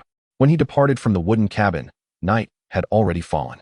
Instead of returning to his residence, Luo Feng headed directly to the edge of the fissure in the red combat zone. At this moment, the fissure was even more active than during the day, with black mist almost solidified, faintly echoing the roars from within. He sensed a pair of eyes gazing at him from the depths of the fissure, imbued with a cold greed. That was the will of the Demon Lord. Li Dao, the Demon Lord is testing you. Do not fear. It has not yet regained its peak power and dares not emerge easily. You can use its pressure to hone the Master's combat techniques. Taking a deep breath, Luo Feng sat cross-legged at the fissure's edge, enduring the pressure from the Demon Lord while comprehending the techniques inscribed on the slab. The fusion of spatial laws and the Master's combat techniques grew increasingly fluid, and faint golden trajectories began to manifest around him, keeping the black mist at bay. In the distance, Yi Chun and the Lord of Thunder Punishment stood atop a tall tower, observing Luo Feng at the fissure's edge. This young man possesses some skill, the Lord of Thunder Punishment remarked, unusually devoid of mockery. To cultivate under the pressure of the Demon Lord shows remarkable will. Yi Chun nodded with a smile. I told you he didn't rise to prominence by mere luck. It won't be long before he catches up with us. The Lord of Thunder Punishment snorted and turned away. yet a barely perceptible smile played at the corners of his mouth. For the next month, Luo Feng spent nearly every day at the Fisher's Edge, slaying evil spirits by day to accumulate battle merits and honing his techniques under the Demon Lord's pressure by night. His strength surged at a visible pace, and his battle merit value soared into the top 50, making Earth a well-known name along the defensive line. Many warriors from lower civilizations approached him to form teams. Luo Feng did not refuse, understanding that combating evil spirits was not a solitary endeavor. It required uniting all possible forces. One day, after defeating another demon general, a deafening roar suddenly erupted from the depths of the fissure, causing the entire red combat zone to tremble violently. From the black mist emerged a massive face, its crimson eyes resembling two blood-red stars. This was the phantom of the Demon Lord. What if you inherit Lenswell? The Demon Lord's voice resonated in the minds of every warrior, laden with an oppressive authority. In 3 months, I shall break free and devour all laws, including your pathetic spatial laws. As the phantom gradually faded, the terrifying pressure enveloped the entire defensive line, causing many warriors to collapse in fear. Luo Feng clenched his fists, his eyes devoid of fear, brimming only with fighting spirit. 3 months? That is sufficient. He gazed into the depths of the fissure, transmitting mentally, I await your arrival. Xiaoyan, is the Demon Lord making threats? Do not worry. Once I break through to the Doshing level, I will come to assist you. Xuanwu Naruto, I have begun training in the ultimate form of sage arts. At that time, a single Rasengan will send it back home. Luffy, once I find the universe's strongest meat, I will eat it and transform into a Super Saiyan. One punch will seal the fissure. Reading the messages from his comrades, Luo Feng couldn't help but smile. With such companions, even the strongest adversaries seemed less daunting. He turned towards the Hall of Battle Merits, his steps more resolute than before. He must win the decisive battle in 3 months, not only for Earth, but for the Council of Lords, and for those waiting on the other side of the fissure to hear his tales of the universe. The legend belonging to Earth continues, and this time, he faces the survival of the entire cosmos. Chapter 23. Preparing for battle, resonating with the laws the day following the manifestation of the Demon Lord's phantom. An emergency meeting of the Council of Lords convened. In the conference hall of the Eternal Star, dozens of formidable lords gathered. The atmosphere so tense it could be cut with a knife. A holographic projection in the center displayed an analysis report of the Demon Lord's phantom, with every data point shocking. According to the monitoring, the energy fluctuations of the Demon Lord had increased by 37 compared to 3 years ago. A lord clad in silver armor solemnly declared, at this rate, it indeed has the potential to break free in 3 months. And what if it does? The Lord of Thunder Punishment scoffed, lightning crackling around him. Back then, Lin Zhuzai could severely injure it. With so many of us united, do we really fear it? Let us not forget the price Lin Zhuzai paid, sighed the Lord of Tianmu. The devouring laws the Demon Lord wields are one of the primordial laws of the universe, countering most of us. Engaging it directly will only result in devastating losses along our defensive line. The hall fell into silence. At that moment, Luo Feng's voice broke through. We can conduct targeted training. All eyes suddenly turned to him. Luo Feng approached the holographic projection, pulling up his compiled information on evil spirits. For evil spirits below the rank of Demon General, their weakness lies in their energy cores, although the Demon Lord's devouring laws are formidable. According to the fragment of Lin Zhuzai's combat techniques, it experiences a 0.1 second paralysis when devouring spatial laws. This is our opportunity. He paused before continuing. I suggest that over the next 3 months, all lords be divided into 2 groups. One group will be responsible for clearing the evil spirits around the fissure to reduce pressure during the breaking free. The other group, led by myself, will focus on training tactics specifically against the devouring laws. The Lord of Thunder Punishment raised an eyebrow. Led by you? How long has it been since you broke through to the Lord level? In terms of understanding the devouring laws, none here may surpass me, Luo Feng replied calmly, meeting his gaze. Moreover, my spatial laws counter the Demon Lord perfectly. A glimmer of approval flashed in the eyes of the Lord of Tianmu. I concur. Young friend Luo Feng's plan is feasible. Let us proceed as he suggests. With the support of the Lord of Tianmu, the other lords also expressed their agreement. After the meeting concluded, Luo Feng immediately began organizing targeted training. He shared the fragment of Lin Zhuzai's combat techniques with the participating lords and, merging it with his understanding of spatial laws, designed a spatial strangulation formation. Utilizing the power of multiple lords' laws, they aimed to create a spatial storm during the Demon Lord's moment of paralysis, striking at its core. The training process, however, was fraught with challenges. No, Your spatial laws are too domineering. They conflict with my gravitational laws. A stout lord bellowed. My fire laws are suppressed by the spatial strangulation formation. I cannot unleash their full power. Luo Feng patiently adjusted the parameters of the formation, repeatedly demonstrating the fusion points between spatial laws and other laws. Yi Chen also joined in, using his sword path laws in conjunction with Luo Feng's, their coordination growing increasingly harmonious, even forcing the Lord of Thunder punishment to reveal flaws during simulated training. Li Daoed, the key to resonating with the laws lies in momentum, not force. You must guide them to feel the flow of spatial laws rather than forcing a merger. Upon seeing Li Daoed's suggestion, Luo Feng experienced a moment of clarity. He no longer fixated on the power of the formation but urged everyone to close their eyes, feel each other's law fluctuations, and seek the most harmonious resonance point. 3 days later, as all the realm lords once again unleashed the spatial strangulation array, a resplendent pillar of energy shot skyward, instantly shattering the simulated shadow of the demon lord. Success! The realm lords erupted in enthusiastic cheers, their gazes towards Luo Feng filled with admiration. Meanwhile, deep within the rift, the true form of the demon lord curled within chaotic energy, its black scales shedding one by one to reveal newly formed golden scales beneath. It sensed the energy fluctuations from outside the rift, its eyes flickering with a crimson light. The resonance of the spatial laws is intriguing. The demon lord's voice laced with a hint of amusement, yet it is still insufficient. It opened its mouth wide, drawing in a great breath of chaotic energy, causing its aura to surge once more. On the defensive line, Luo Feng's merit token suddenly grew hot, the numbers on it wildly fluctuating, not increasing, but decreasing. What is happening? Yi Chen stared in astonishment at his own token. My merit points are decreasing too. Suddenly, the voice of Tianmu Realm Lord echoed through the communication devices of all the Realm Lords. Not good. The Demon Lord is devouring our merit records. It is sensing our weaknesses and laws through this method. Luo Feng's gaze sharpened. It can even consume merit records? This devouring law is more peculiar than imagined. Xiaoyan commented. This is somewhat akin to the soul-devouring technique of the Soul Palace, able to reverse engineer weaknesses from the traces left by the target. You can counter it with the consuming characteristics of Yaola. Naruto added. I'm sharing the sensing abilities of Sage Mode with you. This perception can shield against most mental probing. Luo Feng immediately integrated the insights from Xiao Yin and Naruto into the spatial laws, and indeed, the heat from the merit token diminished significantly. Everyone, remain calm. Luo Feng shouted into the communicator, wrapping the merit token with his own laws to block the devouring.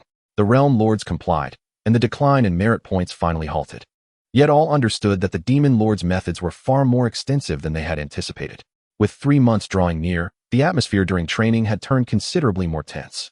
Each realm lord was striving to enhance their power, while the warriors constructed more defensive fortifications around the rift. The entire defensive line had entered a state of utmost alertness. Luo Feng stood at the edge of the rift, gazing at the increasingly dense black fog, tightly gripping the Dun Tian Suo in his hand.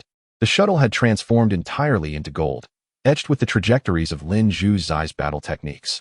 And one could faintly hear a dragon-like hum, the sign of the complete fusion of the Chaos Star Crystal and the spatial laws, along with the masterful battle techniques. Are you ready? Yi Chen approached him, having exchanged his folding fan for an ancient longsword. Luo Feng nodded, ready at any moment. That is good. Yi Chen grinned. Once we deal with the Demon Lord, I'll treat you to drinks at Zui Xianlu. Their starry brew is far more potent than the stargrass juice. Luo Feng chuckled. Zui Xianlu? Starry brew? It indeed sounds delightful. He lifted his gaze towards the depths of the universe, almost perceiving the blue outline of Earth, envisioning the smiling faces of his companions in their chat group. Wait for me. There is but one final month. The stage for the decisive battle is about to be set, and he has already sharpened the sword in his hand. Chapter 24. The battle to break the seal and the end of space. Only 3 days remain until the Demon Lord breaks free. The atmosphere along the defensive line has grown exceedingly tense. Every warrior has taken their combat positions, and the realm lords are distributed at key nodes around the rift. The energy of the spatial strangulation array is poised to unleash, with a sense of oppression filling the air before the great battle. Luo Feng stood atop a high platform directly in front of the rift, the Dun Tian Suo in his hand radiating brilliant golden light. The energy of the Chaos Star Crystal and the spatial laws, along with the masterful battle techniques, had perfectly merged, making his aura tenfold stronger than 3 months prior. Reaching a high realm level. Is everyone prepared? The voice of Tianmu Realm Lord resonated through the communicator, tinged with a barely perceptible tension. Prepared. We can strike at any moment.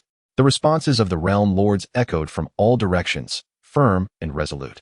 Luo Feng took a deep breath, his mental energy spreading out, resonating with the laws of all the realm lords.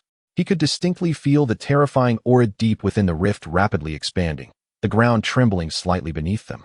As the black fog coalesced into substance, surging towards the outside of the rift like a tide, Li Dao cautioned, "Remember, the moment the demon lord breaks free is when it is at its most vulnerable, and it is also the prime opportunity for the spatial strangulation array to exert its maximum power. Do not be greedy. First disrupt its energy core." Xiao Yin chimed in, "I have ignited Yao on my side, providing you with a remote buff. Do you feel that will to incinerate everything?" Naruto added, "Everyone in the village is cheering for you. I have concentrated the chakra of all my clones into a supersized Rasengan. Just imagine its power." Luffy exclaimed, "I just ate the biggest meat. I'm brimming with strength. Go ahead and strike. I'll keep an eye on its weaknesses." As Luo Feng read the messages in the group, warmth surged within him. He knew he was not fighting alone. Here it comes. The voice of Lei Fa Realm Lord suddenly rang out. Boom. A deafening roar erupted from deep within the rift. As the ground of the entire red combat zone collapsed in an instant, a black pillar of light shot skyward, creating a massive breach in the energy barrier. The demon lord has broken free. Its true form was 100 times larger than its shadow, resembling a coiled black dragon, its body covered in golden scales. And its eyes glowed red like two suns, exuding an overwhelming pressure. As soon as it appeared, it opened its massive jaws and inhaled forcefully towards the nearest defensive tower. The entire tower, along with the warriors atop it, was instantly consumed as a stream of energy, merging into the body of the demon lord. Its aura surged even stronger. Attack! Luo Feng roared, unleashing the full force of the spatial laws. The pre-prepared spatial strangulation array activated in an instant.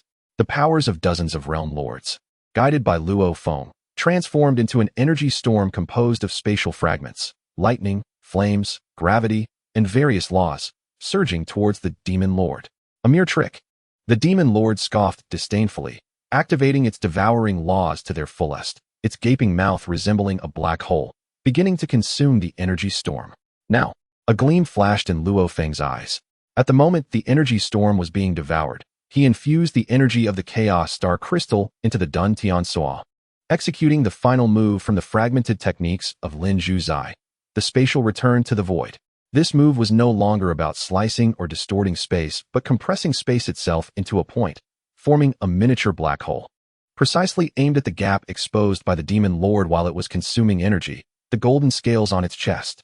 With a soft thud, the miniature black hole embedded itself into the scales, causing the demon lord's devouring motion to freeze abruptly, its eyes revealing a hint of pain for the first time. Roar. The demon lord emitted an earth-shattering roar, its colossal body writhing violently, as the energy storm took advantage of the moment to break through its devouring laws, crashing heavily into its form. Golden scales shattered, and black blood erupted like a fountain, causing the demon lord's aura to plummet by 30%. Effective. Tianmu Realm Lord shouted excitedly, "Continue the assault." The morale of the Realm Lords surged, their offensive intensifying. Yi Chen's sword law transformed into a beam of golden light, cleaving through the air to strike at the demon lord's wings. Lei Fa Realm Lord's lightning law formed a massive net, ensnaring the demon lord. Tianmu Realm Lord conjured countless star grass, wrapping around the demon lord's body, continuously purifying its energy. Luo Feng did not relent, alternating between the spatial laws and the return to the void technique, relentlessly attacking the demon lord's vulnerabilities. The numbers on his military achievement plaque danced wildly, quickly soaring to the top of the leaderboard. However, the demon lord, having existed for millions of years, soon regained its composure. It violently broke free from its restraints, golden scales erupting all around and exuding a terrifying aura of devouring.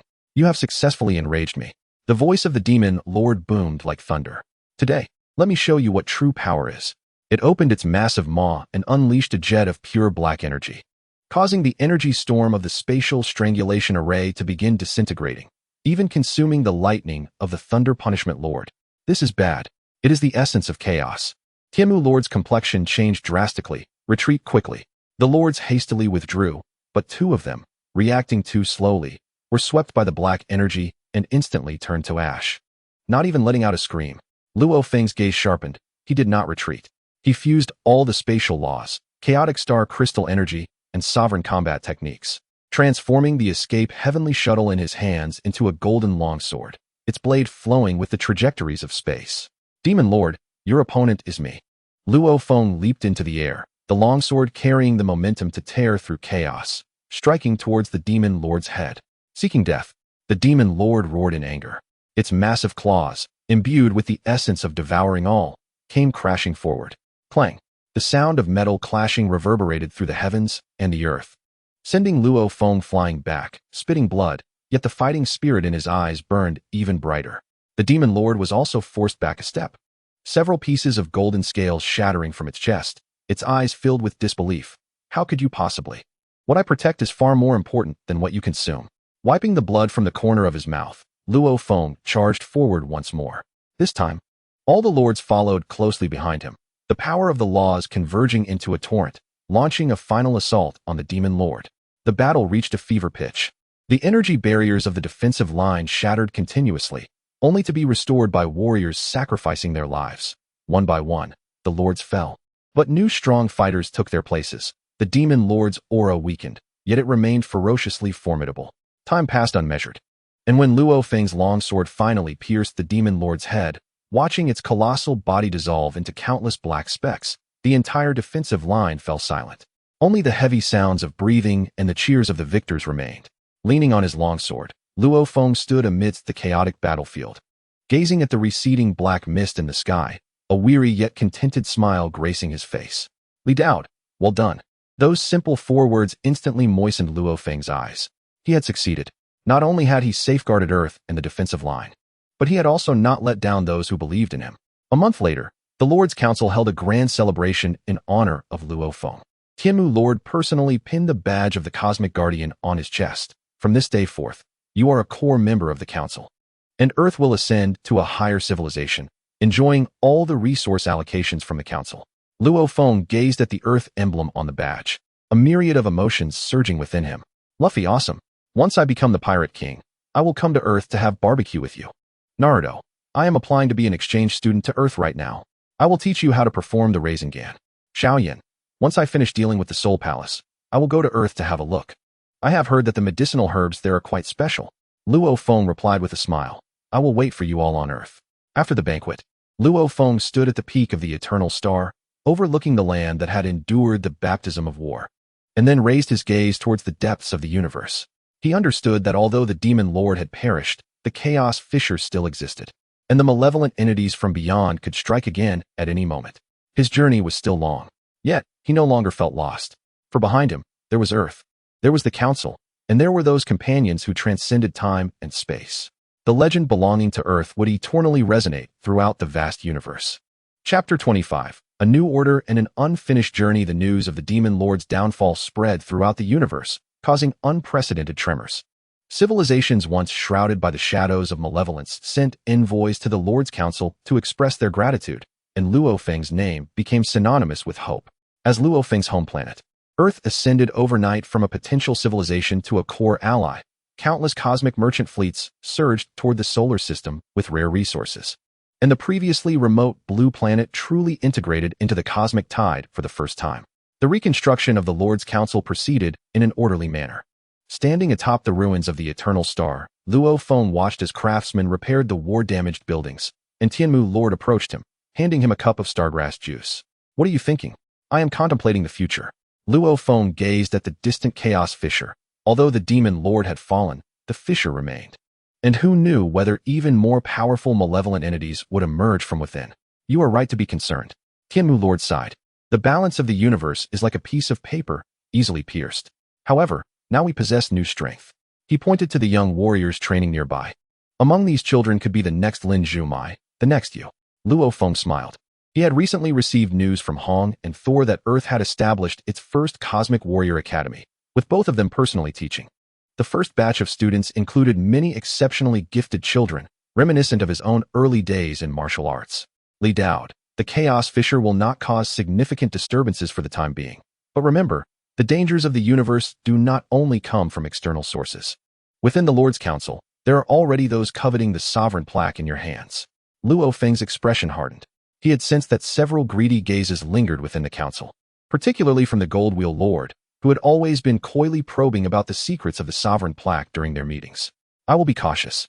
Tianmu Lord seemed to see through his thoughts. The Gold Wheel fellow harbors considerable ambition. You must remain vigilant. However, there is no need to worry excessively. Most of the old comrades in the council stand by your side. After all, no one wishes to experience another upheaval like that of the Demon Lord. Half a month later, Luo Feng received a special mission to venture to the Forgotten Star domain in search of a missing cosmic merchant fleet. It was said that a strange energy fluctuation had recently appeared there, reminiscent of the Chaos Fissure, but with clear signs of human manipulation. The Forgotten Star domain? Yichen leaned closer, idly twirling a folding fan in his hand. That place is quite sinister. It is said that those who enter do not come out again. Should we form a team? That is precisely what I was thinking. Luo Feng nodded. He had a feeling that this mission was not simple, and having a companion familiar with the laws would be more secure. The two piloted a modified battleship into the Forgotten Star domain. The starlight here was much dimmer than elsewhere, even appearing shrouded in a layer of gray gauze, and mental energy was severely suppressed. Only able to detect surroundings within a 1,000-meter radius. Something feels off. Yichen suddenly furrowed his brow. The flow of laws in this star domain is reversed, and the space is collapsing inward. Luo Feng also sensed that their battleship was being drawn by an invisible force towards the center of the star domain. No matter how they adjusted their direction, they could not escape this force. It is a man-made law trap. Luo Feng's eyes narrowed. Someone is trying to lure us to the center. Li Daoed. This is the handiwork of the Gold Wheel Lord. He is secretly studying the devouring laws of the malevolence, intending to lure you into a trap to seize the sovereign plaque. At the center of the trap lies a false chaos core he has set up, which can simulate the aura of the Demon Lord, forcing you to utilize the power of the sovereign plaque. So it is indeed him. Luo Feng's heart sank, and he said to Yi Chun, "Be careful, this is the trap of the Gold Wheel Lord." Yi Chen's expression changed. That old fool dares to collude with malevolence? He is more avaricious than the fiends. As the words were spoken, the warship was drawn to the heart of the star domain, where no planets existed. Only a constantly rotating black sphere exuding an aura akin to that of the Demon Lord. This was the pseudo-chaos core. Surrounding the sphere stood dozens of realm masters, with the Jinluan realm master at the forefront, a smug smile upon his face. Luo Feng, did you ever imagine this? Surrender the sovereign token, and I may grant you a swift death. Is that all you have? Luo Feng scoffed. The laws of space erupting instantaneously as the Dun Tian shuttle transformed into a streak of light, soaring towards the Jinluan realm master. Simultaneously, Yichen launched his assault, the sword path laws manifesting into a myriad of sword shadows, driving back the surrounding realm masters. You are courting death. The Jinluan realm master roared, activating the pseudo-chaos core. A surge of black energy tides sweeping towards the two, genuinely possessing a fraction of the Demon Lord's might.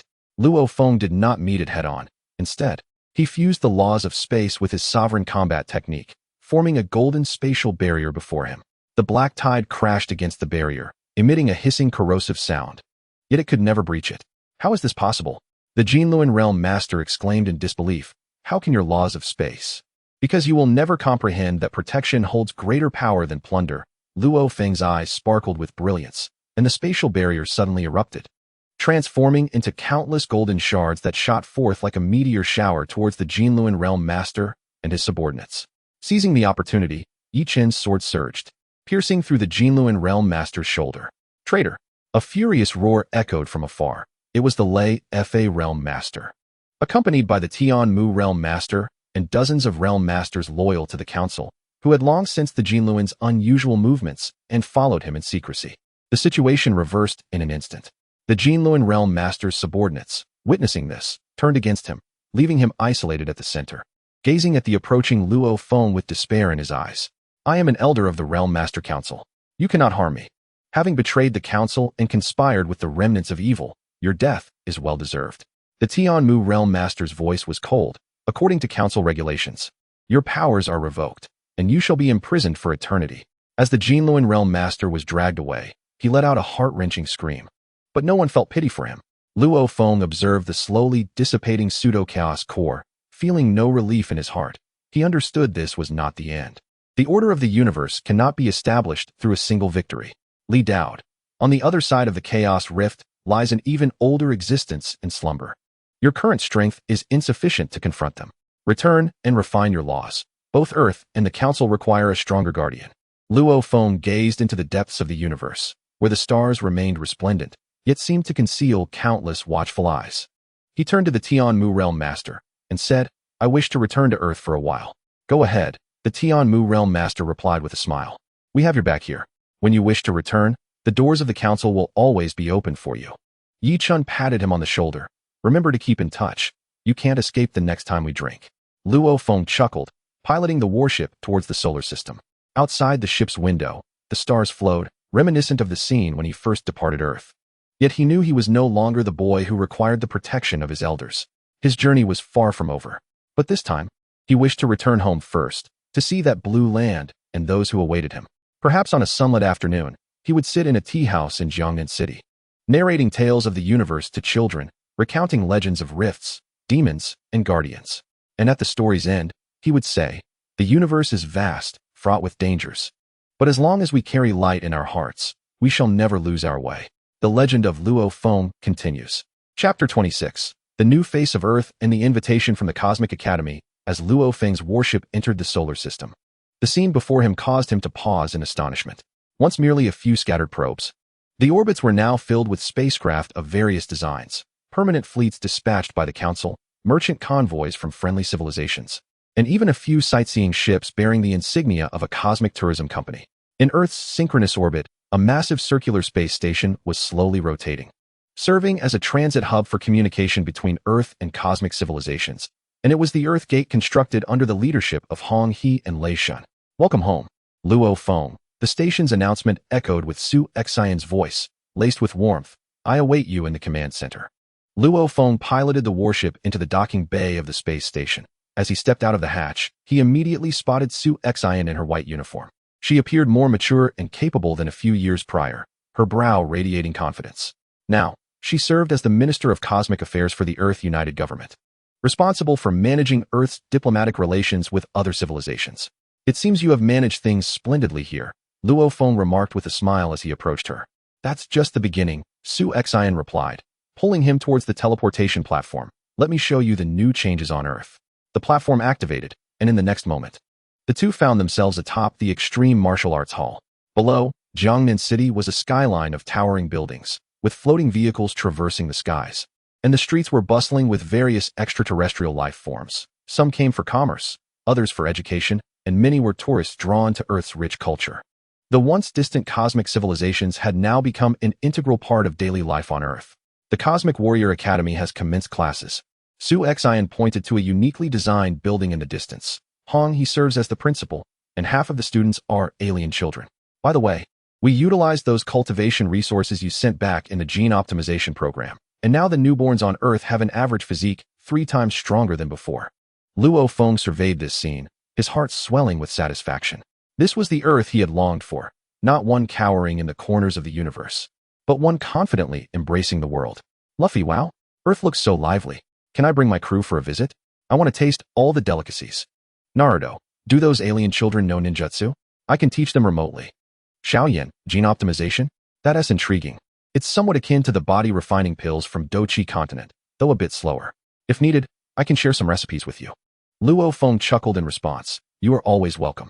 Just then, his personal terminal chimed with a message from the Tianmu Realm Master. "The Cosmic Academy has extended an invitation to Earth, hoping you can serve as a guest professor, primarily focusing on the course of law fusion. This is an excellent opportunity to enhance Earth's influence." The Cosmic Academy? Luo Feng was taken aback. It was the most prestigious institution in the cosmos, directly governed by the Realm Master Council, with students being the geniuses of various civilizations. To serve as a professor, there was a coveted honor for countless powerful beings. "Go ahead," Su Xian discerned his hesitation. "Earth needs more people to know its story, and you are the best storyteller." Luo Feng nodded. He understood that this was not merely an honor, but a responsibility. 3 months later, at the opening ceremony of the Cosmic Academy, Luo Feng stood upon the podium for the first time. Thousands of students from diverse civilizations filled the hall. Their forms varied, some energy beings, some mechanical life, and others with wings or tentacles, yet all gazed at Luo Feng with reverence. "Today, we shall not discuss laws or combat techniques." Luo Feng's voice resonated through the translator. "Instead, we will tell a story about a blue planet, how it journeyed from the brink of invasion to its present state." He recounted the threats of the golden horned giant beast, the conspiracies of the HR Alliance, the oppression of the Black Dragon Mountain Empire, and the sacrifices and bloodshed of countless Earth warriors who fought to protect their homeland. The universe is vast, filled with formidable beings. However, true strength lies not in devouring and plundering, but in safeguarding and passing down. Luo Feng's gaze swept across the students below, akin to that blue planet, which may not be affluent or at the pinnacle, yet boasts countless individuals willing to stand up for it. This is the most precious wealth. The hall fell silent for a moment before erupting into thunderous applause. A student with antennae stood up and, in somewhat clumsy universal galactic language, inquired, "Professor Luo Feng, may I apply to exchange knowledge on Earth? I wish to see that planet brimming with courage." "Of course," Luo Feng replied with a smile. "The gates of Earth will always be open to those with goodwill." After the opening ceremony, the Lord of Tianmu approached Luo Feng. "The elders of the Academy are quite pleased with you. They hope you can serve as the chief professor for the Cosmic Civilization Exchange course." Luo Feng did not respond immediately. "I need time to return to Earth and reflect." "That is understandable." The Lord of Tianmu nodded with a smile. "By the way, the Council has decided to establish a research center for laws on Earth, with you as the director, to explore how to completely seal the Chaos Rift. This is the research notes left by the Lord of Lin from years ago. It may be of assistance to you." He handed Luo Feng a golden crystal, within which contained the core secrets regarding the Chaos Rift. Upon receiving the crystal, Luo Feng felt a familiar aura emanating from it, warming his heart. From a youth in Jiangnan City to a professor at the Cosmic Academy, from guarding Earth to researching the closure of the Chaos Rift, his journey was continuing in a new manner. Li Daoud. The core of the Chaos Rift is the singularity of laws, which requires at least 3 primordial laws from Lord-level beings to temporarily seal it. Yu Yichun and Lei Fa perfectly represent the 3 primordial elements of space, swordsmanship, and thunder. Perhaps you can find a method for permanent closure. Upon reading Li Daoud's message, Luo Feng's eyes brightened. Permanent closure of the Chaos Rift? This might be the ultimate solution to ending the threats posed by extraterritorial demons. He gazed out the window at the Cosmic Academy, where the stars shone brilliantly. In the distance, students from Earth were interacting with peers from other civilizations, their faces radiant with youthful smiles. Perhaps one day in the future, when the Chaos Rift is completely sealed and the universe truly embraces peace, these children will stand in higher places, just as he does now, sharing new stories that will include the name of a blue planet and the silhouettes of countless guardians. The journey belonging to Luo Feng continues, but this time, his steps carry a greater sense of composure and anticipation. For he knows, no matter how far he travels, there is a home called Earth behind him, and before him lies an infinite universe of possibilities. Chapter 27. The Singularity of Laws and the Joint Sealing Plan. Upon returning to Earth from the Cosmic Academy, Luo Feng immediately immersed himself in the research of the Chaos Rift. The Research Center for Laws was established within the Earthgate space station, gathering the most elite scientists from Earth alongside law researchers from the Lord Council. Luo Feng connected the golden crystal given by the Lord of Tianmu to the center's supercomputer, and the research notes of the Lord of Lin regarding the Chaos Rift instantly appeared before everyone. It was an extraordinarily complex theory of law closure, centered on constructing a permanent energy loop at the heart of the rift using 3 complementary primordial laws, thereby counteracting the outflow of chaotic energy. Space, swordsmanship, thunder. Luo Feng gazed at the law model on the screen, murmuring, "This precisely corresponds to me, Yi Chun, and Lei Fa. Li Daoud. The theory of the Lord of Lin is sound, but the implementation poses great difficulties.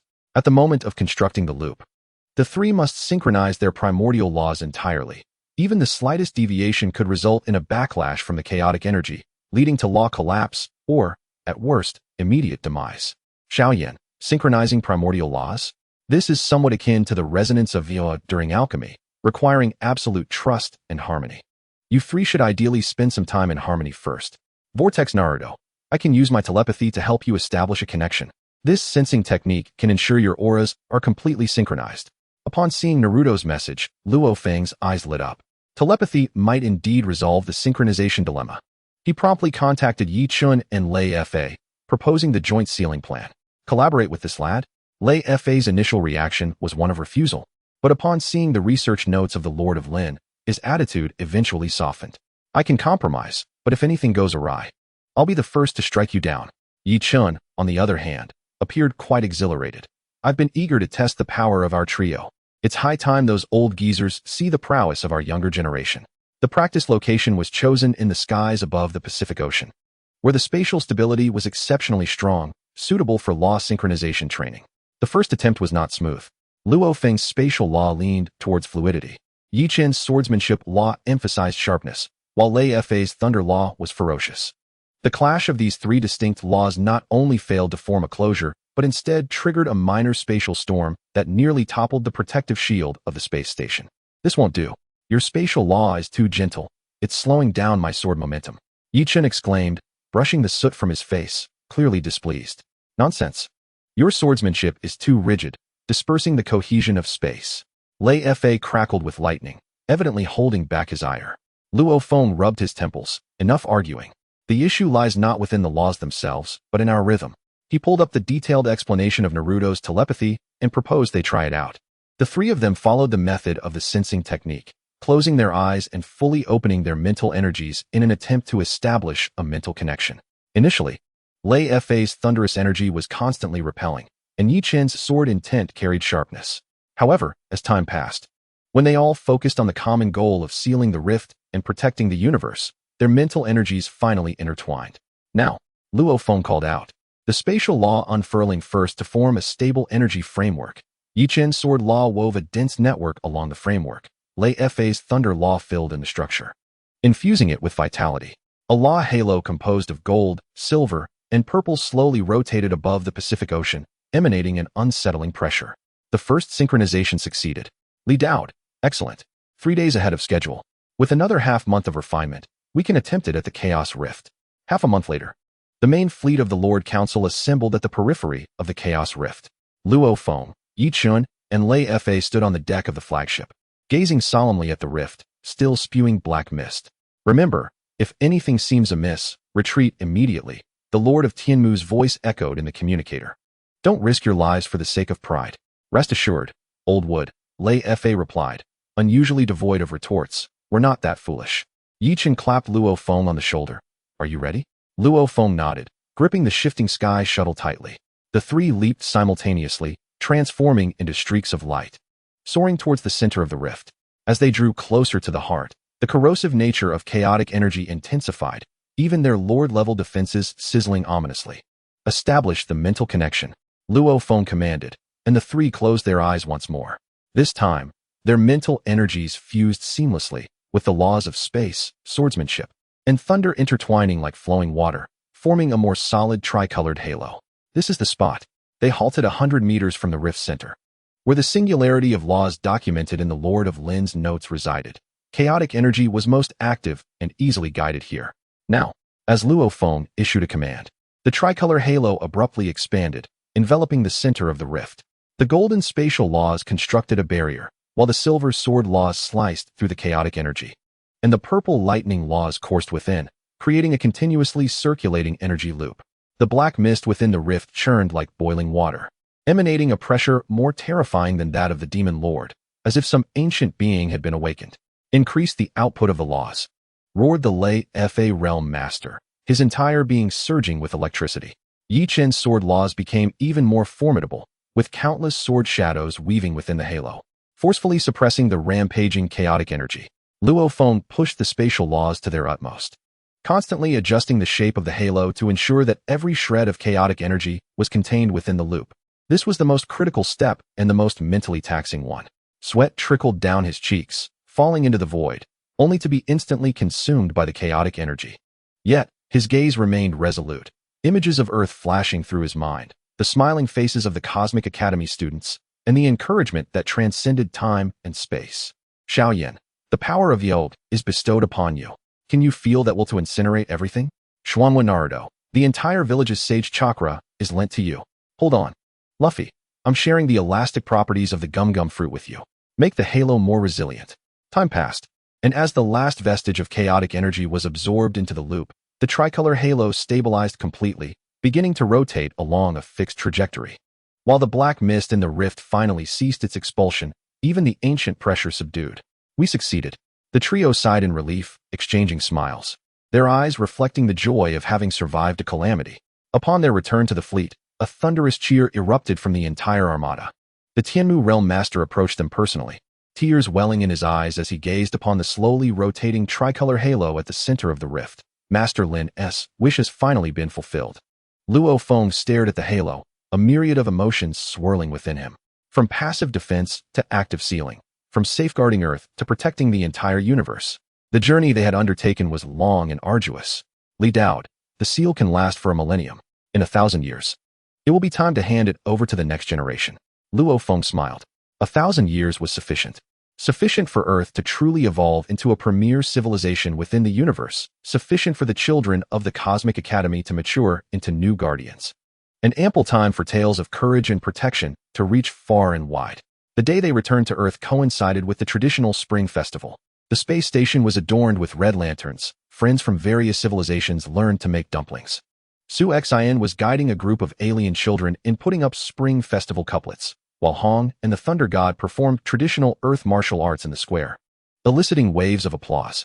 Amidst the bustling crowd, Luo Feng felt suddenly that all the sacrifices had been worthwhile. Yichen approached him, handing him a cup of wine. "What are you thinking? Why not join in the festivities?" Luo Feng took the cup, gazing out at the blue planet, softly remarking, "I was pondering what Earth will be like 1,000 years from now." Yichen chuckled. "Whatever it becomes, as long as the foundation we laid remains, it will be just fine." The two clinked their cups, the warm liquid flowing down their throats, bringing a slight intoxication. In the distance, the tricolor halo continued to spin quietly, like an everlasting lighthouse in the universe, safeguarding this hard-won peace. And the story of Luo Feng was far from over. Perhaps one sunny afternoon, he would sit by the sea on Earth, recounting the legends of the chaotic rift to children, sharing tales of laws, courage, and guardianship. And at the tale's conclusion, he would point to the stars above, smiling as he said, "Look, those stars are all our friends." Chapter 28. The Ember of Heritage and New Explorations. The news of the successful sealing of the chaotic rift rippled through the universe like a stone cast into a lake, creating waves of excitement. The Realm Master Council held a grand celebration in honor of Luo Feng, Yi Chun, and the Lei Fa Realm Master, collectively naming them the new three heroes. Earth's status soared, becoming a beacon of hope for countless lesser civilizations, with hundreds of spacecraft entering the solar system daily in a pilgrimage-like fervor. However, Luo Feng did not bask in the glory. He understood that a millennium of sealing was merely temporary. True peace would require the efforts of generations. The students of the Cosmic Academy were approaching graduation. Su Xin handed Luo Feng a list containing the 50 most outstanding students from 23 different civilizations, all eager to learn the fusion of laws from him. Luo Feng glanced at the list, a glimmer of satisfaction in his eyes. These children would be the embers of future guardianship over the universe. Inform them to gather on Earth tomorrow. The following day, the 50 students stood in the plaza of the Extreme Martial Arts Hall, their eyes filled with excitement as they gazed upon the legendary figure before them. "I will not teach you specific combat techniques." Luo Feng's voice was calm, yet powerful. "I will take you to 3 places: the ancient martial relics of Earth, the sealing site of the chaotic rift, and the law traps of the Forgotten Star region." He paused, scanning the faces of each student. True strength does not come from how many techniques you master, but from understanding why you fight. Remember, laws are tools, but guardianship is the purpose. In the ensuing 6 months, Luo Feng led the students through various corners of the universe. At the ancient martial relics of Earth, he imparted the wisdom of overcoming rigidity with flexibility. Before the chaotic rift, he recounted the dangers faced during the sealing, impressing upon them the weight of responsibility. In the Forgotten Star region, he showcased the failures of the Jin Luan Realm Master, warning them of the costs of greed. The students' growth exceeded all expectations. Tai Dan from the Mechanical Civilization learned to repair damaged bodies using spatial laws. The Wingyu integrated sword laws into flight, creating a unique piercing strike. Even the mischievous Gu Lu grasped the control of violent lightning, using it to purify polluted planets. Li Daoud, impressive. These children possess greater potential than we did back in our day. Especially that one named Tai Dan. His understanding of spatial laws is quite gifted. He should be nurtured. Xiao Yin, the student surpasses the master. When I took on apprentices, I lacked your dedication. Xuanwen Naruto, I've sent you the training model from the Konoha Ninja School. This group training method will help them establish rapport more quickly. Incorporating Naruto's training methodology into his teaching, Luo Feng observed that the students' cooperation grew increasingly harmonious, even able to perform basic exercises in 3-person law fusion. Half a year later, the graduation ceremony was held on Earth. The Tianmu Realm Master, Yi Chun, and the Lei Fa Realm Master all attended. Watching the students showcase their law fusion techniques, the three realm masters exchanged glances, their eyes filled with pride. This is the true legacy, the Tianmu realm master remarked, more significant than any combat technique. After the ceremony, Tai Dan approached Luo Feng, presenting him with an energy crystal. Teacher, this is a new spatial theory I designed based on Earth's ancient martial arts and mechanical laws. Please see if it's useful.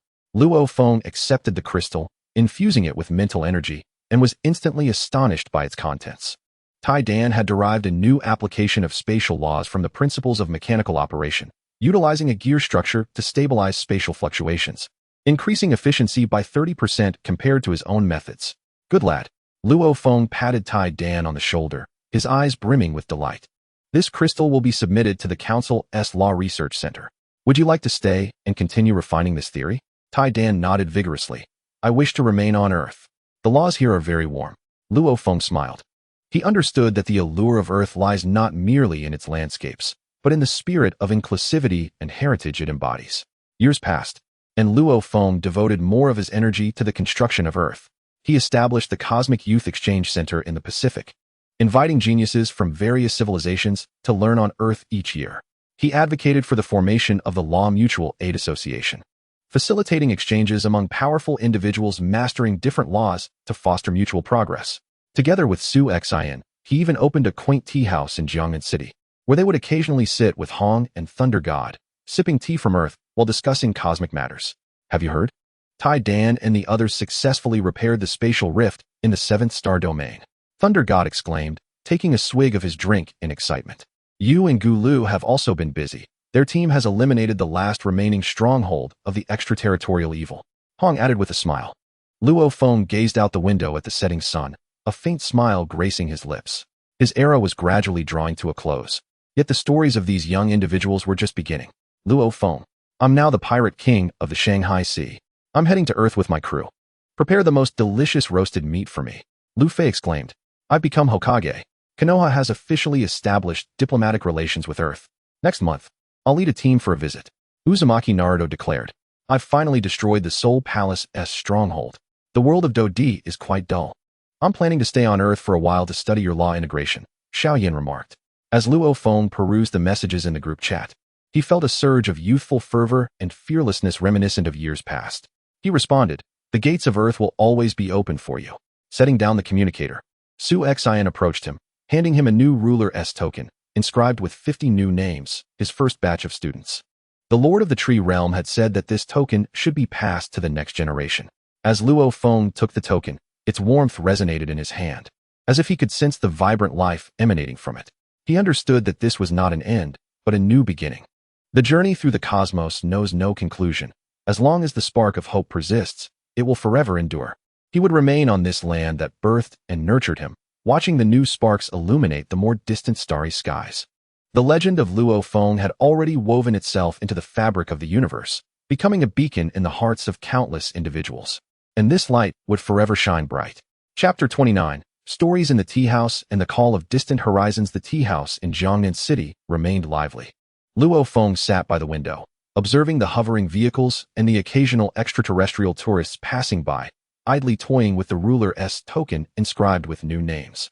Su Xin brought over a pot of freshly brewed tea, its fragrant aroma mingling with the bustling atmosphere outside, creating an atmosphere of tranquil comfort. Tai Dan and the others discovered a new law node in the 9th star domain, purportedly capable of enhancing the stability of spatial laws. Su Xin smiled as she settled down, sharing that the young man had specifically sent a message, stating he would be the first to report any breakthroughs in their research. Luo Feng chuckled. That kid remains as earnest as ever. Just then, Hong and Thunder God entered, accompanied by a familiar figure, Yi Chun, with a folding fan in hand. He exclaimed upon seeing Luo Feng, I heard the starry tea in your tea house is exquisite. I must savor it today. You certainly have your ear to the ground. Luo Feng replied, pouring him a cup of tea.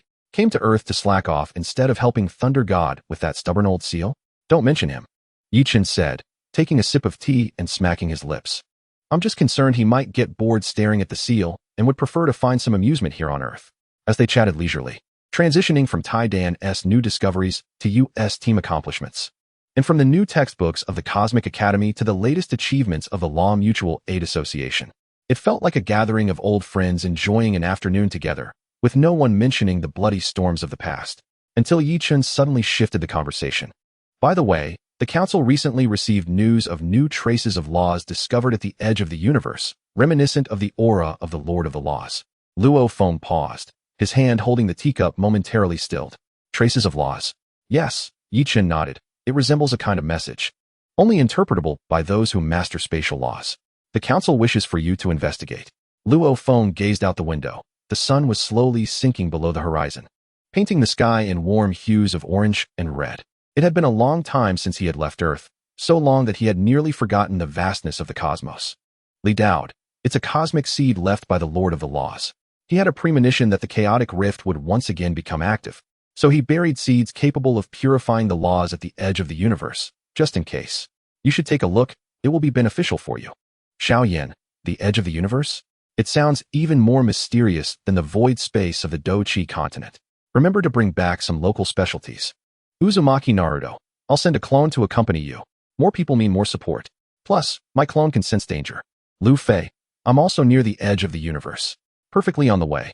We can roast meat on the spaceship. Reading the messages in the group chat. The long-dormant desire for exploration within Luo Feng suddenly ignited. I'm going. He set down his teacup, a glimmer of anticipation flickering in his eyes. It was indeed time for him to venture out. Su Xian did not try to dissuade him, merely smiling as she adjusted his collar. The earlier you go, the sooner you'll return. I'll save the tea house tea for you. Hong patted him on the shoulder. With us on Earth, you needn't worry. Thunder God handed him a bottle of his homemade liquor. Drink this on the way to refresh yourself. As he left the tea house, twilight had already descended. Luo Feng looked up, the night sky exceptionally clear, stars embedded like diamonds against the black velvet backdrop. He knew that the direction of one of those stars was the distant horizon he was about to embark upon. 3 days later, Luo Feng piloted a new battleship, departing from the solar system. As the ship traversed the chaotic rift, he deliberately slowed his speed. The seal remained stable, the three-colored halo slowly rotating in the starry sky. And the silhouette of the Thunder Punishment Lord flickered beside the halo, like an unyielding statue. Take care. Luo Feng greeted with a mental message before accelerating away. As he drew closer to the edge of the universe, the starry sky dimmed. Even the flow of laws became sluggish. The space here was extraordinarily stable, yet bore an ancient weariness, as if time had lost its significance. Following the coordinates provided by the council, Luo Feng found the traces of laws Yi Chun had mentioned at the center of a desolate nebula. It was a white stone, floating in the void, adorned with patterns similar to those on the ruler's token, emanating faint spatial fluctuations. When Luo Feng's fingertips grazed the stone, the patterns suddenly illuminated, and a gentle voice resonated in his mind. Little one, who has arrived here, you must have understood the significance of guardianship. The laws of the universe ebb and flow like tides. The threat of chaos has never truly vanished. Within this stone lies my lifelong comprehension of the laws. May it assist you in planting new hope on some future day. As the voice faded, the white stone transformed into a stream of light, merging into Luo Feng's being. Countless insights regarding the laws of the universe surged into his mind, purer than the chaotic star crystal and more expansive than the ruler's combat techniques. It was the path of law balance summarized by the Lord of the Laws over a lifetime. Luo Feng closed his eyes, allowing these insights to flow through him. He felt his understanding of spatial laws undergoing a qualitative transformation, transcending mere cutting or sealing, now infused with nurturing and balancing power. Akin to the soil of Earth, capable of nurturing life while embracing all. Li Daod, this is true inheritance. Not merely the transfer of power, but the continuation of ideals. Luo Feng opened his eyes, clarity shining within them. He finally grasped that what the Lord of the Laws left behind was not a contingency plan, but a belief. No matter how the universe transforms, as long as there are those who understand balance and guardianship, hope will never extinguish. On the journey back, he received a message from Su Xian. Tai Dan and the others have established a new research institute for laws in the 9th star domain and mentioned they would like to offer you the position of chief consultant. Luo Feng replied with a smile. Tell them, I can be a consultant, but the specific tasks must be carried out by themselves. The battleship sailed through the stars, heading toward that blue planet. Luo Feng knew that upon returning to Earth, he would once again sit in a tea house, savoring familiar tea while listening to the youth share fresh tales of the cosmos. Yet, in his heart, there resided a new anticipation. He looked forward to the breakthroughs in Tai Dan's research, the the exploration of further realms by Yu's team, and the children of the Cosmic Academy crafting stories even more splendid than their own. And he would watch all of this unfold, smiling upon the land that had witnessed it all, for he understood that the tales belonging to the universe would never conclude. And the chapter dedicated to that blue planet had just begun to unfurl its most dazzling page. Chapter 30. The Stars Bear Witness. Time as the monument. The mornings on Earth always exude a refreshing dampness. Standing atop the mountain in Jiangnan City, Luo Feng beheld the first rays of sunlight piercing through the clouds, casting their glow upon the scale-like expanse of the city. In the distance, the space station resembled a silver ring, quietly safeguarding this blue planet, while the faint tricolor halo emanating from the direction of the chaotic rift flickered in the starry sky. It was time to return. Su Xian's voice came from behind, as she carried a food container, stating, Tai Dan and the others are inaugurating their new research institute today. As the chief consultant, you cannot arrive late. Luo Feng turned with a smile, accepting the food container, which held freshly made buns, still radiating warmth. This was his favorite flavor, simple yet substantial. Aboard the battleship headed for the 9th star domain, it was filled with congratulatory visitors from various civilizations. Tai Dan, clad in a crisp new uniform, trembled with excitement. Teacher, do you see how the layout of the institute resembles a Sihiyuan from Earth? I specifically researched that this structure is most suitable for gathering energy. Luo Feng gazed at the holographic model of the institute, noting its resemblance to a Sihiyuan, albeit with energy shields replacing the courtyard walls and laboratories for laws in place of the traditional rooms. He could not help but chuckle. Very good. It embodies the roots of Earth while reflecting the forms of the universe. During the ribbon-cutting ceremony, Tai Dan, as the director, spoke not in grandiose rhetoric but shared a lesson he learned while studying on Earth. Laws are tools. Protection is the purpose. The applause from the audience was thunderous. Sitting in the guest area, Luo Feng watched the spirited Tai Dan on stage and the earnest young faces in the crowd, suddenly realizing that he had fulfilled his mission. Luo Feng, I have passed the throne of the Pirate King to someone else. I am now traveling the cosmos with my crew. Our next stop is Earth. Naruto, I have retired. Now I take the kids fishing every day. When you have time, let us play games together. Xiao Yan, I've entrusted matters of the Duki continent to my disciple. I plan to settle on Earth. I hear the tea houses there are quite suitable for retirement. Reading the messages in the group chat, Luo Feng smiled. It turned out he was not alone in stepping back. Perhaps this was the essence of heritage, an older generation retreating into the background, watching the younger generation shine on stage. Upon returning to Earth, Luo Feng formally resigned from his professorship at the Cosmic Academy, dedicating more time to his family and the tea house. He would accompany Su Xian to the market, haggling with alien vendors. He would play chess with Hong and Thor in the tea house, occasionally arguing passionately over a single move. He even learned to use spatial laws to water the flowers in the tea house, finding it particularly amusing to see plants from various planets bloom on the same soil. Occasionally, Yichen would bring the Lord of the Thunder Punishment Realm to visit. The Lord remained cold and aloof, yet would subtly smile upon tasting the tea brewed by Luo Feng. Yichen would share peculiar tales from across the universe with them. Have you heard? Yu and his team have discovered a new habitable star system beyond the realm and plan to establish a peace city, inviting all civilizations to settle there. Tai Dan's new theory has been adopted by the council, and now the efficiency of repairing spatial rifts has increased tenfold. That rascal Gulu has even combined the laws of lightning with cooking, inventing lightning barbecue, which reportedly won a gold medal at the Cosmic Food Festival. Listening to such news, Luo Feng felt that the universe resembled a tree continually growing, and they were merely leaves upon it. Having fulfilled their missions, they should serve as nourishment for new vitality. Another spring festival arrived.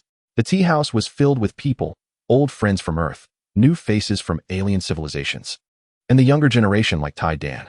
Luo Feng sat at the head of the table, watching everyone raise their glasses in celebration. Glancing at the fireworks bursting in the night sky, he suddenly recalled the scene from many years ago when he first left Earth. Back then, he believed the universe was a jungle where the strong preyed upon the weak, thinking only strength could protect everything. But now he understood that true protection is not about conquest, but about inclusion. It is not about possession, but about sharing. Just like this blue planet, which has never sought to dominate the universe, but has earned the respect of the entire cosmos through its warmth and resilience. Li Daoud, this is enough. These simple 3 words encapsulated everything. Luo Feng raised his glass, addressing the gathered guests, the starry sky outside, and those comrades who transcended time and space, softly proclaiming, to Earth, to the universe, and to all those who protect and pass on. The sound of clinking glasses mingled with the roar of fireworks, echoing in the night sky of Jiangnan City and resonating in the vast depths of the universe. The story of Luo Feng may find its conclusion here. Yet the legend belonging to Earth and the hope for the universe have only just begun. The stars bear witness, and time serves as the monument. As long as that blue planet continues to spin, and as long as there are those who remember the weight of the word protection, this story shall never end. Chapter 31. Night conversations in the tea house and future promises. The night enveloped Jiangnan City like a deep blue velvet, gently covering it. The guests in the tea house gradually departed, leaving only Luo Feng, Hong, Thor, and Yi Chun, with steaming teacups before them.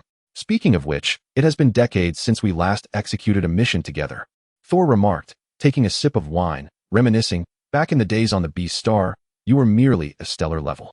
And now you have become a universally recognized mentor of laws. Hong shook his head with a smile. He, on the other hand, has grown increasingly lazy. He spends more time in the tea house and the research institute than in the fray, unlike back in the day when he fought before the rift. Luo Feng set down his cup, gazing at the starry sky outside. It's not laziness. It's simply that I find this quite fulfilling.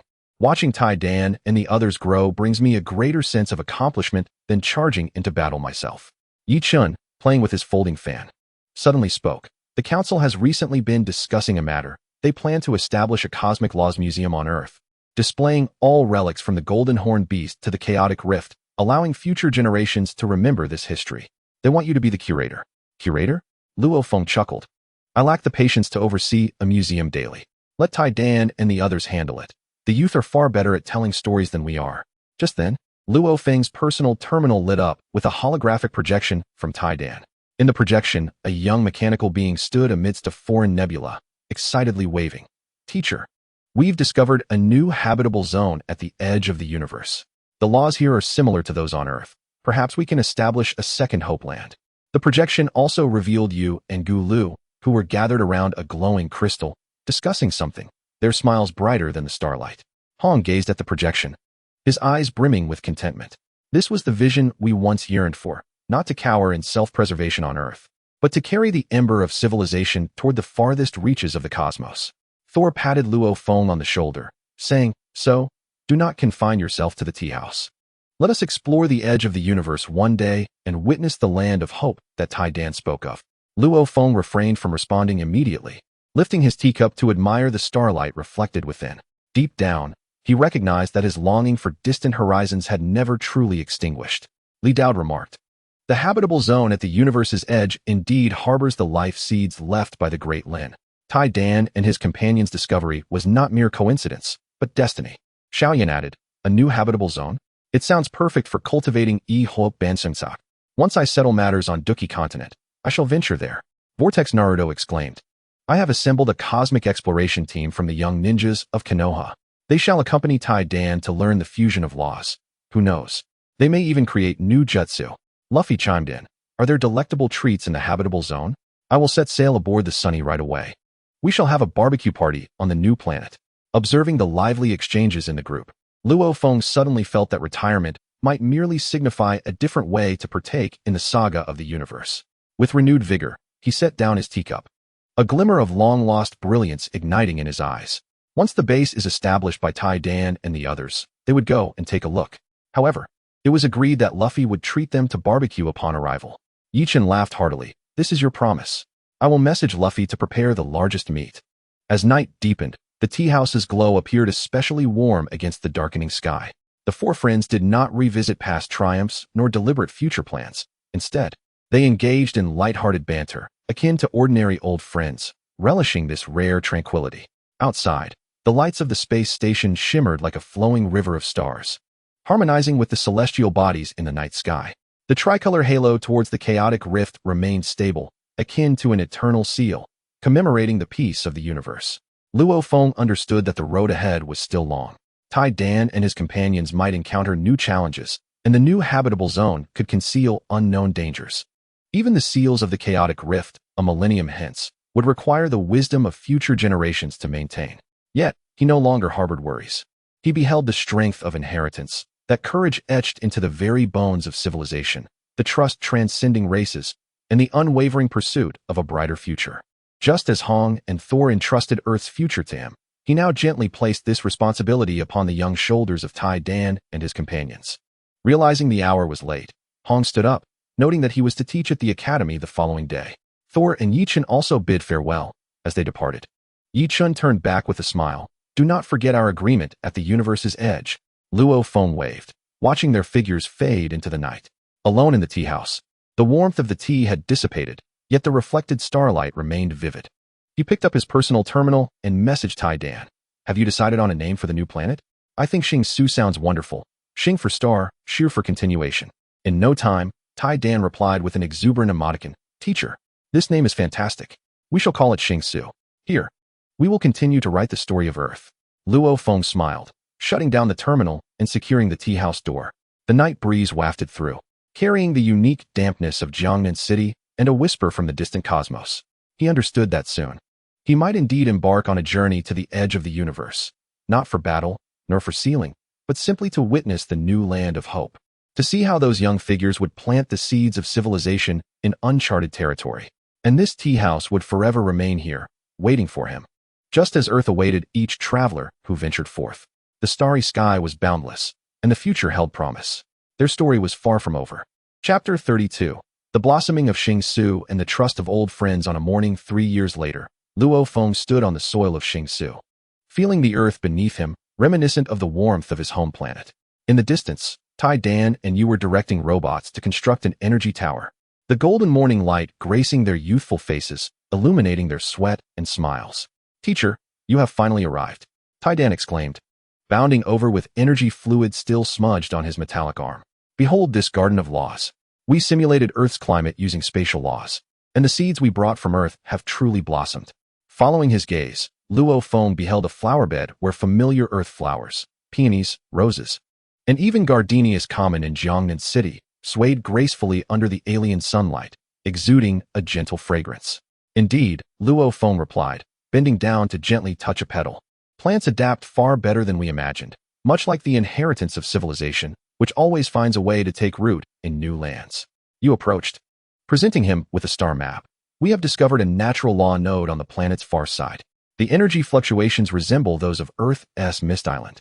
Following your teachings, we have established an observation station. Perhaps we will uncover new spatial pathways." Luo Feng studied the flickering red dots on the star map, nostalgia washing over him. Mist Island, the place where he first encountered the laws of the universe, now mirrored in this distant realm of Xing Su. Li Dao remarked, "The law node on Xing Su was a spatial anchor laid down by the Great Lin, capable of connecting 3 different star domains. Utilize it wisely, and this place will become a more significant hub than Earth." Luffy exclaimed, "Wow, the barbecue on the new planet is truly exceptional. The meat has the taste of stars. Come over and try it." Vortex Naruto announced, "The ninja team I brought has already begun training. They wish to establish a Xing Su Konoha village here." Xiaoyan added, "The Yihuoban Shengcao I planted near the law node has sprouted. The energy concentration here is far greater than that of Duki continent." Watching the lively messages in the group, Luo Feng chuckled and shook his head. These individuals could find joy anywhere they went. As evening fell, the inaugural city of Xing Su, Chuyuan City, held its grand opening ceremony. In the square, representatives from over 20 civilizations gathered, exchanging blessings in their respective languages, while children frolicked around the energy tower, their laughter ringing like wind chimes. Luo Feng stood on the observation deck, taking in the scene, when Su Xian approached him, handing him an ancient envelope. "While sorting through old items brought from Earth today, I found this. It was left by Senior Li Dao, who said to give it to you once the Xing Su planet was completed."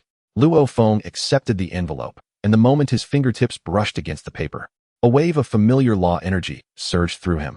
Opening the envelope revealed only a note inscribed with Li Dao's robust handwriting. "The universe is never an island. The essence of civilization lies in connection. What you sow in Xing Su is not merely seeds, but the potential for coexistence of different laws. When the gardenias of this place drift toward the distant cosmos, we shall meet again." Luo Feng tightened his grip on the note, gazing up at the night sky of Xing Su.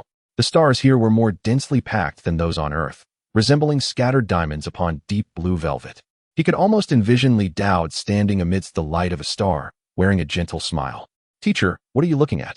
Tai Dan's voice broke through, as he approached with a freshly picked gardenia. "This flower smells wonderful.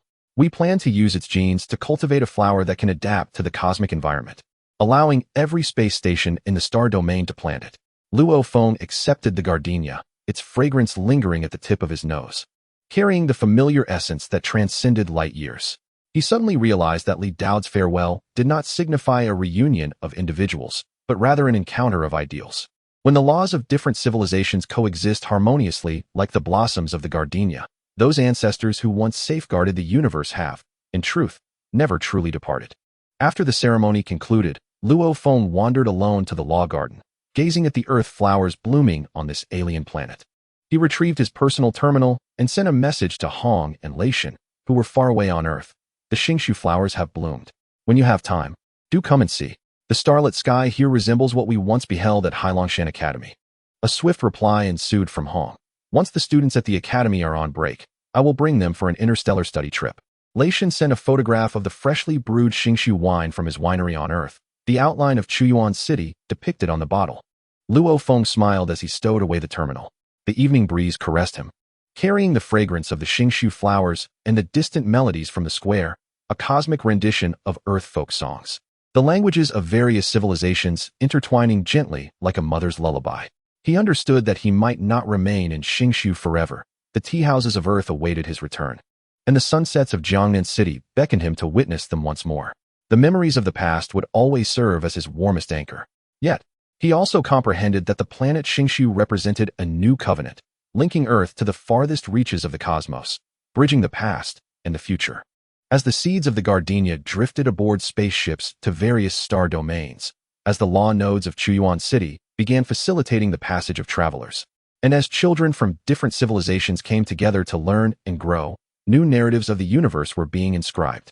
He would carry the fragrance of this gardenia with him, continuing to be the listener and witness. As Li Dao said, when connection becomes the norm and coexistence becomes instinctual, they shall surely meet again amidst the starlight. The blooming of the Xingshu flower heralds the arrival of the future. Chapter 33. The winds of law sweep across the starry sea. The mornings on Xingshu planet are always awakened by the chimes of Chuyuan City. Luo Feng sat in a tea house reminiscent of the Jiangnan tea house, painstakingly recreated by Tai Dan, complete with identical wind chimes. Outside the window, children from various civilizations gathered around the tree of law, learning from it. This remarkable tree, nurtured through the interweaving of the laws of space, swordsmanship, and lightning, radiated a gentle glow among its branches, aiding novices in perceiving the fluctuations of the laws more swiftly. Teacher, this is the latest cross-domain law communicator. Taidan presented a compact metallic device. Optimized using the spatial laws you taught, it allows for real-time communication even at the edge of the universe, with a delay of no more than 0.1 seconds. Luo Feng accepted the communicator, his fingertips gliding over its smooth surface, feeling the flow of spatial laws within. This was Tiedan's innovation, merging mechanical civilization technology, more stable and energy efficient than traditional communicators. Excellent, Luo Feng nodded with a smile. Has it been promoted in the council? Indeed. Taidan exclaimed excitedly. Now even the most remote colonies can utilize it. Just yesterday, we received a thank you message from the dark matter sector, stating they can finally communicate with their families in real time. Luo Feng gazed at the tree of law outside. Sunlight filtered through the gaps in the leaves, casting dappled shadows on the ground. He was suddenly reminded of many years ago when he first encountered the universal language of the cosmos in the library of Hailongshan Academy, filled with curiosity and trepidation. Back then, he could not have envisioned that one day the technology he helped create would enable people from all corners of the universe to connect freely. Li Dao, the communicator is just the beginning. When the laws of different civilizations can seamlessly integrate through technology, the barriers brought forth by chaotic rifts will gradually dissipate. Xiaoyan, I tested the transmission of VL using your communicator. Though still unstable, it might help people refine laws remotely in the future. Xuanhua Mingren, the children of Konoha and Xingshu have already begun video teaching. They are fusing ninjutsu with the laws and causing mischief. I've caught them several times. Luffy, can the communicator order takeout? I want to have some barbecue delivered to the Sunny. Reading the messages in the group chat, Luo Feng couldn't help but chuckle. These companions, transcending time and space, always manage to convey the essence of connection in the most straightforward manner. In the afternoon, the law exchange in Chuyuan City bustled with activity.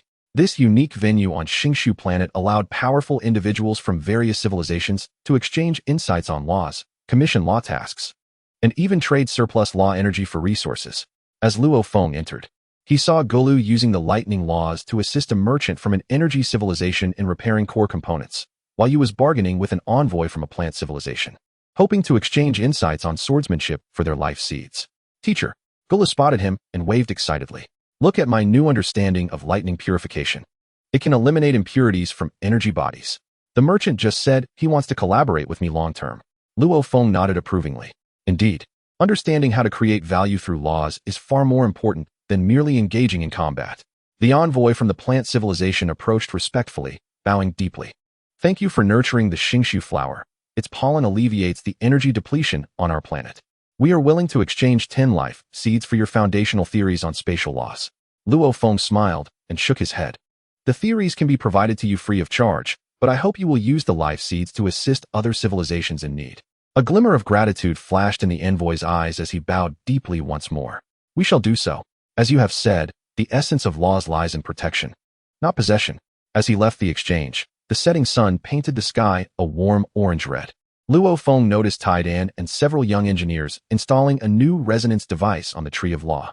This is designed based on your theory of spatial balance, Taidan explained. It will allow the energies of different laws to circulate within the tree, ensuring its growth even without the maintenance of powerful individuals. Luo Feng reached out to touch the device. Feeling the gentle energy flowing within, a sense of contentment washing over him.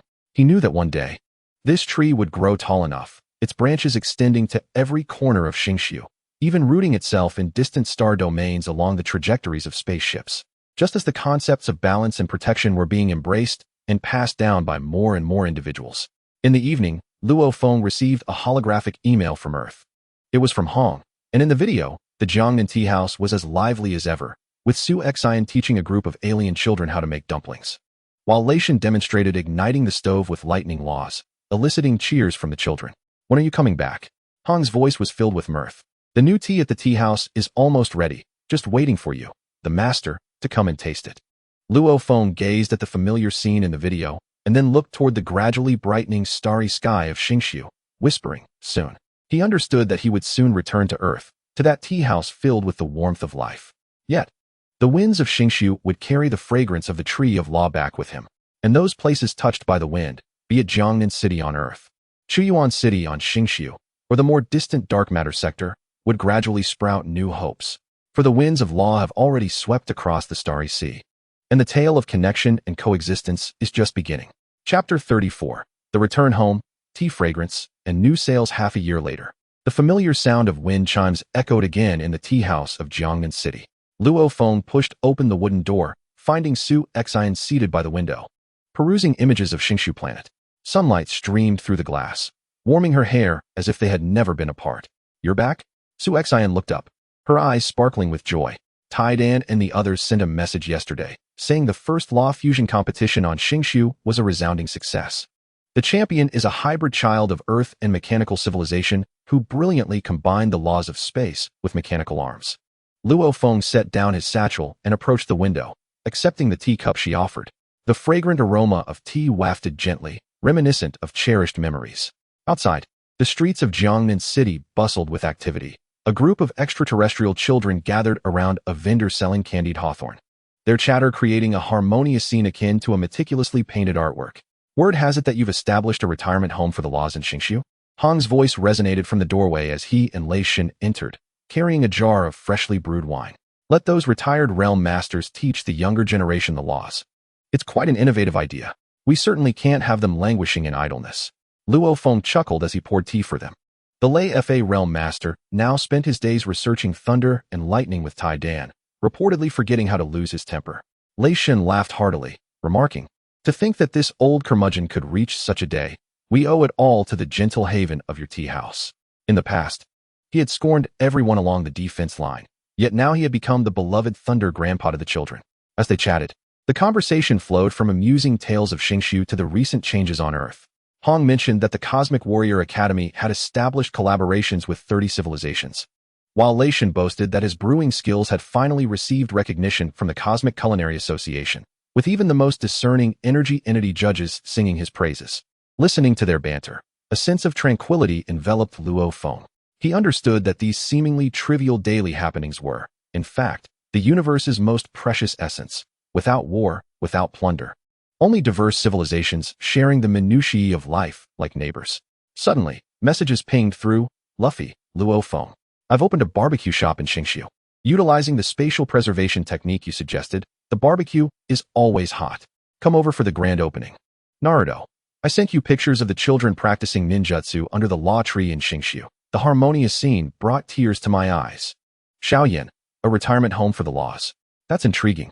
I'm planning to establish one on the Duki continent, so that those Dozun and Doshang can also impart their wisdom to the youth in alchemy. Luo Feng replied, I won't be attending the barbecue shop's opening, but I can send you some earth spices. As evening descended, the tea house began to fill with guests. There were familiar old neighbors coming for tea, extraterrestrial students seeking guidance on the laws, and young envoys who had traveled from Xingshu, holding freshly cultivated Xingshu flowers, claiming they were meant for those who connect the universe. Gazing at the flower blooming under the soft light, Luo Feng was reminded of the words on Li Dao's note.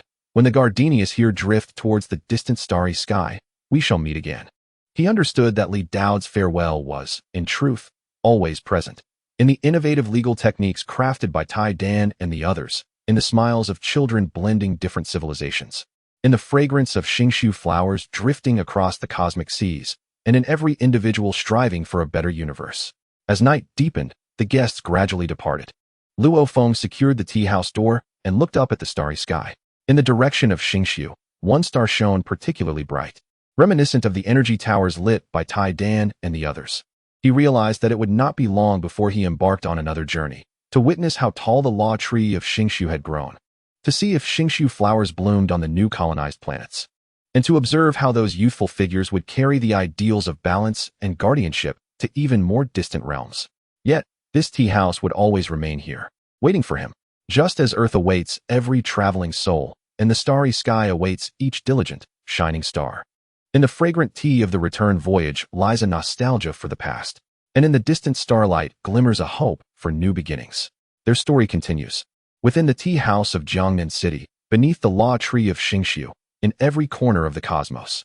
As long as there are those willing to convey warmth, as long as there are those who remember the significance of connection, this tale shall never come to an end. Chapter 35. The celebration of the cosmic sea and the promise of legacy. The triennial Cosmic Civilization Festival commenced on the planet Xingshu. In the square of Chuyuan City, representatives from over 100 civilizations gathered in unison. Earth's Dragon Dance Troupe performed alongside the mechanical civilization's Light and Shadow Dance Ensemble, while envoys from the plant civilization wove a law bridge spanning over 100 meters, adorned with the emblematic symbols of various civilizations. Earth's blue planet, the Io of the Duki continent, and the whirlpool emblem of Konoha. Luo Feng stood on the observation platform, flanked by the Tianmu Realm Master and the Lei Fa Realm Master. Observing the diverse life forms dancing below, the Lei Fa Realm Master, for once, restrained his electric aura, his tone laced with nostalgia. Back then, on the defense line, who would have dared to dream of such a day? The Tianmu Realm Master nodded with a smile. This is what Lord Lin and you have always protected, not to allow a single civilization to dominate the universe, but to let all civilizations thrive under the starry sky, showcasing their unique colors. Luo Feng's gaze fell upon the law tree in the center of the square. The law tree had grown towering and majestic, its branches and leaves not only embodying the laws of space, swordsmanship, and lightning, but also integrating energies from different worlds, such as Duki and Chakra, refracting a spectrum of colors in the sunlight. Beneath the tree, Tai Dan led a group of children in playful law games, transmitting energy balls through the simplest spatial fluctuations, their laughter ringing like silver bells throughout the square. Li Dao, the significance of the Civilization Festival lies not in celebration, but in remembrance. It reminds every civilization that peace must be collectively safeguarded, just as the law tree requires nurturing from diverse energies. Shaoyan, I taught the celebration mode of Yao to the children of Xingshu. Look at the flame patterns on that tree. Don't they resemble the emblem of the Alchemy Association on the Duki continent? Naruto, the children of Konoha performed the 1,000-man Rasen Shuriken with shadow clones. Though merely for show, the cheers nearly shook the energy tower to its foundation.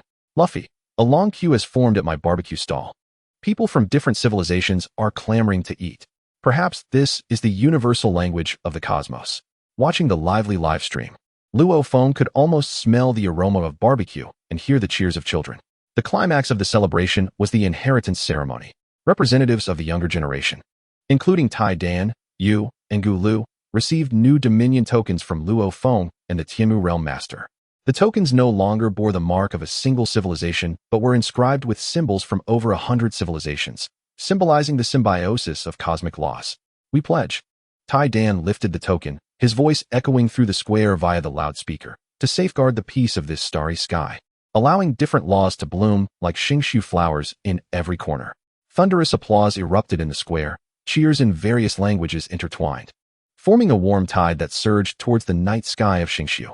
Standing on the observation platform, Luo Feng gazed at the young and resolute faces, suddenly feeling a sense of reassurance. After the celebration concluded, he wandered alone to the base of the law tree, observing the unfamiliar energies that had merged into it. As his fingertips brushed against the trunk, he sensed the presence of Li Daoud, the will of Lord Lin, and the hopes of all those who had toiled to protect the universe. We did it, he whispered, as if reporting to his predecessors and confirming it to himself. On the eve of his return to Earth, Tai Dan knocked on his door, holding a thick tome titled The Grand Compendium of Law Symbiosis. Teacher, this is our compiled research though, Tai Dan said, somewhat bashfully scratching his head. It contains the characteristics and fusion methods of different civilizations' laws. Could you help us write a preface? Luo Feng took the tome, opened the cover, and read the inscription. The universe is not an arena, it is a garden. He smiled and pinned on the title page. Each law is a flower. Some thrive in sunlight, some endure shade, some require the nourishment of thunder and lightning, while others depend on the embrace of space to bloom. A true gardener never demands that all flowers bloom simultaneously. He simply wishes for them to flourish in their own unique beauty beneath the vast expanse of the starry sky, where beauty intertwines harmoniously. Setting down his pen, he gazes out at the starry heavens. The stars of Xingshu continue to shine brightly, and in the direction of Earth, a single star twinkles gently. He understands that his journey is far from over. Perhaps tomorrow he will visit Duki Dalu to see Xiao Yan's alchemical retirement home. Or next month, he may journey to my village to explore Naruto's Cosmic Ninjutsu Academy. Someday, he might even join Luffy for a barbecue party on a newly discovered planet, transcending the boundaries of civilization. Yet, no matter where he ventures, he will always remember that in the tea house of Jiangnan City, a cup of warm tea awaits him.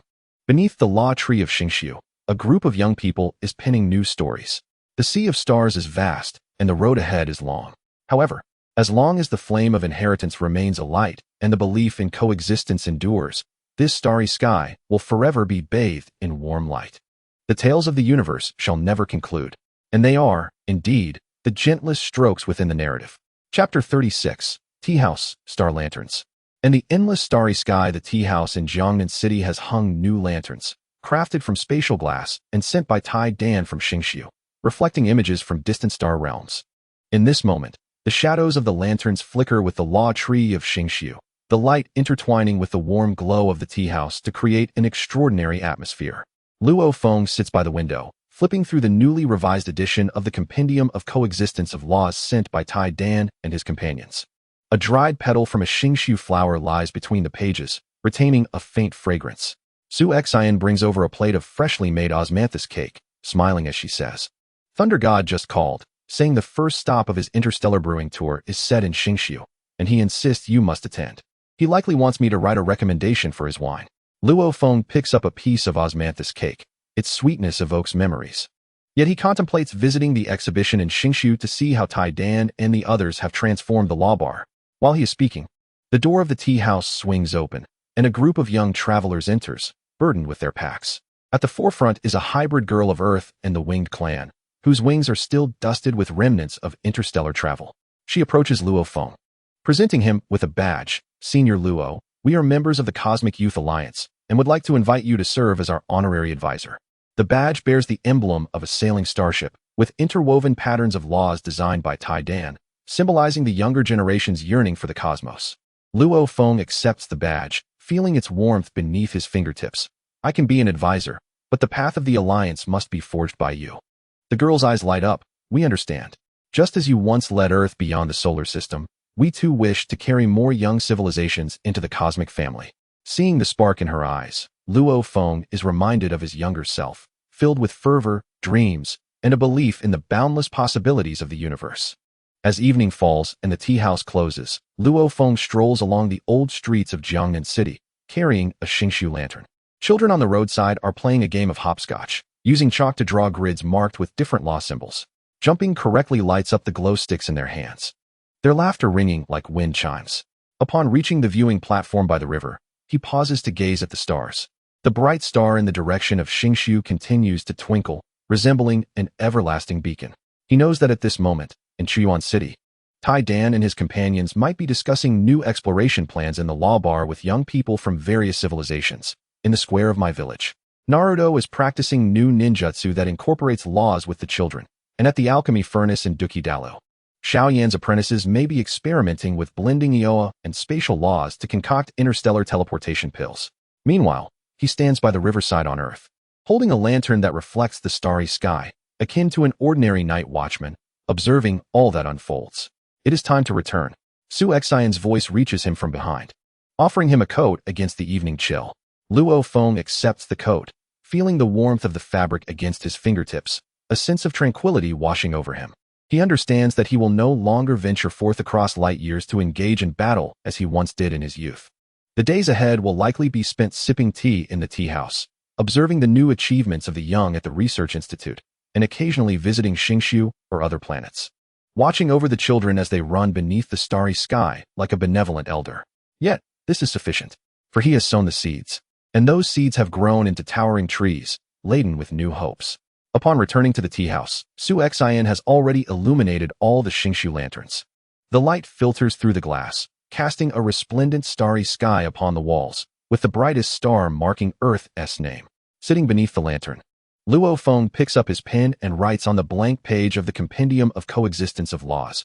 The end of the universe is not a distant place, but the manner in which each civilization can bloom peacefully beneath the starry sky.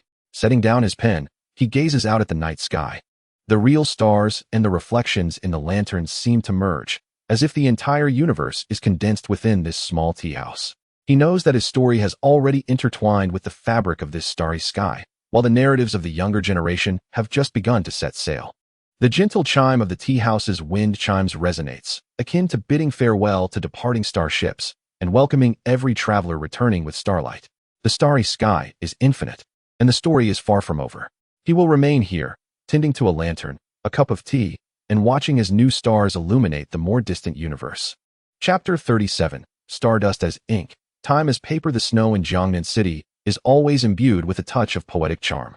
Luo Feng pushes open the door of the tea house, revealing a thin layer of snow blanketing the stone path outside, where several extraterrestrial children are joyfully scooping up snow with their tiny hands, excitedly exclaiming, "Is this the stars of Earth?" He chuckles and shakes his head, turning to hang the open sign on the door. The crackling of the charcoal fire in the stove fills the room with warmth. "Senior Luo, the Xingshu yearbook you requested has arrived." The postman, a young man from the mechanical civilization, carries a silver package on his metallic arm, mentioning that Mr. Taidan specifically instructed him that it contains a New Year's gift for Luo Feng. Luo Feng accepts the package, and as his fingertips brush against its surface, it automatically unfolds, revealing the yearbook and a compact star map projector. The cover of the yearbook features a snowy scene of Chuyuan City, with the law tree adorned in frost, and beneath it, Tai Dan, Yu, and Gulu are seen building a snowman formed by the spatial law. The snowman's face adorned with an endearing smile. This rascal still knows how to stir things up. Luo Feng opens the yearbook, and the first page contains a preface written by Tai Dan. Each year in the universe should be as pure and filled with hope as the snow of Xingshu. The projector activates, casting a gentle light upon the wall, forming a dynamic star map. Countless points of light traverse along various trajectories, each labeled with names, the members of the Cosmic Youth Alliance, engaged in ongoing interstellar-friendly visits. A luminous point was moving towards Earth, accompanied by the words Luffy's barbecue spaceship. Luffy exclaimed, "Rofeng, I am nearly at Earth. I brought the Lei Dian barbecue grill from Xingshu, promising to infuse the meat with the flavor of the stars." Meanwhile, Xuanhua Mingren stated, "I had the children of Konoha craft Xingshu snow rabbit dolls as New Year gifts for the children on Earth. They have already set off alongside Luffy's spaceship." Xiaoyan added, "Here's a New Year blessing from the Do Emperor. I inscribed Happy New Year, Earth in the starry sky using Ioa. Did you see it?" Rofeng gazed out the window. Even in daylight, he could almost perceive a line of fiery blessings flowing gently in the distant cosmos. In the afternoon, a special guest arrived at the tea house. the grandson of the HR Alliance researcher whom Rofeng had rescued from the jaws of the Golden Horn Beast. Now, he was the director of the Cosmic Historical Research Institute, holding an ancient box in his hands. Senior Rofeng, this is the Earth Guardian archive we have compiled, the young man said, opening the box to reveal a stack of yellowed documents and holographic chips. From your awakening of mental powers in Jiangnanxi to the sealing of the Chaos Rift, all the materials are here. We would like to ask you to inscribe a few words as the preface to the archive. As Rofeng picked up the pen and viewed the documents chronicling the sweat and sacrifices, memories flooded back of the warriors who perished defending Earth, the scientists who turned gray from relentless research, and the messengers who traversed perilous star domains to convey critical messages. On the title page of the archive, he wrote, "Legends are not defined by a singular name, but by the courage of countless ordinary individuals who choose to stand firm in critical moments." The young man solemnly accepted the archive, bowing deeply. "Thank you, Senior. We will ensure that this courage resonates throughout the cosmos." As evening descended and the snow ceased, the golden rays of the setting sun filtered through the clouds. Rofeng stood at the tea house entrance, watching children frolic in the snow. Alien children drew stars in the snow using the principles of lightning, while Earth children sketched the outlines of spaceships with twigs. The scene was as harmonious as a silent poem. Sushin approached him, offering a cup of hot wine. The God of Thunder's brewing exhibition was a great success in Xingqiu. He intends to open a branch on Earth, right next to the tea house. Rofeng accepted the cup, the liquid warming his throat with a familiar comfort.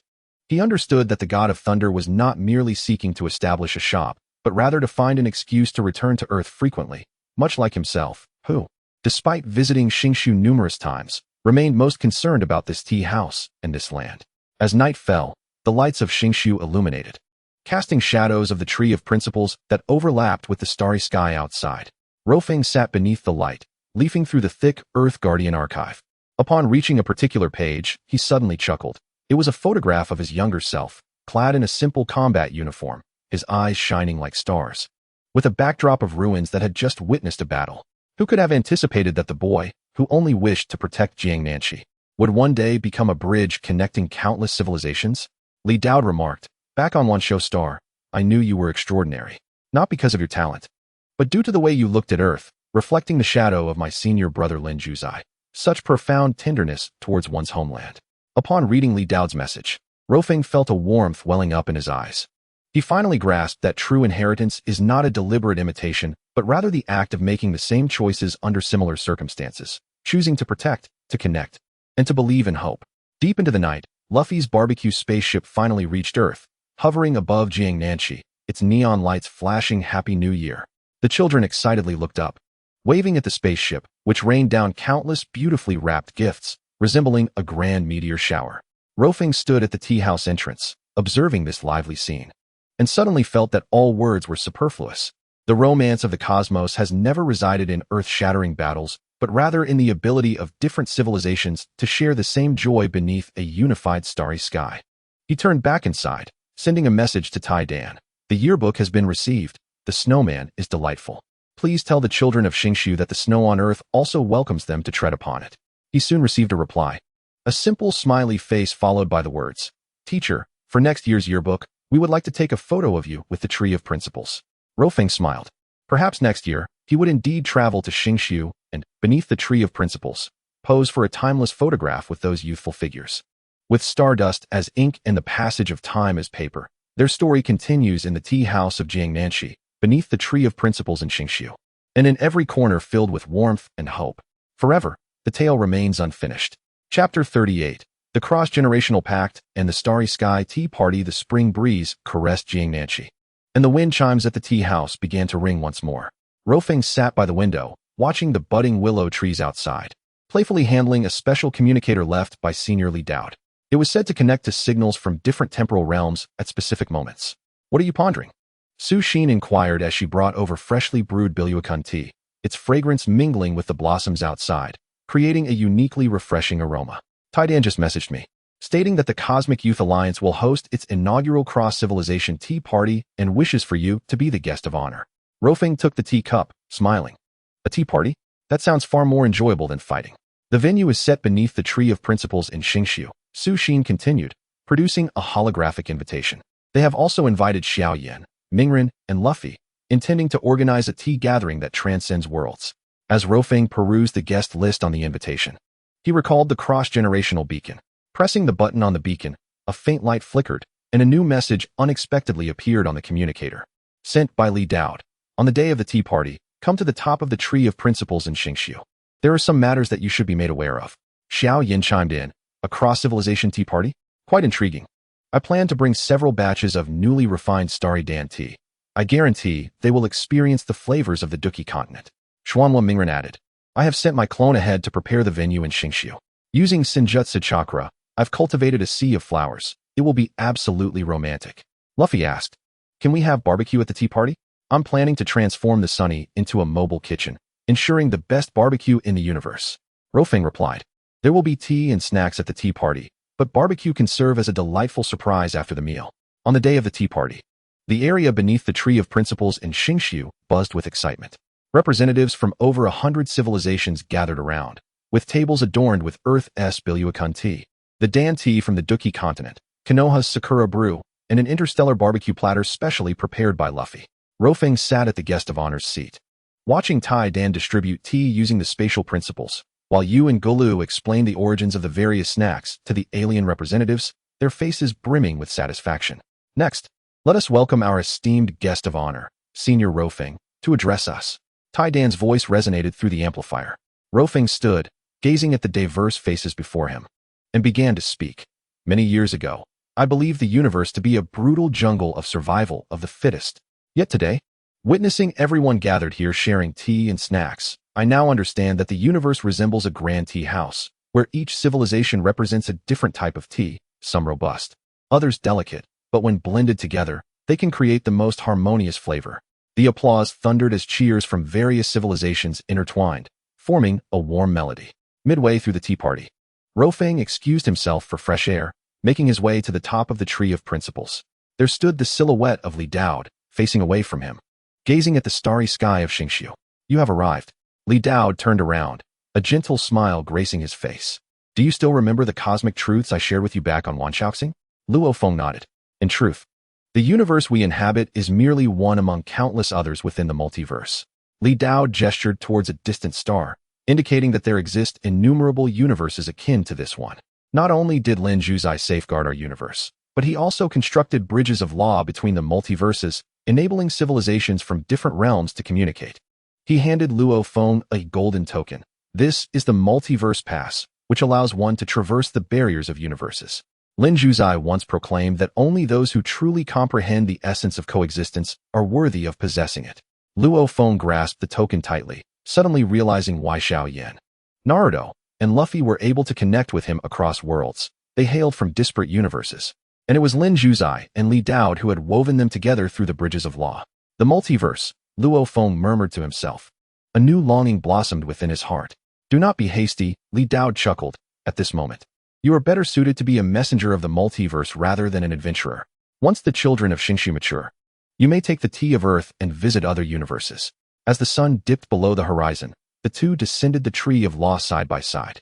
Below, the tea gathering remained lively, with Xiao Yin demonstrating the art of brewing tea with Naruto performing shadow clone tea ceremonies, and a long queue forming before Luffy's barbecue platter.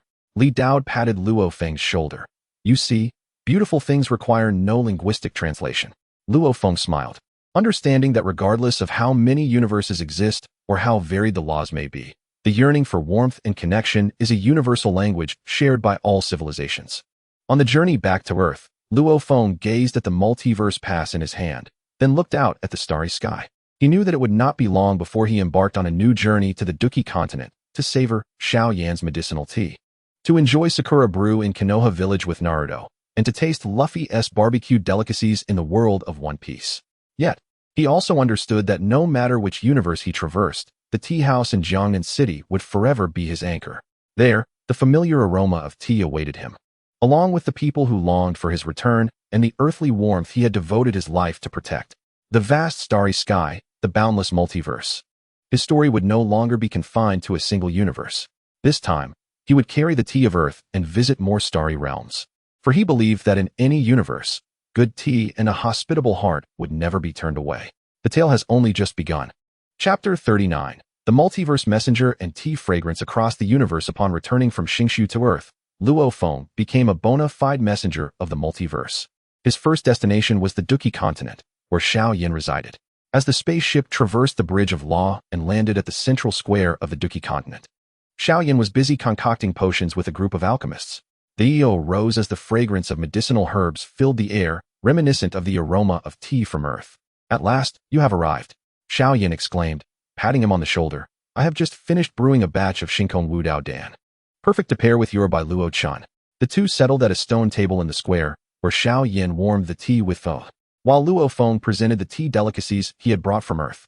In the distance, the alchemists curiously gathered around, whispering about the spatial law fluctuations emanating from this guest of another universe. The multiverse is even more wondrous than imagined. Luo Feng took a sip of tea, observing the unique flying beasts of the Duki continent soaring through the skies.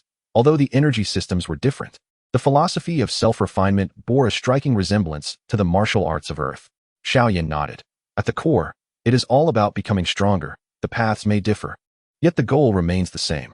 Just like brewing tea, you use boiling water and I use yao, but the purpose is to elicit the tea's fragrance.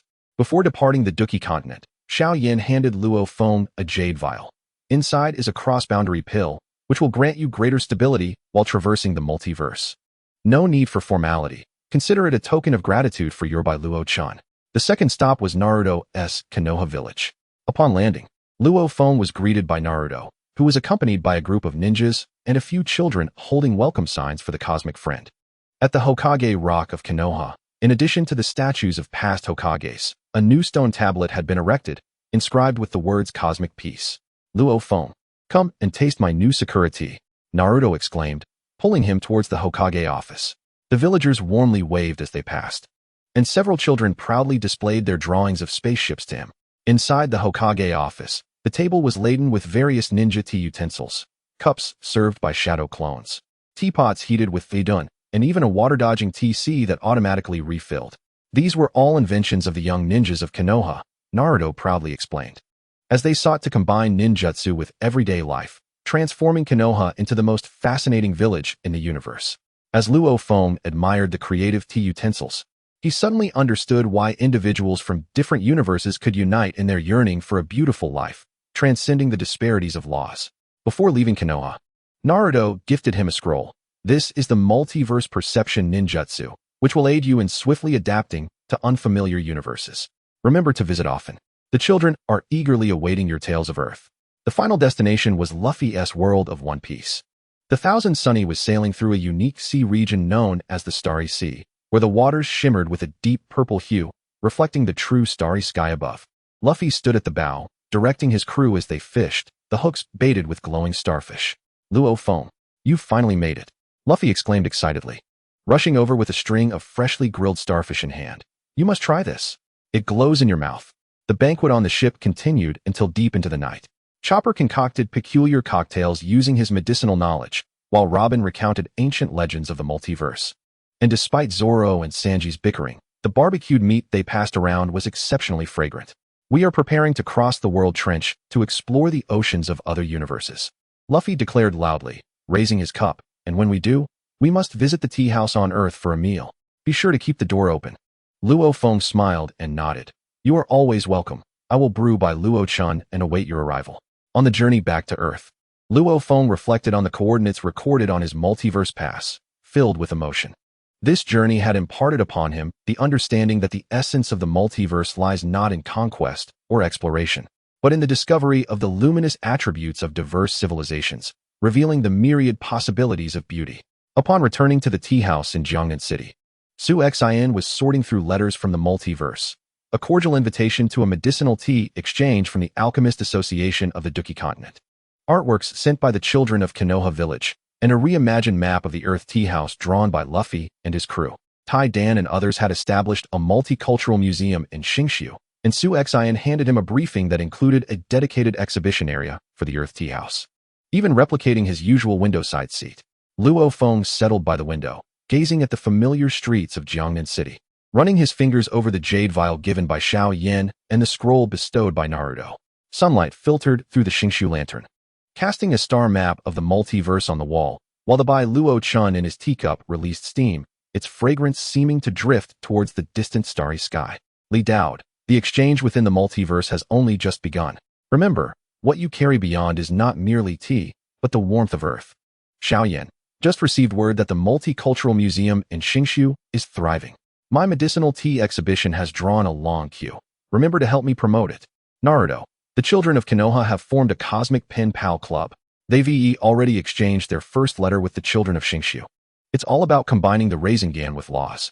Luffy, we are nearing the world trench. Once we cross it, we should be able to see the direction of Earth. And the barbecue is ready, just waiting to be devoured. Luo Feng replied with a smile. The doors of the tea house will always be open, and the tea will forever be warm. He is aware that his journey as a messenger will persist. Perhaps tomorrow he will venture into a technological universe to explore their mechanical tea art, or maybe next month he will visit a magical realm to savor enchanted milk tea. It is even conceivable that one day he could join Luffy and his companions in a tea house on Earth, sharing barbecued delicacies that traverse the multiverse. Regardless of where he travels, he will always remember his origins. He recalls the snow in Jiangnan City, the blossoms of Xingshu, the tea gatherings beneath the Tree of Laws, and the figures in every universe who strive for beauty. The fragrance of tea permeates the cosmos, uniting the multiverse in this moment. His narrative, intertwined with that of the multiverse, has only just begun to unfold its most captivating chapters. Chapter 40. The anchor point of the tea house and the poetry of the multiverse. The plum rain season in Jiangnan City is imbued with a lingering poetic essence. Beneath the eaves of the tea house, long curtains of rain hang, with droplets tapping against the glass surface of the Xingshu lantern, producing a crisp sound. The multiverse star map within the lantern appears to be drenched, shimmering with a hazy glow. Luo Feng sits by the window, perusing a thick tome entitled The Tea Canon of Multiversal Civilizations. This work, collaboratively authored by Taidan, Xiaoyan, Naruto, Luffy, and others, chronicles the tea cultures across various universes, the exotic fire-steeped tea of Duki Continent, the ninja tea ceremonies of Konoha Village, the ocean-infused brews of the pirate world, and even the mechanical civilization's gear-grounding tea method. Each page exudes the ingenuity of cross-cultural fusion. Reading the tea canon again, Su Xian brings a bowl of freshly brewed ginger tea. I just received a message from Luffy. Their Sunny is stuck in the chaotic currents of the world trench. However, Chopper has devised a spatial lifeboat using your theory of spatial laws. They should be free by tomorrow. Luo Feng accepts the ginger tea, warmth spreading from his fingertips to his heart. This kid always finds a way out of dire straits. Just then, the door of the tea house swings open, and a figure cloaked in a raincoat enters, the messenger of the Cosmic Youth Alliance. Shaking off the rain, he presents a glowing crystal. Senior Luo, this is the star language stone that Taidan and the others brought back from an unknown universe. It is said to record the sounds of different universes. Luo Feng channels his mental energy into the star language stone, and various sounds immediately resonate within it. The humming of alchemical furnaces from Duki Continent, the laughter of children from Konoha Village, the sea shanties of the Sunny, and countless whispers from unfamiliar universes. Ultimately coalescing into a clear message. We are searching for anchor points like you. Li Dowd, the star language stone records the resonance of the multiverse. Each civilization seeks an anchor point where they can find solace, and you and Earth have become the choice for many civilizations. Xiaoyan, I heard Taidan and the others discovered a law tea tree that produces tea in the unknown universe. Once I finish with matters in Zhongzhou, I'll go take a look. Perhaps I can refine a multiversal enlightenment pill. Naruto, the Konoha Universe Pen Pal Club has expanded to over 100 universes. The kids want to hold a cross-universe art exhibition, themed our anchor points. Luo Feng gazes at the flickering lights within the star language stone and suddenly comprehends that an anchor point is never a fixed location. Rather, it consists of moments that evoke a sense of belonging, perhaps a cup of hot tea, a warm greeting, or the comfort that arises when one sees a familiar figure. As evening descends, the rain ceases, and the setting sun breaks through the clouds, casting a golden hue over Jiangnan City. Luo Feng carries a Xingshu lantern and strolls along the riverbank. On the water's surface, several sightseeing boats from Xingshu glide by, with tourists capturing the post-rainbow beauty with their cameras. An alien child points towards the tea house, exclaiming in youthful universal language, "Look, that is Senior Luo Feng's tea house. The book says it is the warmest anchor point in the universe." Luo Feng smiles and turns to walk back. He knows that no matter how vast the multiverse may be, and regardless of how many unfamiliar places he might visit in the future, this tea house will always be here waiting for him, just as Earth eternally awaits every wanderer, and the starry sky endlessly anticipates the return of every celestial body. Upon returning to the tea house, Tiedan's holographic projection appears, set against the backdrop of the law tea tree's trunk entwined with patterns of spatial laws. The leaves shimmer with the light of Dukkhi and Chakra, slowly shedding dew imbued with the fragrance of tea. Teacher, this tree will bear multiversal tea fruits. Tiedan exclaims excitedly, pointing at the fruits on the tree. We plan to use them to create cross-universe tea bags, allowing every tea house in the multiverse to brew the taste of Xingqiu. Luo Feng gazes at the marvelous tea tree, as if envisioning the future of the multiverse, not as a clash of laws, but as a symbiosis of energies. Not as a divide between civilizations, but as a fusion of cultures. Just like that tree, which absorbs the energies of different universes, yet bears fruits that radiate warmth. Turning off the projection, Luo Feng sends a message to each of his friends. Next year's cross-civilization tea gathering will be held at the tea house on Earth. I will brew new tea. You bring stories. Soon, a chorus of jubilant emojis fills his screen. As night deepens, the lights of the tea house remain aglow. Luo Feng sits by the window, watching the gentle flow of light within the star-language stone. As the pages of the tea canon of multiversal civilizations turn to a new chapter, he takes up his pen and writes in the blank space. The so-called universe is but a larger tea house. People come and go, some leave stories behind, while others take their concerns away. Our task is to prepare tea and warmly say, welcome home. Outside the window, the starry sky shines exceptionally bright. In the direction of Xingqiu, the point of light representing Tiedan and his companions moves toward Earth. Luo Feng knows that tomorrow, the tea house will welcome new guests and new stories. And he, as he has done countless times before, will brew hot tea, waiting for them to push the door open, smiling as he says, today's tea is especially fragrant. The poetry of the multiverse continues to be written, and the anchor point remains steadfast here. Chapter 41. The Earth Tea Gathering and the Multiversal Pact Spring on Earth always carries the most vibrant essence. Outside the tea house in Jiangnan City, Tiedan and the children of the Alliance are busy setting up a floral arch at the entrance using spatial laws, entwining Earth's wisteria with the Xingqiu flowers. Naruto, accompanied by Konoha's ninjas, uses sage chakra to bloom a grassy area, adorned with glowing cherry blossoms. Xiaoyan has set up an alchemical furnace in the tea house's backyard, concocting multiversal tea elixirs, the sense of alchemy and tea intertwining, drawing the attention of passing extraterrestrial tourists. Are Luffy and the others almost here? Luo Feng stands at the door, gazing at the distant sky. According to their agreement, for today's cross-civilization tea gathering, Luffy is to bring specialties from the starry seas of the pirate world. The Sunny has entered the solar system. Su Xian exclaims with a smile, holding a detector. Chopper just sent a message saying they have a surprise for the tea house, a starry wind chime made from marine shells. No sooner had she spoken than a familiar red spaceship burst through the clouds, landing steadily above the tea house. It is the Sunny. Luffy is the first to jump down, cradling a gigantic shell. The patterns on the shell shimmer with starlight in the sunlight. Luo Feng, look at this. Luffy exclaims excitedly, shaking the shell. The sound of crashing waves and twinkling starlight emanates from within. Isn't it beautiful? Hanging at the tea house entrance. It's like we can always hear the voice of the universe. Soon, all of their friends have gathered. Xiaoyan brings freshly made multiversal tea elixirs, which, when sprinkled into tea, impart flavors from different universes. Naruto presents a multiversal map drawn by the children of Konoha, featuring clumsy strokes connecting the coordinates of various universes. Tiedan pushes a massive tea cart filled with tea sets from over 100 civilizations. The tea gathering commences on the grassy lawn of the tea house. There are no elaborate rituals, no lengthy speeches. Everyone gathers together, sipping tea, chatting, and sharing the latest happenings from their respective universes. Luffy animatedly recounted the thrilling adventure of traversing the world's ocean trench, claiming that the fish there spoke the universal language of the cosmos. Xiaoyan discussed the recent transformations in Dukkhi continent, where alchemists began utilizing Ihua, to refine the laws of other universes. Meanwhile, Naruto showcased the collaborative ninjutsu developed by the children of Konoha and Xingqiu, capable of conjuring spatial water spheres through water style.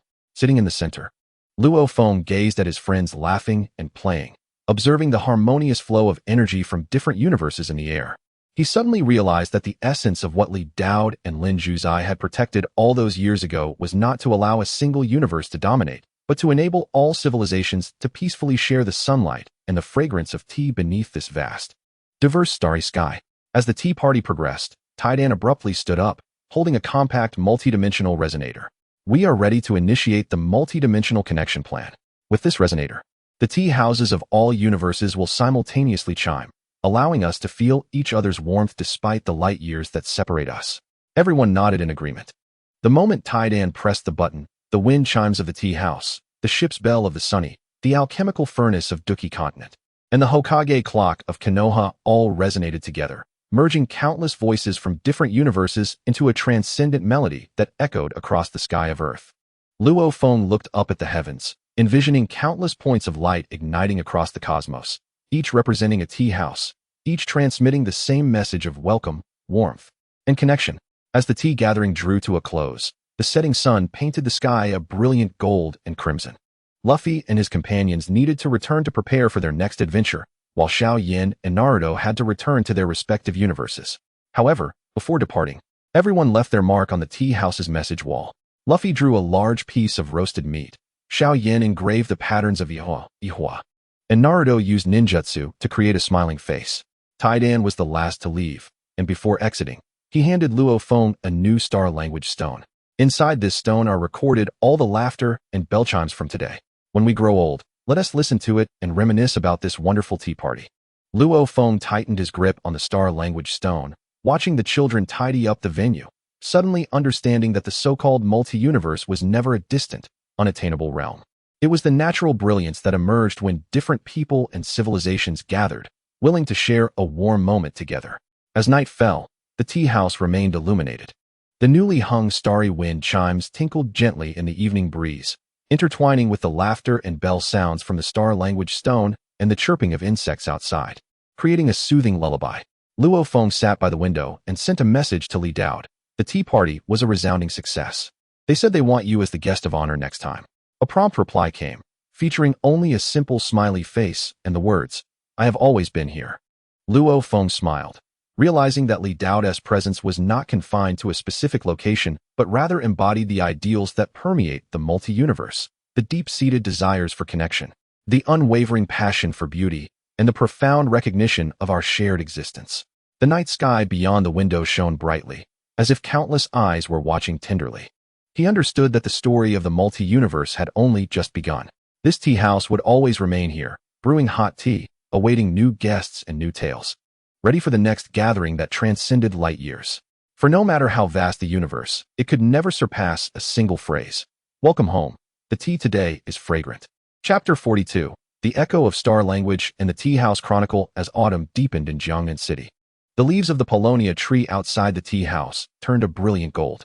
Luo Feng sat by the window, cradling a freshly bound tea house chronicle. Its cover adorned with Su Xian's hand-drawn illustration of a snowy tea house, accompanied by the small inscription, "The First Year of the Multi-Universe."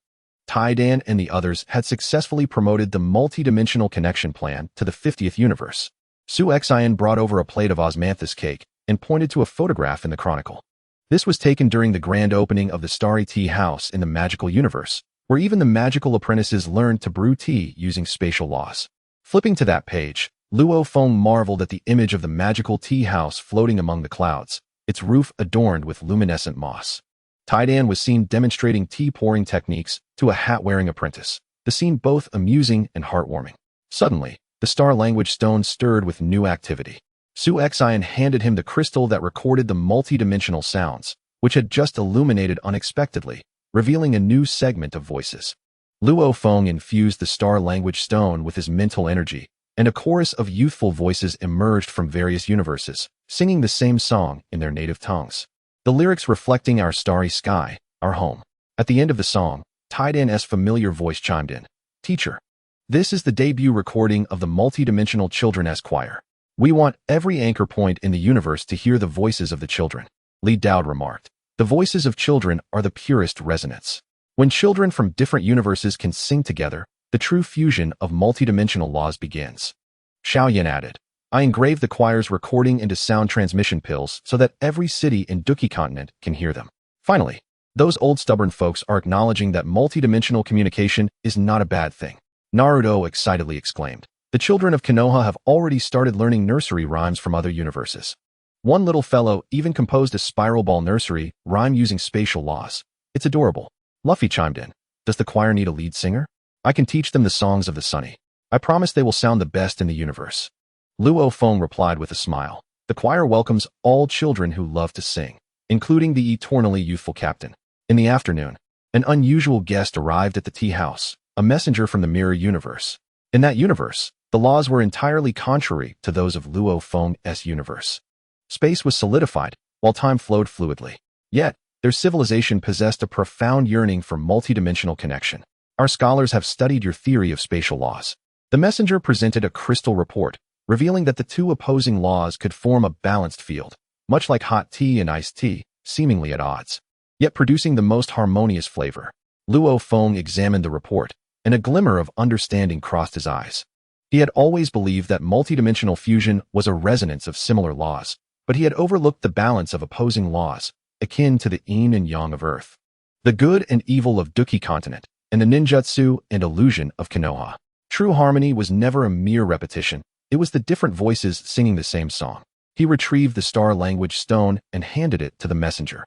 Record the sounds of your universe within it. The song of the multi-universe must not lack the melody of the mirror universe.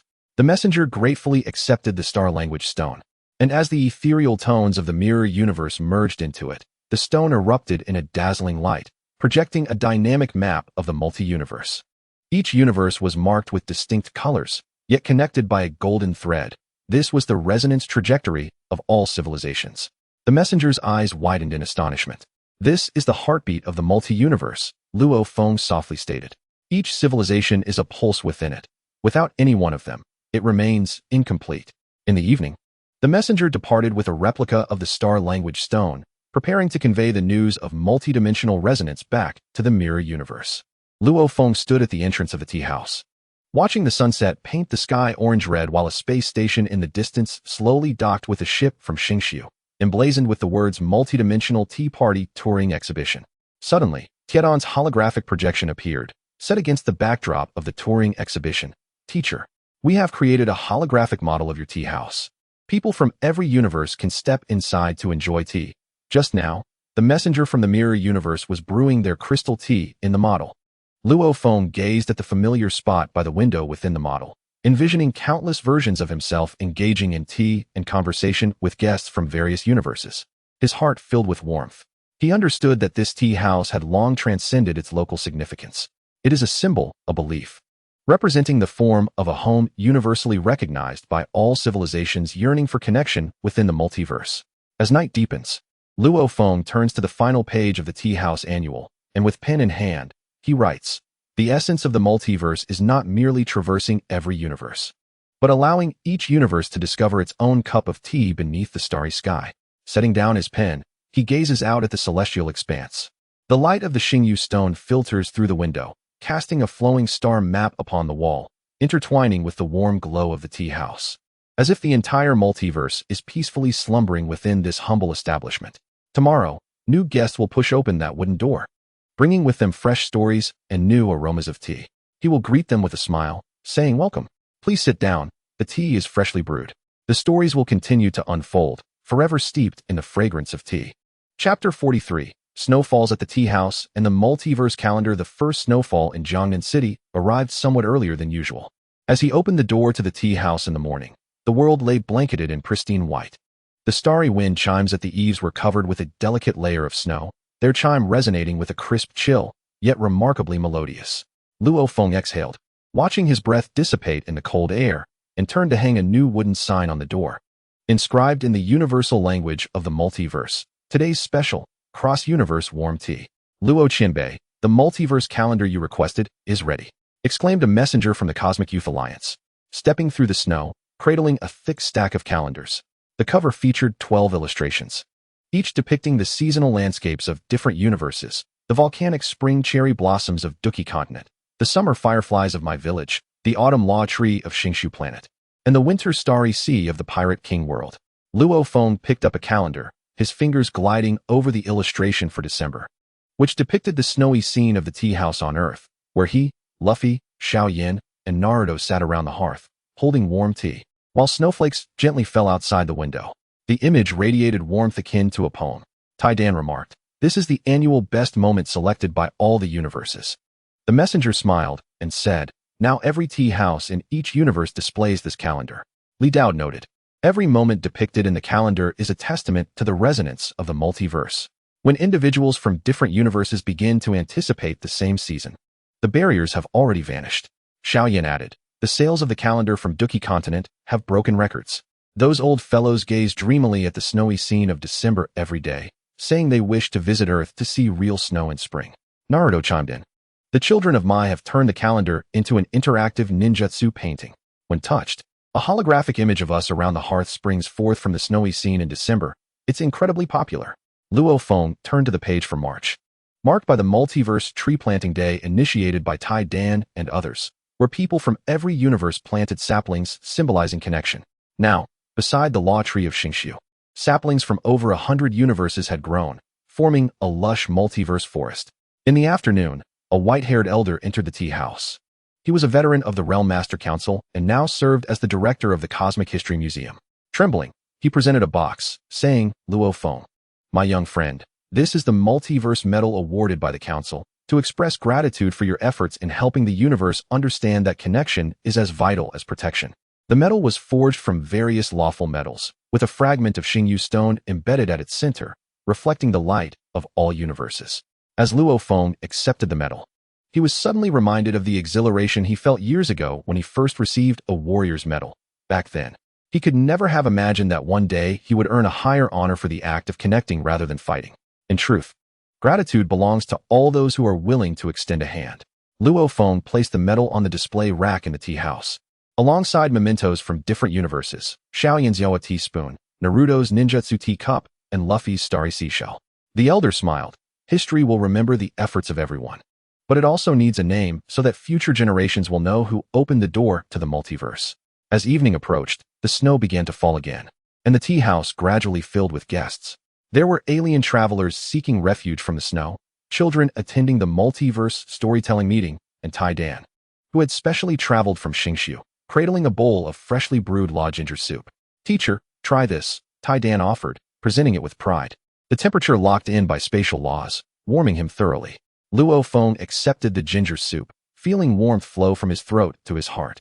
He gazed out at the falling snow, observing the diverse civilizations gathered in the tea house, listening to children recounting stories in the universal language, and suddenly felt that this was the essence of the multiverse, devoid of earth-shattering legends, only the warmth of daily life, where different people share the same snow and the same cup of tea beneath the same starry sky. As night deepened and the guests departed, Luo Feng sat by the hearth, leafing through the multiverse calendar. The last page bore a small inscription, to be continued, for our stories will forever grow in the spring. He closed the calendar and looked out the window. The snow continued to fall, and the light of the Xingqiu lanterns filtered through the snowflakes, casting mottled shadows on the ground, resembling countless gentle eyes. Tomorrow, the sun will rise, the snow will melt, and new guests will push open the door of the tea house, bringing fresh stories. And he will always be here, brewing hot tea, waiting for them. For he knows that the tales of the multiverse have only just begun to unfold their warmest chapters, and this tea house will remain an everlasting footnote. Chapter 44. Spring returns to the tea house and the new shoots of the multiverse as the snow melts. The willow branches of Jiangnan City have quietly unfurled their new greenery. In the open space before the tea house, several multiverse flowers from Xingqiu have broken through the soil, their tender green shoots still adorned with dew, shimmering in the sunlight. These were the seeds planted during last year's cross-civilization tea party, and now they have finally welcomed their first spring. Look, the flowers are blooming, Su Xian exclaimed joyfully, pointing at the flower cluster, where the first multiverse flower was gradually unfurling. Its petals displayed a marvelous gradient, the edges reflecting the green of earth, the center glowing with the golden-red hues of Duki continent, and the heart adorned with the cherry pink of Mai. As if the springs of multiple universes had been woven into a single flower. Luo Feng knelt down, gently touching the petals, feeling the gentle energy flowing within. A harmonious resonance of laws from different universes, without conflict, only fusion, mirroring the scene in the tea house at that moment. Today marks the New Shoots Festival, and Tai Dan and the children from the Cosmic Youth Alliance have come to Earth for a study tour, currently crowded in the tea house courtyard, sketching the multiverse flowers. Children from the mechanical civilization used metallic brushes to outline the flowers, while a winged girl dipped a feather pen in starlight paint to add color. Even the most mischievous little Galoo sat quietly nearby, using the lightning law to create golden lines to frame the sketches. Teacher, look at my painting. A boy, a hybrid of Earth and energy civilization, rushed over holding a drawing board. Beside the multiverse flower in his artwork, there was a small tea house. And instead of smoke rising from its chimney, clouds entwined with spatial laws emerged. Luo Feng smiled and nodded. That's beautifully done. Is this a flying tea house? Yes. The boy eagerly nodded. When I grow up, I want to build a tea house spaceship and take the seeds of the multiverse flowers to plant one in every universe. Li Dao remarked. The imagination of children is the most precious seed of the multiverse. Xiaoyan added. The multiverse flowers of Duki continent have bloomed as well. I used Yawa to give them a growth boost, and their petals are even larger than those of Xingxiu. I'll send you some seeds later. Naruto exclaimed. The children of Mai have turned the multiverse flowers into signal flares. When they bloom, they emit friendly energy waves, and even wild ninja beasts 1T attack. It's super cool. Luffy chimed in. Can we eat the flowers when they bloom? I'll have Sanji look into whether we can make multiverse flower cake. It must be delicious. Luofeng gazed at the messages in the group and suddenly felt that these companions who traverse time and space resembled a group of perpetual children, each in their own way safeguarding the innocence and fervor of the multiverse. In the afternoon, a special guest arrived at the tea house, a sentient tea attendant crafted by Tai Dan and others using the laws of the multiverse. This little boy, with his crescent-shaped eyes, was imbued with the fluidity of spatial laws, the vigor of lightning laws, and the precision of swordsmanship laws. He could serve tea to 100 patrons simultaneously and regale them with jokes from different universes. Mr. Luo, you're by Luo Chun, the intelligent tea attendant announced, presenting a teacup with a voice as clear as a mountain spring. Noticing your slight mental fatigue today, I have added a bit of the awakening powder sent by Mr. Xiaoyan for an enhanced flavor. Luo Feng accepted the teacup and watched the tea attendant skillfully introduce the tea snacks to alien guests. Suddenly reminiscing about his days as an apprentice at the extreme martial arts school many years ago. Back then, he could never have imagined that even the act of brewing tea could evolve into a vessel for the fusion of multiversal laws. As evening approached, the students studying abroad prepared to return home. Before departing, they pieced together their sketches into a magnificent multiversal spring landscape, hanging it on the wall of the tea house. In the artwork, the tea house of Earth was centrally located, surrounded by the volcanoes of Duki continent, the forests of Mai, the trees of the law in Xingxiu, and the starry sea of the Pirate King's world. Countless golden threads connected these scenes, representing the multiversal bonds in the hearts of the children. Teacher, we will come back in autumn. Tai Dan waved as the shadow of the spaceship gradually disappeared into the sky. Luo Feng stood at the entrance of the tea house, gazing at the spring landscape on the wall and then at the multiversal flowers in the courtyard. He suddenly understood that the concept of the multiverse was never a grand notion. It was the warmth hidden in details, a myriad of colors in a flower, a cross-disciplinary ingenuity in a teacup, and the boundless imagination captured by the children's brushes. As night fell, Su Xian brought over a bowl of freshly cooked multiversal lotus seed soup, enriched with lotus seeds from Xingxiu, honey from Mai, and rock sugar from Duki continent, a sweet yet refreshing treat reminiscent of spring. Tai Dan and the others had begun their studies at the Multiversal Academy in Xingxiu, and Su Xian flipped through the photos in her communicator, noticing a course titled Tea House Management, which was mandatory. Luo Feng smiled as he scooped a spoonful of lotus seed soup, warmth flooding his heart. He knew that the story of this tea house had long transcended the boundaries of Earth, taking root and blossoming in every corner of the multiverse. Perhaps one day, when he stepped into a tea house in an unfamiliar universe, he would see the familiar Xingxiu lanterns, hear the similar sound of wind chimes, and taste tea imbued with the flavors of home. At that moment, he would sit down with a smile, just as he did now, savoring the spring of the multiverse in the fragrance of tea, in the new buds, and in every moment of connection. Chapter 45. The fragrance of tea and the eternal promise. In the midsummer evenings of Jiangnan City, the cicadas sang harmoniously with the gentle glow of Xingxiu lanterns, weaving a tender nocturne beneath the eaves of the tea house. Luo Feng sat in an old vine chair on the terrace, gently waving a ninjutsu fan brought from my village. The fan, adorned with Naruto's nine-tailed chakra fox, exhaled small flames with each wave, bringing coolness. Luo Feng, look at this. Su Xian approached, holding a glowing multiversal parcel. The patterns on the surface of the parcel shimmered under the moonlight, sent from the time universe, reportedly containing samples of future teas.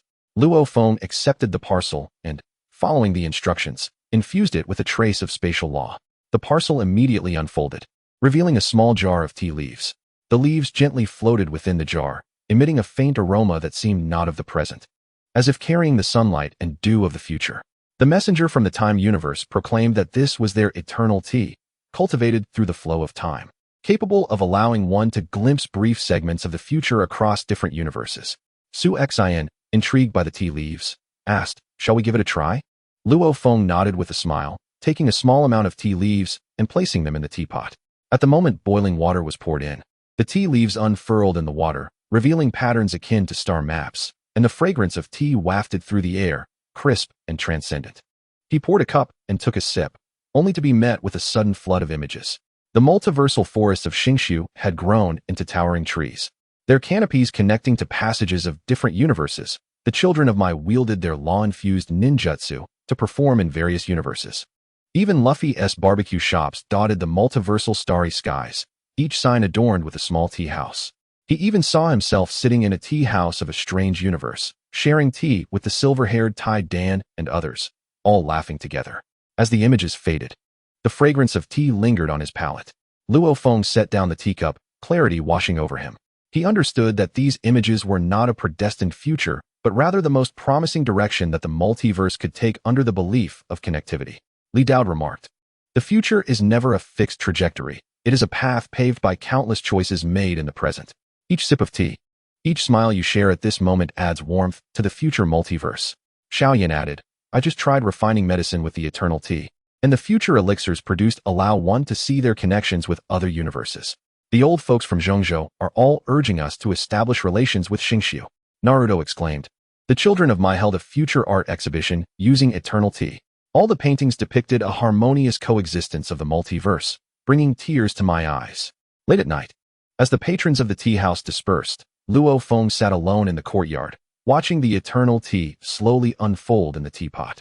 The moonlight bathed the multiversal flowers, casting shadows on the ground that swayed like countless miniature universes, gently breathing. He knew that he might never witness all the future images. But as long as this tea house remained, and as long as there were those who remembered the significance of connection, those visions would undoubtedly bloom quietly in some time and space. Just like now, as the wind danced through the tea house's wind chimes, ushering in the essence of Xingshu, the fragrance of tea wafted across the night sky of Jiangnan City, seemingly reaching every universe where friends resided. He picked up his pen and inscribed on a new page of the Tea House Chronicle. The multiversal promise is never merely a statement. It is the warm cup of tea exchanged during every encounter, the shared moonlight beneath every starry sky. Setting down the pen, he gazed out at the starry sky.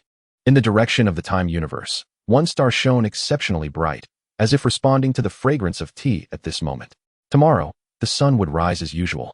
The tea house doors would open as always, and new patrons would arrive with new stories. And he would, as he had countless times before, smile and say, "You've arrived? Please, take a seat. The freshly brewed tea is still warm." The tales belonging to the multiverse would forever linger in the fragrance of tea, awaiting continuation. Chapter 46. The Flow of the Star River and the Coordinates of the Tea House on an Autumn Night in Jiangnan City. The air was fragrant with the crisp scent of osmanthus.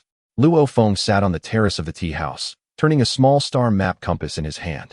This cosmic locator was crafted by Tai Dan using the laws of the multiverse, capable of displaying the real-time coordinates of all known universes. Each coordinate pulsating with a warm light, representing the anchor points of tea houses therein.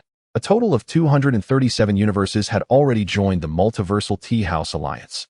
Su Xin brought over a plate of mooncakes, smiling as she pointed to the brightest light on the compass. "The main tea house of Xingshu is hosting a cross-universe mid-autumn feast today. Tai Dan said he specially reserved a law-infused mooncake for you.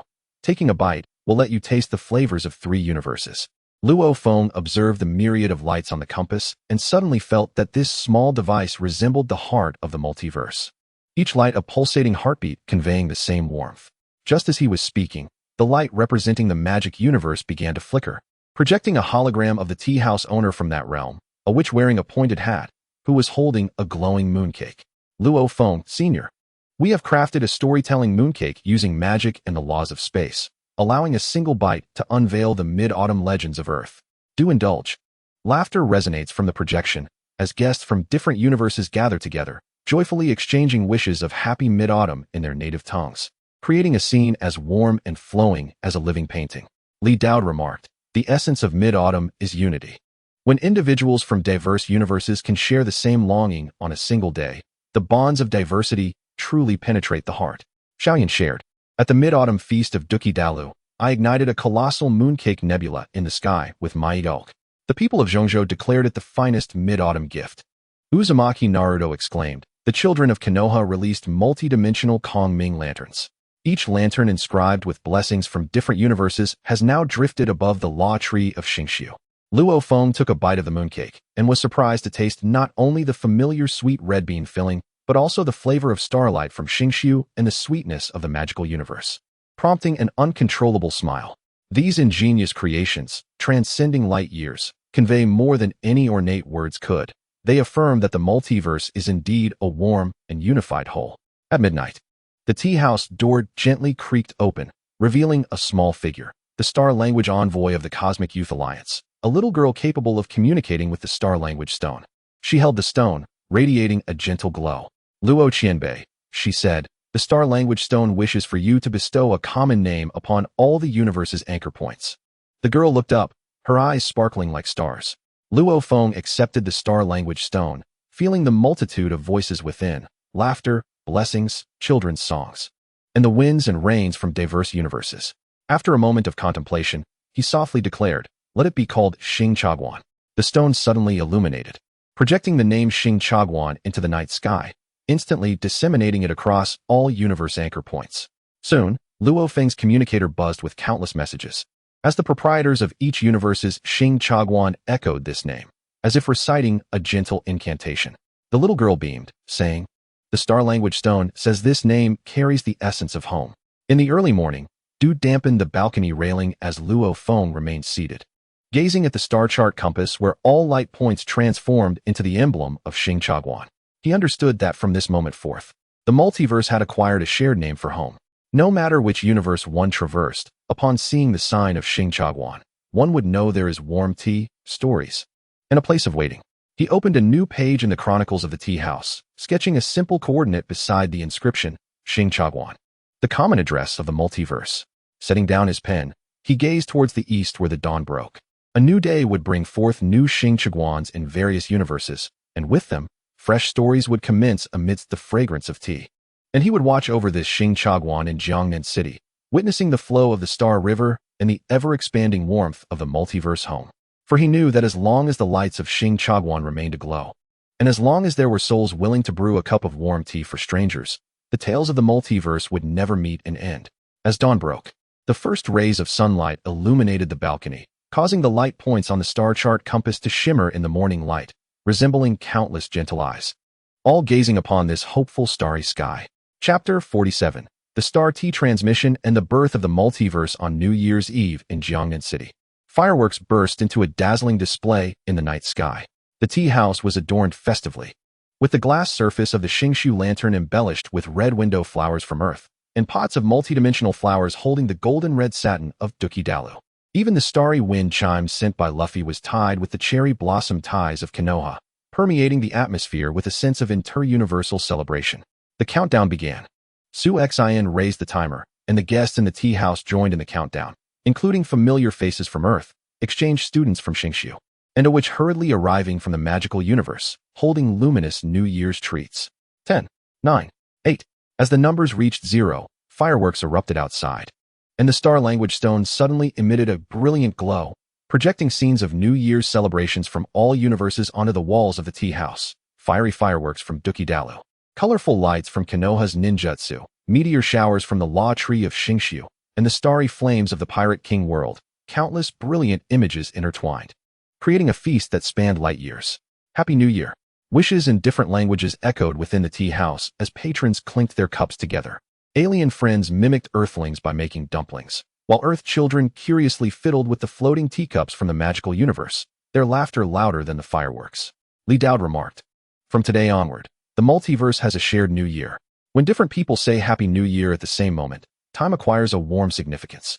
Xiaoyan added, at the New Year feast in Zhongzhou, I combined eternal tea with Yidaoa, brewing a tea of enlightenment for the new year. Those who drank it said they felt connected to everyone across the multiverse. Uzumaki Naruto exclaimed, the multidimensional countdown clock in Konoha has struck. The chimes relayed through the star language stone to all Xing Chaguans, and now every universe is rejoicing. Luffy declared, New Year's must include roasted meat. I had Sanji prepare colossal skewers of cosmic barbecue, which are now being delivered to every Xing Chagwan aboard the Sunny. Luo Feng gazed at the projections on the wall, holding a cup of hot tea, suddenly realizing that eternity might not be the stagnation of time, but rather the countless warm moments blooming synchronously across different universes. On the morning of the first day of the new year, the tea house welcomed its first guest, Tai Dan, who had overnight traveled from Xingshu via a space transport capsule, clutching a brand new regulations of Xing Chagwan.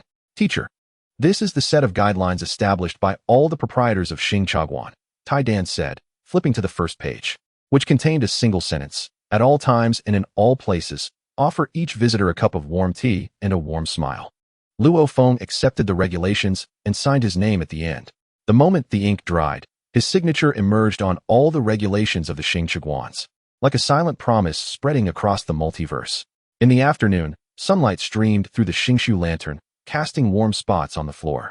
Luo Feng sat by the window, watching children in the yard ignite multidimensional fireworks made from condensed light spheres, which exploded into symbols from different universes, Earth's blue planet, the Iowa of Duki Dalu, and the whirlpool of Konoha.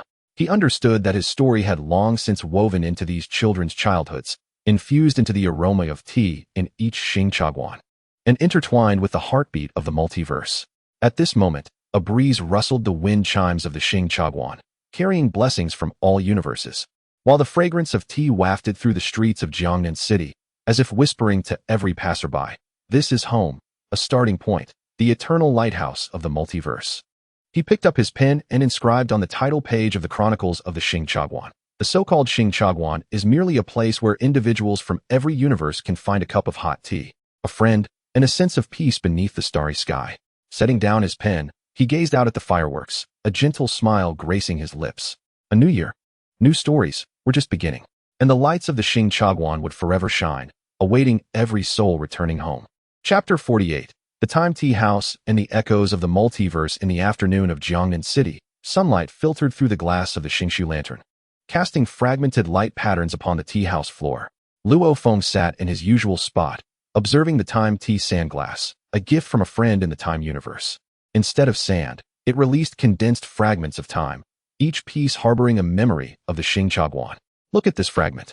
Su Xian pointed to a twinkling light, within which was reflected the scene of the newly established Chuyuan city. Tai Dan clumsily watered the tree of laws using the spatial principles, resulting in his own drenching, much to the amusement of those around him. Luo Feng chuckled and shook his head, remarking on the boy's persistent clumsiness over the years.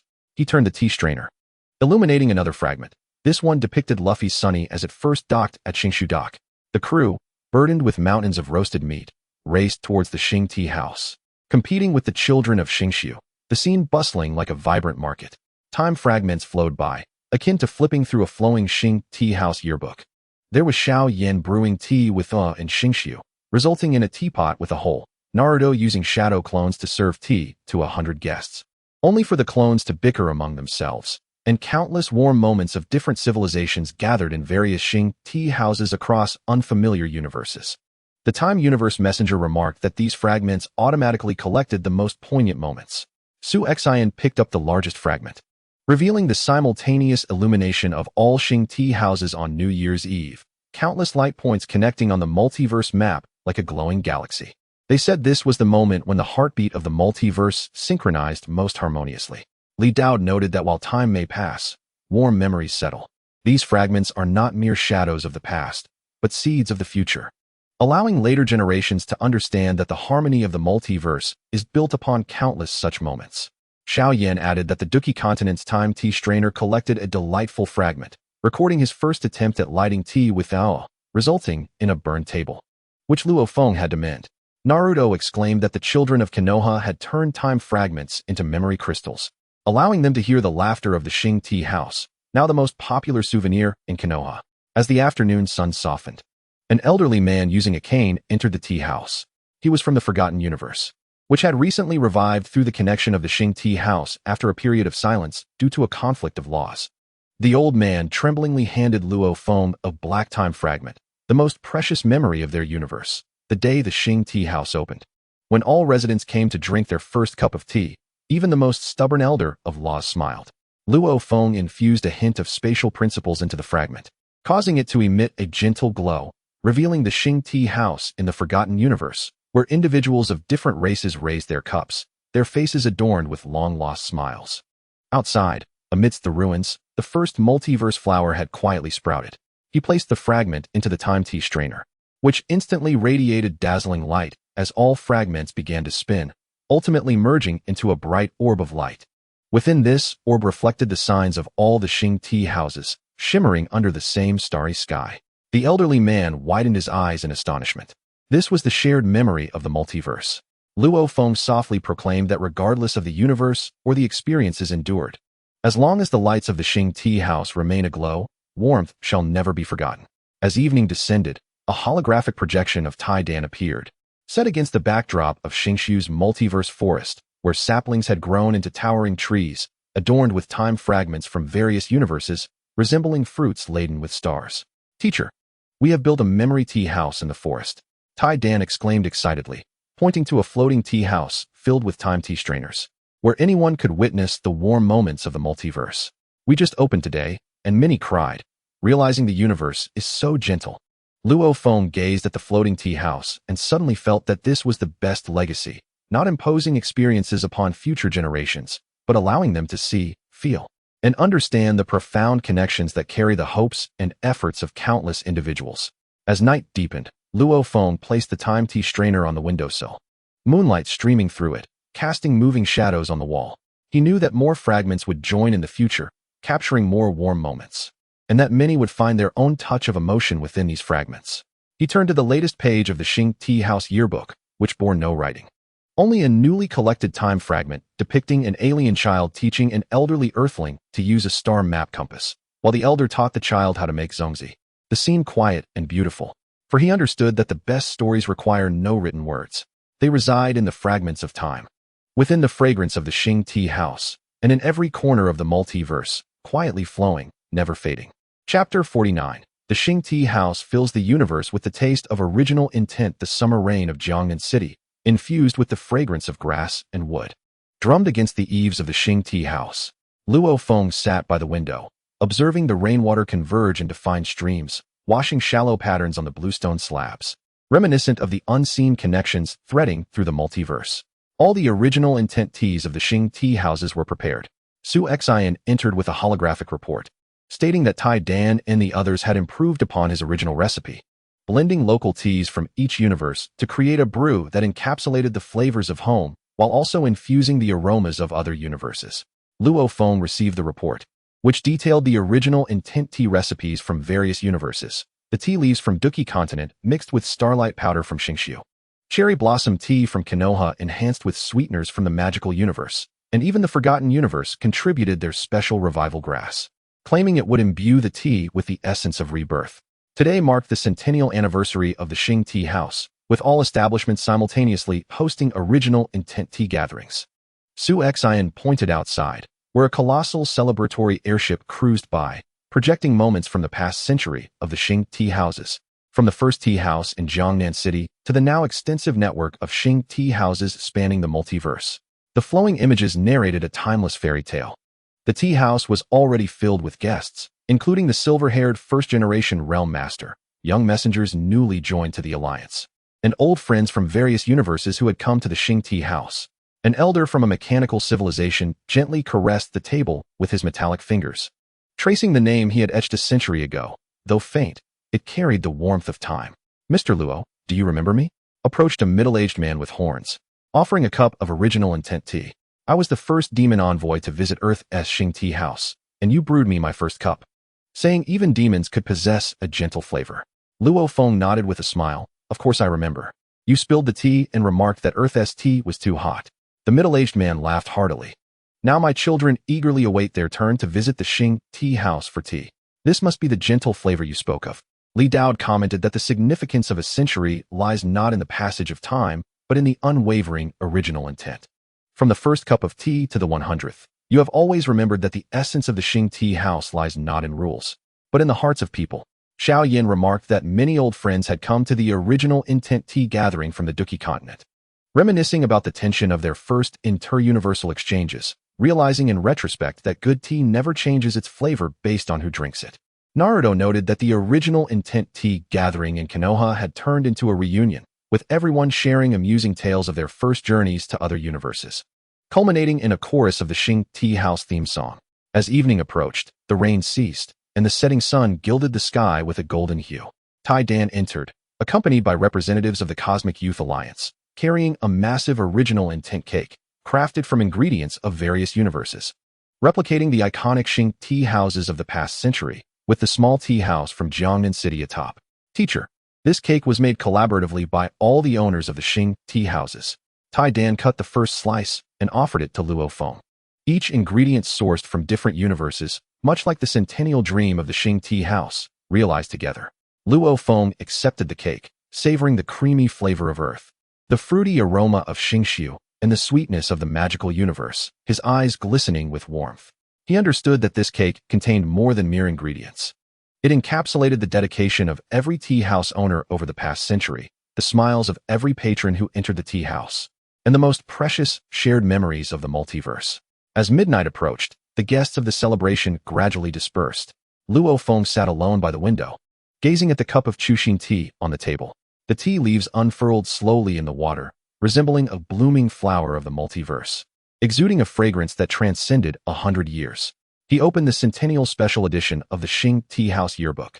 Its cover adorned with a group photo of all the tea houses, set against a backdrop of a dazzling multiverse sky.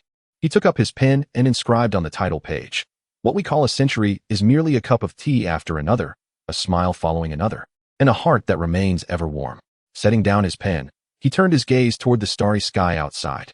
Over the past century, the rivers of stars flowed, and the universe transformed, yet the lights of the tea house remained ever bright. The warmth of tea never waned. He knew that in the next century, new tea houses would open in the uncharted universe, new patrons would enter with fresh stories, and new Chuxin tea would emit the same fragrance across different times and spaces. For the best inheritance is never about clinging to the past, but allowing the original intentions to grow naturally in each new moment. The story of the tea house continues. Present in the aroma of tea, in the passage of time, and in the hearts of all who believe in warmth. Chapter 50. The tea house has no final chapter. Together with the universe in the early morning of Jiangnan City, the first ray of sunlight pierced through the glass of the Xingshu lamp, landing on the last page of the Shing Tea House yearbook. The page was blank except for a line of small text in the lower right corner. The end of the story is a new beginning. Luo Feng sat in an old vine chair, observing the multiverse flowers blooming anew in the courtyard, the dewdrops on the petals shimmering in the sunlight, reflecting the essence of all universes. Su Xian brought over a freshly brewed by Luo Chan, its fragrant steam reminiscent of the very first cup of tea from a century ago. Tai Dan and others had opened a tea house in the ultimate universe. Su Xian opened a holographic news report. In the footage, the elderly Tai Dan was serving tea to young patrons with his time-worn metallic hand, while the tree of laws behind him reached high enough to touch the starry sky. They claimed this was the last discovered universe, and the network of tea houses had finally encompassed all known multiverses. Luo Feng accepted the teacup. The warmth from his fingertips seeped through the porcelain, grounding him like the earth beneath his feet.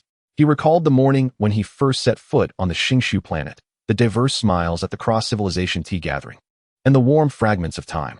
Suddenly, he realized that what we call an end is merely a different way of accompanying. The door of the tea house was gently pushed open, and familiar figures entered. Luffy, Xiaoyan, and Naruto. They had aged, yet still carried the fervor and smiles of their youth. Luffy, adorned with several star badges on his straw hat, plopped down with a large roast in his arms, exclaiming, "How could we miss the opening of the Ultimate Universe's tea house?" Xiaoyan produced an antique tea canister, stating, "This is the Stardust tea I collected from various universes over a century. Brewing it reveals images of all the tea houses." Naruto presented a crystal ball, saying, "This is the memory crystal from Konoha, capturing the laughter from all the tea houses. Today, it should resonate in the original place."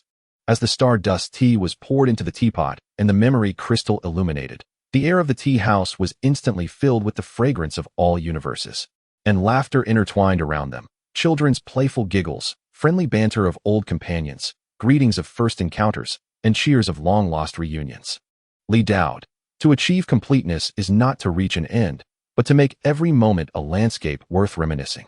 Tai Dan, teacher, in the Ultimate Universe's tea house. We have recreated your old spot. No matter who sits there from any universe, they can see this tea house in Jiangnan City and envision you brewing tea. All tea house owners, may the tea house always have hot tea and always have waiting. Luo Feng looked at his old friends, at the scenes swirling in the air, and at the still bright starry sky outside. He suddenly understood that he was no longer the protagonist of the story. The true protagonists were the tea house, the myriad universes contained within the star-dust tea, and the warmth reflected on the faces of every person who entered the tea house. He rose and walked to the window, opening it wide. The morning breeze carried the essence of Jiangnan City, fluttering through the tea house's wind chimes, the sound crisp and clear, as if responding to greetings from all universes. In the distance, the lights of the space station and the starlight of Xingshu intertwined, resembling a ribbon that spanned light years, gently wrapping around the multiverse.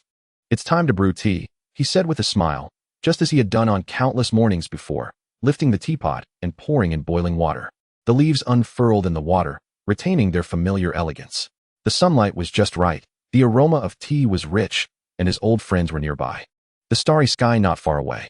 There was no grand conclusion, no farewell ceremony, only cup after cup of tea, morning after morning, and an ongoing journey through time.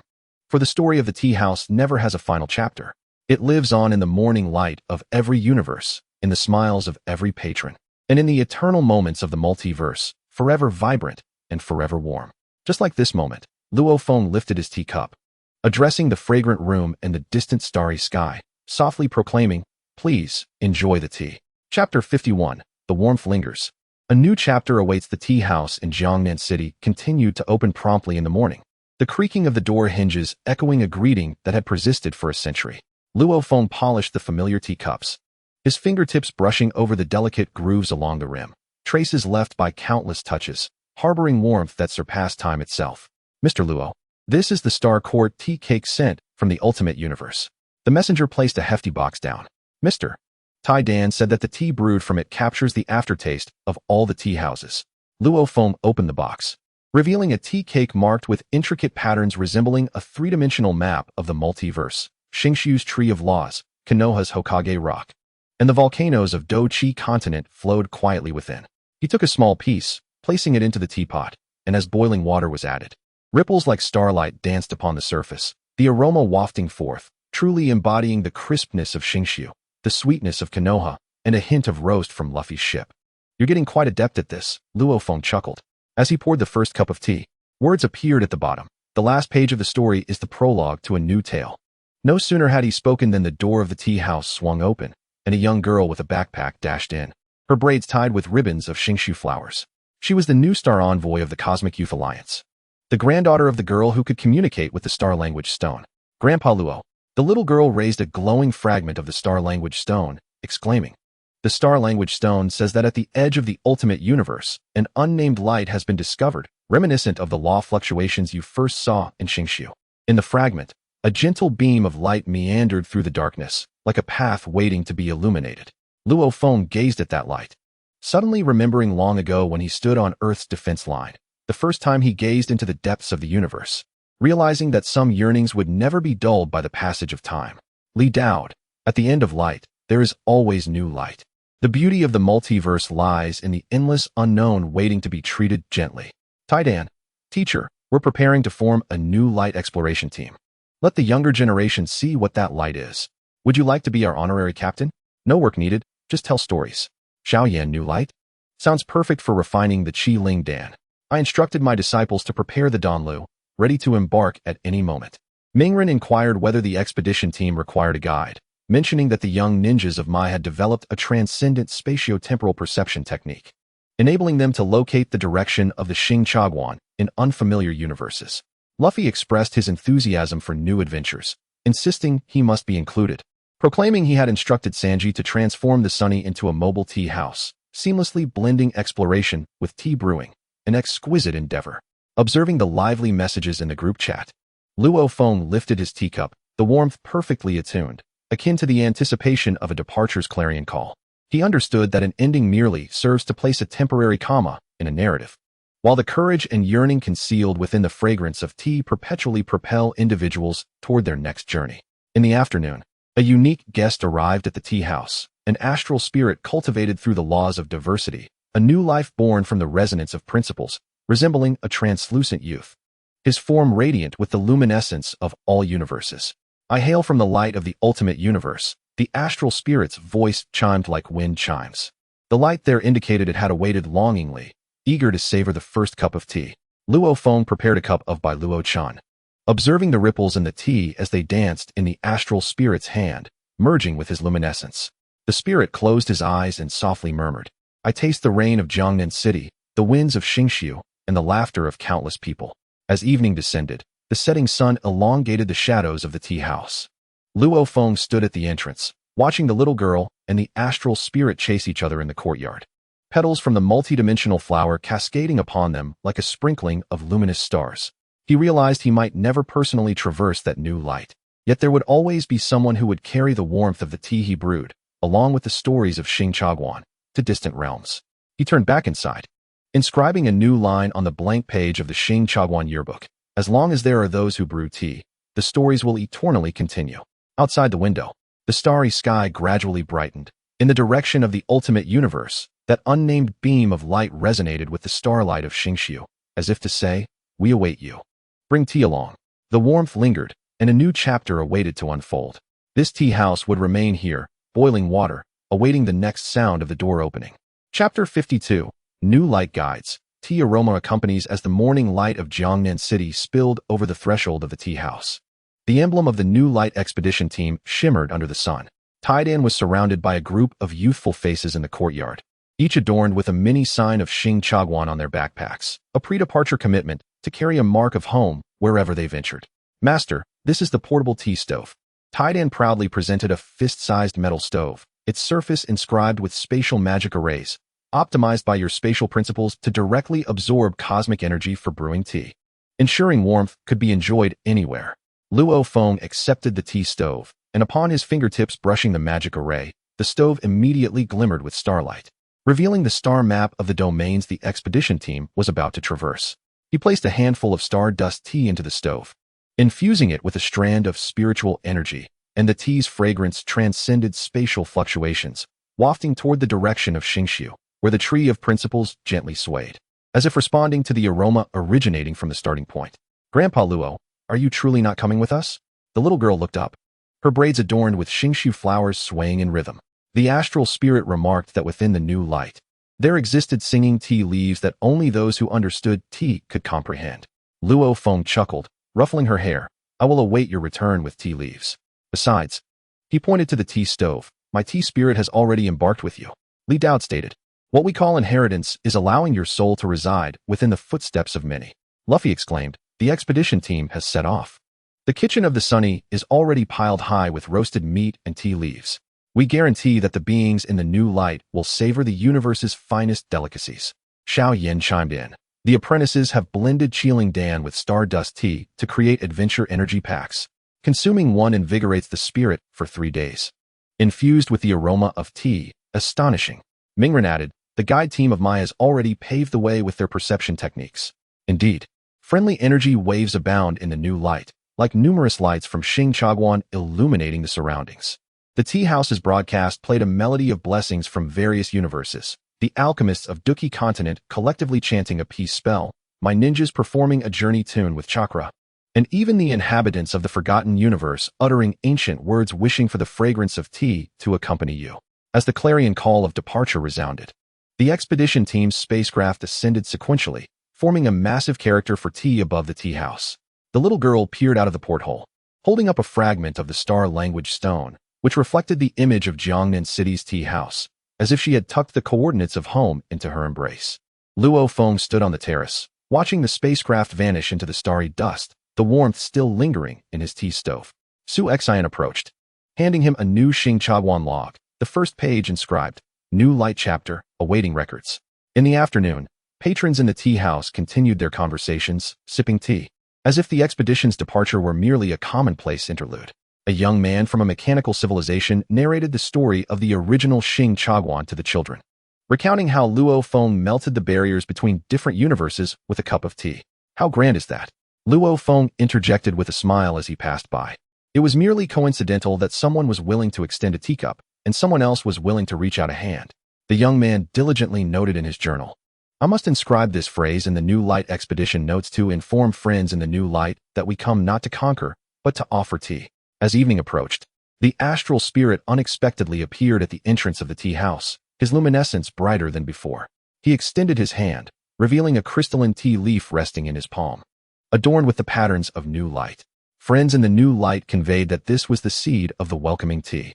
The astral spirit softly stated they had waited long, and finally, someone had arrived bearing the fragrance of tea. Luo Feng accepted the tea leaf, planting it in a multidimensional flower pot in the courtyard. As soon as it was nestled in the soil, the seed sprouted, growing into a tea sprout adorned with New Light patterns, glistening with starlight, as if a distant greeting had taken root at his doorstep. As night deepened, he sat in his usual spot, leafing through the blank Xing Chaguan log, his pen hovering above the page, yet hesitating to descend. He understood that the new story ought not to be penned by him, but rather told by the young footsteps, the glimmering star-language stones, and the tea aromas blossoming within the New Light. Outside the window, the starry sky in the direction of the New Light displayed a particularly bright star, reminiscent of a signal from the expedition team, or perhaps a friend in the New Light, illuminating the first lamp. He set down his pen and sent a message to Taidan. Is the temperature of the tea stove sufficient? If not, use the spatial principles to warm it. We must ensure that friends in the New Light do not sip cold tea. A prompt reply arrived, featuring merely an emoji of a steaming teacup. Luo Feng chuckled, closing the log and gazing into the profound universe. The journey is long, the tea remains warm, and the story is gradually unfolding in the direction of the New Light. He would remain here, tending to the tea stove, eagerly awaiting their return to share the joy of freshly brewed New Light tea. Chapter 53. Star Tea Communication and New Light Response. On a summer night in Jiangnan City, the glow of Xingshu lanterns intertwined with the gentle luminescence of fireflies, casting a dreamlike aura over the tea house. Luo Feng sat on the terrace, toying with a Star Tea Communication talisman, crafted by Taidan with New Light tea leaves and spatial principles prior to the expedition's departure. Designed to receive signals of tea fragrance from the New Light region. Something's happening. Su Xian sprinted over, holding the talisman, which emitted a faint green glow, upon which a line of characters composed of tea fragrance appeared. We have arrived at the edge of New Light, encountered the Light Tribe, and received resonant tea utensils capable of brewing each other's intentions. Luo Feng infused the talisman with spiritual energy, immediately sensing an unfamiliar tea fragrance, crisp yet warm, reminiscent of a hand extended by friends in the New Light. As the characters on the talisman gradually faded, they were replaced by a simple illustration. Beside the expedition team's spaceship stood a group of luminescent beings, cradling exquisite porcelain tea sets, toasting with Taidan and his companions. The aroma of tea emanating from the paintings seemed to transcend time and space, wafting into the courtyard of the tea house. Taidan remarked, "The Light Tribe is incredibly friendly. Their tea sets change color based on the drinker's mood. Just now, when Luffy had tea with roasted meat, the tea set transformed into a rainbow hue." Xiao Yan added, "The energy of the Light Tribe harmonizes perfectly with the Iowa. We should try brewing tea with the resonant tea sets. The tea can stabilize the fluctuations of the laws. I will send you a set." Naruto chimed in. "The children of the Light Tribe can create Guang Zhu Fun Sun. When they brewed tea alongside our shadow clones, the tea house was filled with bubbles, but everyone was overjoyed." Luo Feng, observing the real-time exchanges in the group, could not help but smile.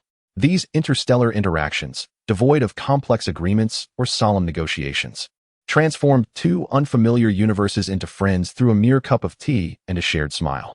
The following morning, a messenger from the Light Tribe arrived at the tea house, resembling a small luminous orb, radiating a gentle glow and holding a resonant teacup. "Mr. Luo," the messenger's voice flowed like a clear spring. "The Light Tribe wishes to invite all the proprietors of the Star Tea Houses to New Light for a resonant tea gathering, weaving diverse bonds through the aroma of tea."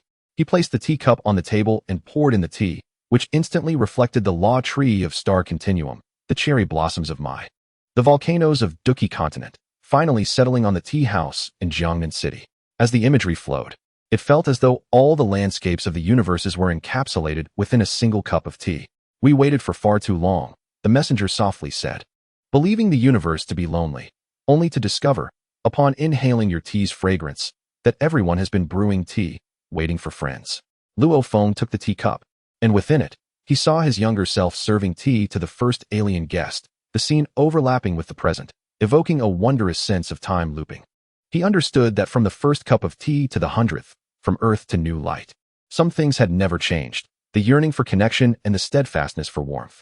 In the afternoon, the children of the Cosmic Youth Alliance, utilizing star language stones and resonant tea sets, constructed a multidimensional voice tube to converse with the tea sets.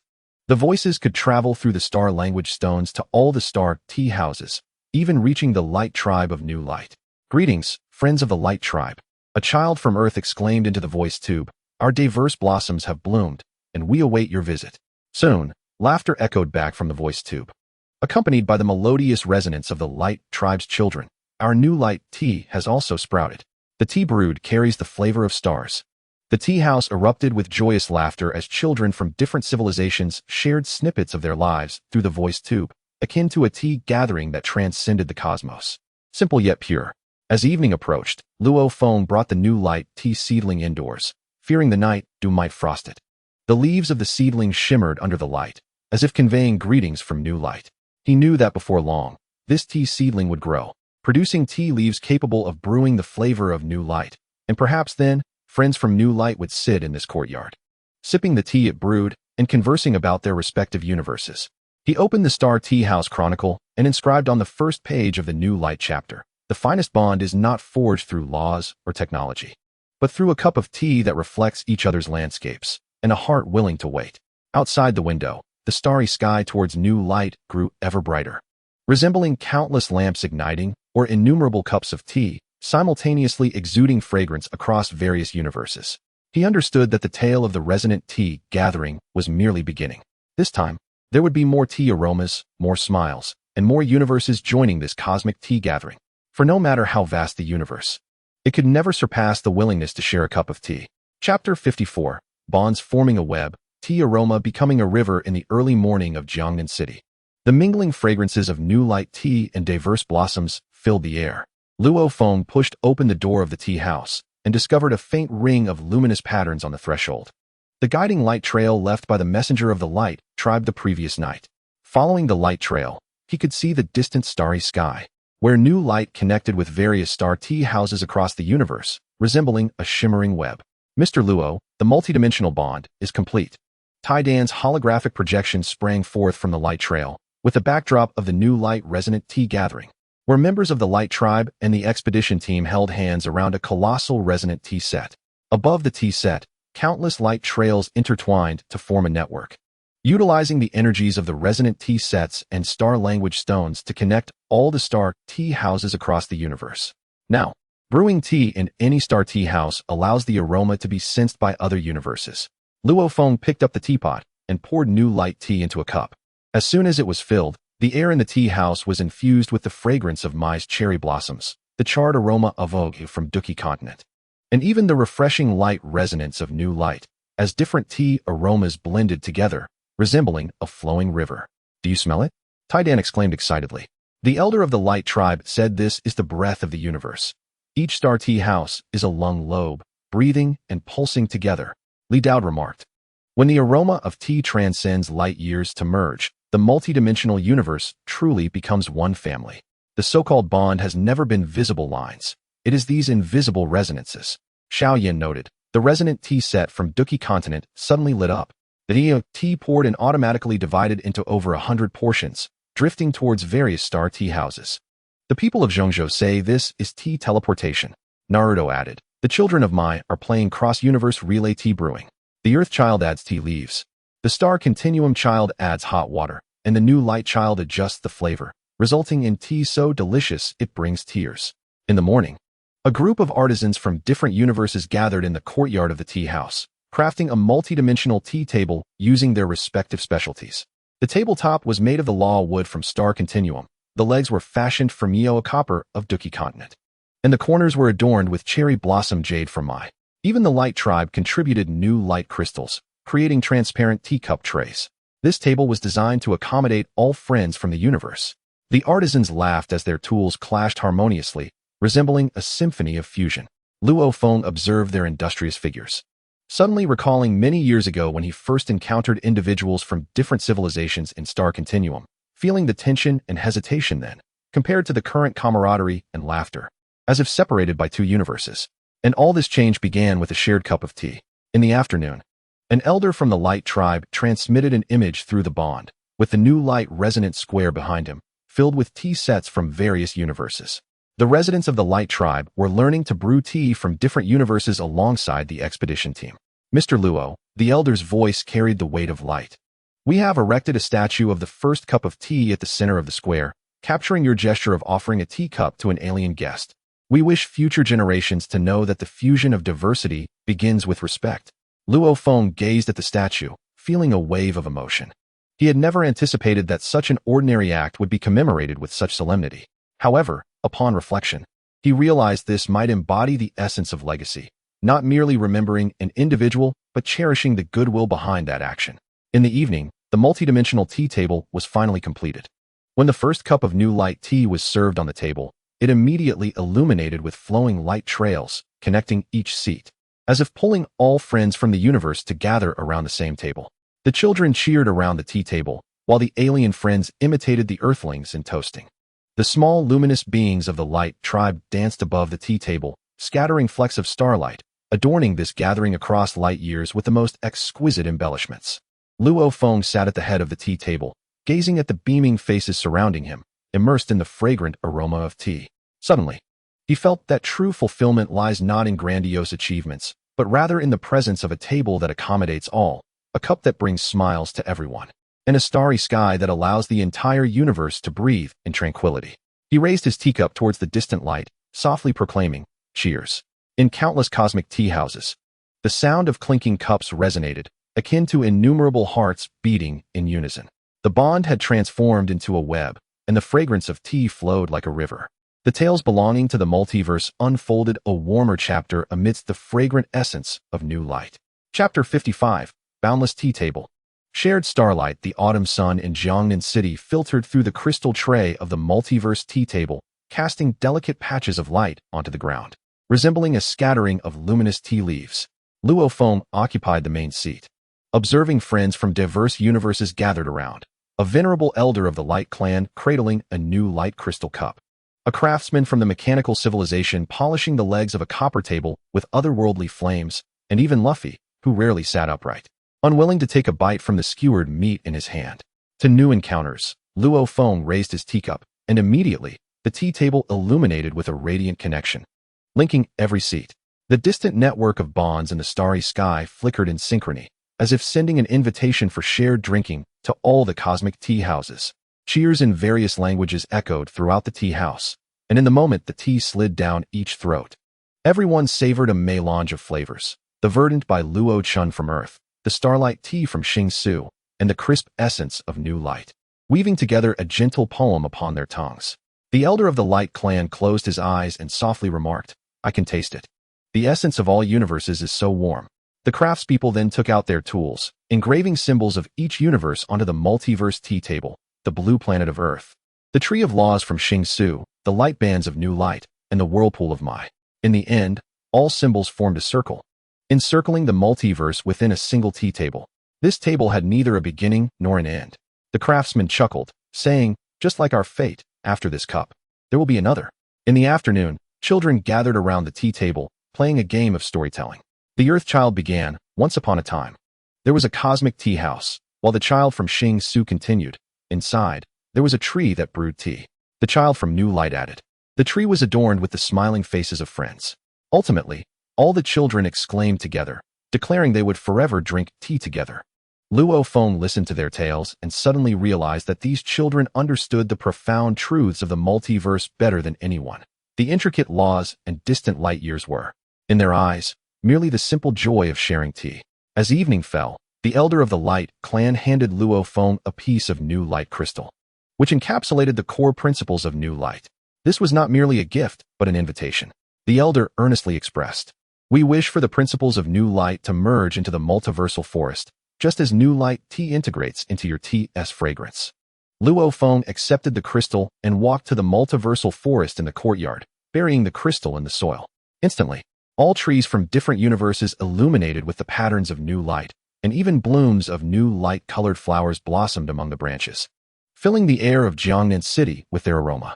Look, Su Exine cheerfully remarked, they have welcomed new friends. As night deepened, guests gradually departed. Yet the light bands of the multiverse tea table remained aglow, connecting to the distant starry sky. Luo Feng sat beside the tea table, pouring himself a cup. And within the fragrance of the tea, he could still taste the essence of all universes. He opened the Star Tea House Chronicles and inscribed at the end of a new light chapter, what we call the multiverse is not us and them, but rather us gathered around the same tea table, sipping the same tea, gazing at the same starry sky. Setting down his pen, he gazed out the window. In the direction of new light, the radiance merged with the starlight from various universes, resembling a warm galaxy flowing gently. He understood that this tea table would forever remain here, awaiting new friends, new stories, and new fragrances of tea. For the tea table knows no boundaries, and starlight is shared among all. The tales of the multiverse will continue to flow with every cup of tea. Chapter 56. Tea stains mark the years. Star paths become stories. The first snow of Jiangnan City settled on the crystal tray of the multiverse tea table, forming delicate patches of light. Luo Feng caught a snowflake on his fingertip, and as it melted in his palm, it surprisingly carried the crisp essence of new light tea. As the network of bonds conveyed the essence of new light through the aroma of tea, Mr. Luo, the complete history of the multiversal Star Tea House has been compiled.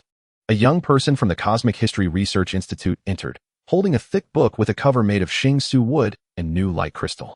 Upon opening, the pages emitted fragrances from different universes, documenting every story from the first tea house to the new light resonance tea gathering, with each word steeped in tea stains. Luo Feng turned to the first page, which bore yellowed paper inscribed with the words in operation written in his youth, accompanied by tea stains from that era, as if stamping time itself. Flipping to the middle, he found a sketch of the Law Tavern drawn by Tai Dan, its lines crooked yet earnest.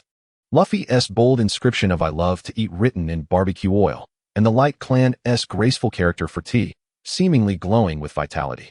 Were these tea stains left intentionally? Luo Feng inquired with a smile.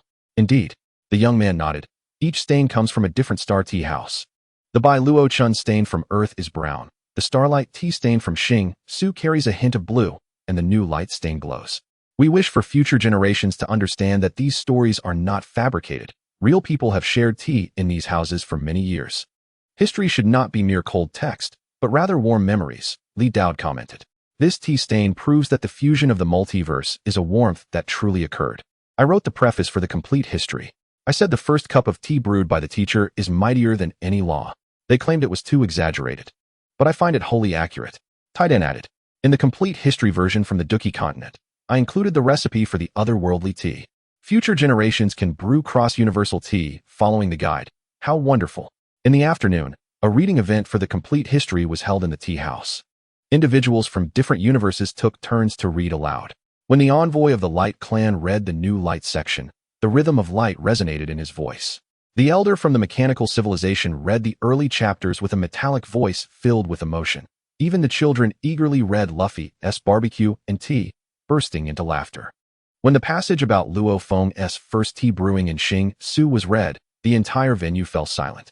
The text described, his hand, offering the teacup, was steady, for he knew this was no ordinary tea but the first invitation from Earth to the universe. Luo Feng gazed out at the multiversal forest, where the saplings from years past had grown into towering trees, the patterns of new light flowing among the leaves, as if embedding that history into the rings of the trees. As evening approached, the final page of the complete history was revealed, devoid of text. Only a blank frame of tea stains, with the side inscribed, "The next stroke is yours to write." The children immediately scrambled to leave their marks in the frame, using the tea from their respective universes. The tea stain from Earth was round, that of Shing-Su star-shaped, and the new light stain glowed, ultimately forming a large smiling face. This is the best conclusion, Luo Feng said with a smile. The last page of the story will forever belong to the future. As the night grew deep, he placed Duoyuan Xing Chawan Quanshi at the center of the Duoyuan tea table. The book immediately connected with the light band, transmitting all its words and tea stains to every star tea house across the universe. Before long, responses from various star tea houses began to arrive. Some illustrated new tea houses on the blank pages. Others simply wrote, "We have arrived," while a few left behind warm tea stains. Luo Feng sat beside the tea table, observing the continuously expanding content within the book. He suddenly comprehended that history is never a static past. It is a flowing present and a future being inscribed by countless individuals. Outside the window, the snow had ceased, and the bright star in the direction of the new light mirrored the glowing lights of Earth, resembling two friends exchanging greetings in the depths of night. He poured himself a cup of hot tea, the aroma wafting over the pages, leaving a faint tea stain in the blank space, tenderly advising future scribes, do not stop. Continue to write. The narrative lives eternally within the tea stains, amidst the star trails, and in the hands of every individual who picks up a pen or raises a teacup, perpetually flourishing. Chapter 57. The tea remains warm. New ink awaits exploration. The morning light of Jiangnan City illuminated the pages of Duoyuan Xing Chaguan Quanshi, casting a particularly bright glow on the smiling face framed by the tea stain. Luo Feng lifted the teapot and replenished his cup with hot water. Amidst the swirling steam, the tea stains on the pages seemed to come alive. The brown dots of Earth spun around, and the star-shaped tea stains shimmered with a gentle light, while the glowing tea stains of the new light flowed slowly, as if infusing the warmth of the multiverse into this cup of tea. Grandpa Luo, the new ink project has begun. A little girl dashed in, holding a bottle filled with multiverse ink, a blend crafted from the teas of various universes. When shaken, the ink revealed the sparkling stars of Xingqiu, the cherry blossoms of Mai, and the patterns of the new light swirling within. This was intended for a sequel to the entire history, with each star tea house receiving a bottle. Luo Feng accepted the ink bottle, pouring a bit into the inkstone, dipping his brush. The tip was instantly adorned with a subtle iridescence. He gently tapped the blank page, and the mark gradually unfolded into a small, multidimensional flower, its petals glistening with the dew of the new light. So magical. The little girl clapped joyfully. The envoy of the light tribe remarked that this ink could sense intent, and the words inscribed would carry the warmth of the author. Iron Egg, the new ink has arrived. We have inscribed the results of the multiverse forest in the history of Xingqiu. The fruits contain the flavors of all universes. Taking a bite reveals the aroma of Earth's tea. Xiaoyan, the new ink from Duki continent, includes the essence of Yaoa. The words written will glow. My old friends say this adds warmth to history. Naruto, the children of Mai painted the future star tea house with the new ink. The tea house floats in the sky, adorned with wind chimes from all universes. Super cool. In the morning, the envoys of the Cosmic Youth Alliance arrived in succession at the tea house, each carrying stories from their respective universes. The envoy of the mechanical civilization brought a chip documenting the evolution of the gear tea-making method, while a small light orb from the light tribe cradled the latest growth data of the new light tea. Even Luffy's crew contributed a guide to cross-universe barbecue paired with tea, claiming it to be essential life wisdom. All these tales were worthy of being inscribed in the sequel. The envoys gathered around the Duoyuan tea table, animatedly discussing not only grand principles, but also the small matters of daily life, which truly embodied the essence of the Star Tea House. Listening to their discussions, Luo Feng was reminded of his youth, when he believed greatness had to be earth-shattering. Now he understood that what truly transcends light years and pierces through time are often these fragments imbued with the warmth of daily life. A cup of tea's warmth, a clumsy sharing, and a smile born from the aroma of tea. In the afternoon, the regular patrons of the tea house spontaneously organized a story collection meeting, each sharing their connection to the Star Tea House. An elderly man from Earth, with hair turned gray, recounted how he once narrated Earth's fairy tales to an alien child longing for home. A lady with antennae reminisced about her first experience with the Yaoa tea from Duki continent, which burned her tongue, but also brought forth tears of laughter. These stories were far more comprehensible than theoretical laws.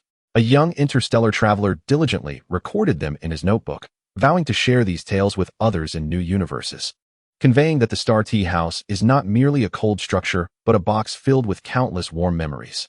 As evening fell, the sun cast a golden hue over the multiverse forest. Luo Feng approached the forest and observed a new sapling sprouting from the spot where the new light crystal was buried. Its leaves were half the emerald green of Xingqiu and half the luster of the new light, as if they were always meant to grow together. He took the new ink bottle and poured a little at the roots of the sapling. The ink seeped into the soil, and the sapling promptly sprouted fresh branches, unexpectedly blooming a small flower imbued with the fragrance of tea. This was the flower of stories.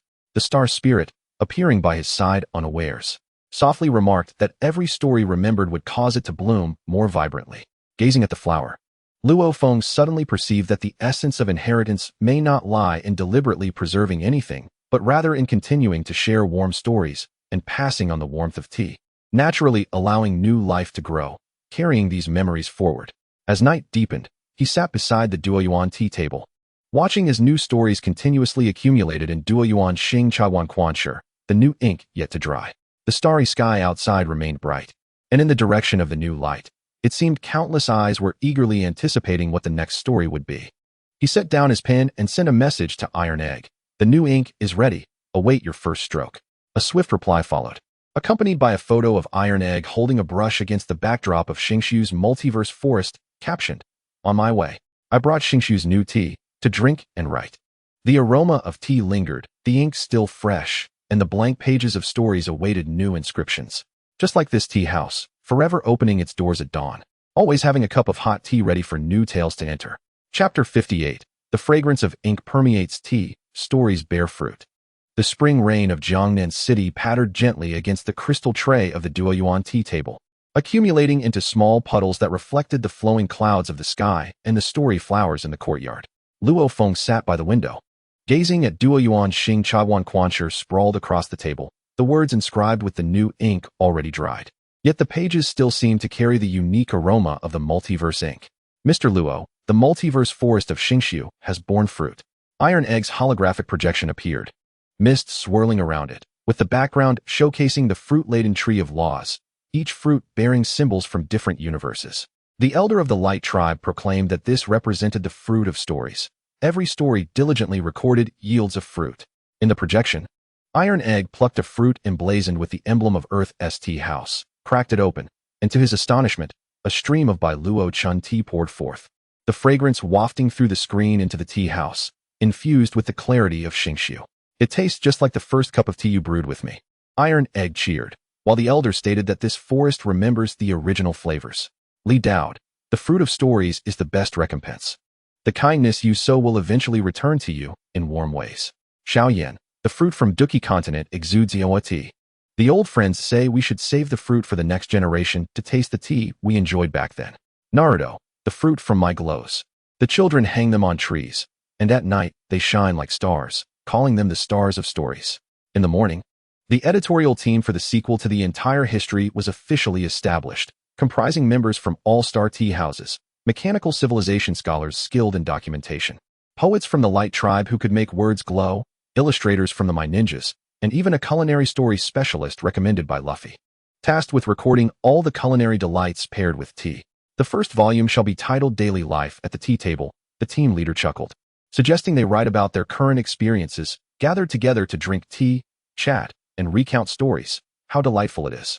Luo Feng observed as they spread out sheets of paper on the Duoyuan tea table, fresh ink flowing across the pages, inscribing the fruits of Xingshu, the tea-making ninjutsu of Mai, and the new creations from the children of Xinguang who had mastered the art of crafting earth dumplings. Amidst the lines of text, there was no grand narrative, yet the vibrant essence of life permeated every word. These were the moments that truly deserved to be remembered. He murmured softly, "Laws will iterate. The cosmos will transform, but the warmth of daily life is the very root of the Xing tea house." In the afternoon, the flower of stories unexpectedly bloomed, revealing countless small scenes upon its petals. The astonishment of an alien child tasting hot tea for the first time, the clumsiness of different races collaborating to repair tea utensils, and the tender recollections of an elder recounting the initial cup of tea. It was as if a silent film was unfolding. "This is the flowering period of the story flower," the spirit of stars explained. "Each time we collect 100 warm stories, it blossoms, imprinting the tales upon its petals for passers-by to witness." Before long, a crowd gathered outside the tea house, captivated by the images on the petals. Some laughed until tears welled in their eyes. A young alien traveler exclaimed, "I am not alone. So many others are, like me, slowly learning to befriend people from other universes." As evening fell, the members of the editorial team meticulously transcribed the scenes from the story flower into the comprehensive chronicle. A poet from the Light tribe accompanied the images with verses. "Tea is a bridge, laughter is a boat, carrying us to one another's hearts to take a look." Luo Feng gazed at the lines and suddenly felt that perhaps what he could offer to the multiverse was not the might of formidable laws or intricate theories, but these warming sentences that could ignite a flicker of kindness in one's heart, evidence that we once shared such warmth. As night deepened, the rain ceased, and the moon emerged from behind the clouds, casting a silvery glow over the Duoyuan tea table. Luo Feng closed the manuscript of the comprehensive chronicle, the cover adorned with the splendid bloom of the story flower, alongside the words, To be continued, for life goes on, and tea continues to brew. He lifted the teapot, filling the empty cups on the table, as if awaiting someone. Soon, the communicator lit up, and Taidan sent a message. We are on our way with the fruits of Xingqiu. Tonight, we will revise while enjoying the fruits. And we must complete the first volume before dawn. Outside, the story flower continued to flow with images, intertwining with the warm light of the tea house, as if encapsulating the tenderness of the entire multiverse within the fragrance of that night's tea. He knew that when the sun rose the next day, the editorial team would arrive with the revised manuscript, smiling as they proclaimed they had crafted yet another wonderful story. New patrons would push open the tea house door, bringing fresh tales and inquiring if there was hot tea. The story flower would continue to gather warmth, awaiting its next bloom. And he, as he had done through countless days and nights, would sit in his old spot, brewing hot tea, cheerfully saying, "You've arrived? Come, take a seat." The freshly penned story pairs perfectly with this cup of tea. The tales were still ripening, the ink mingling with the tea, and the new chapter had only just begun. Chapter 59, The Blossoms Bear Fruit. The fragrance of tea passes through generations. The summer breeze of Jiangnan City carried the fruity aroma of the multiverse forest into the windows of the Xing tea house. Luo Feng sat beside the Duoyuan tea table, watching the editorial team members carefully place the seeds of the story flower, which had withered, into small boxes. These seeds would be sent to various universes, planted in the courtyard of the Xing tea house, awaiting the blossoming of new story flowers. Each seed contained a complete tale. A little girl cradled a box, her eyes sparkling, as a messenger from the Light Tribe remarked, "When you bury the seed in the soil, if you tell it a new story, it will grow faster." She knelt in the courtyard, buried a seed, and softly said, "Once upon a time, there was Grandpa Luo, whose tea was the best. Friends from all universes loved to come." As her words faded, the seed broke through the earth, sprouting tender shoots adorned with new patterns, eliciting cheers from the surrounding crowd. Taidan, the seeds of Xingqiu have sprouted. We've labeled each sprout with the story it holds. There's one about Luffy stealing tea, and another about Xiao Yin burning the tea table. How amusing. Xiao Yin, the seed from the Duki continent, has grown fiery leaves. The leaves ignite without burning hands and can warm tea automatically. The people of Zhongzhou say this is the magic of stories. Naruto, the children of Mai have initiated a seed adoption program. Each child is responsible for one, telling its stories and watering it daily, competing to see whose story flower blooms first. In the morning, the Xing tea house held a fruit-sharing event. Tea houses from various universes brought forth the fruits of the multiverse forest. The fruits of Xingqiu brewed starlight tea, while those from the Duki continent produced fiery wine. And the fruits from Xinguang could reflect the stories one wished to see, resembling a flowing projector. An elderly man with silver hair held a Xinguang fruit, recalling the first time he entered the Xing tea house in his youth, when his palms were sweaty with nervousness. It was Luo Feng who handed him a cup of tea, allowing him to relax, and from that moment, he became a frequent visitor. Years had flown by. The elder wiped his eyes, remembering the friends who had shared tea with him. Some had departed, while others remained. Yet, the flavor of the tea had not changed one bit. Luo Feng smiled as he refilled his cup. People grow old, but tea can always remain warm. In the afternoon, the editorial team finalized the first volume, Daily Life at the Tea Table. They did not host a grand release. Instead, they placed sample copies on the Duoyuan tea table for guests to peruse at their leisure. The book lacked grandiloquent language, featuring only photographs, snippets of dialogue, and small stories stained with tea, yet it resonated more profoundly than any monumental narrative. A young envoy, newly joined to the alliance, stood up as he reached the chapter on the first cup of tea, bowing deeply to Luo Feng. "Thank you for showing me that connecting across universes can be so simple." In the evening, an elder from the Light Tribe conveyed a message via the link. In the multiverse forest of Xinguang, a special tree had sprouted. Its trunk was entwined with symbols from all universes, and countless small teacups dangled among its branches, each filled with tea from different realms. "We call it the Tree of Heritage." The elder's voice was filled with contentment. "It will bear the next generation of seeds, gifting them to the children of every universe, ensuring they know from a young age that they share the same tea fragrance with friends from other realms." Luo Feng stood in the courtyard, gazing at the story flower he had planted, now as tall as he was. The images on its petals had grown to include many new faces, young adventurers, members of the editorial team, and the children nurturing the seeds, their smiles gradually merging with those of his past self, Taidan, and Luffy. He suddenly understood that true eternity is not the longevity of a single individual, but the repetition of these warm moments through generations. It is the warmth of tea. continually passed from one teacup to another. As night deepened, the lights of the tea house remained aglow. The members of the editorial team busily prepared to write the next volume at the tea table. Children leaned against the windowsill, sharing new stories with the newly sprouted seeds.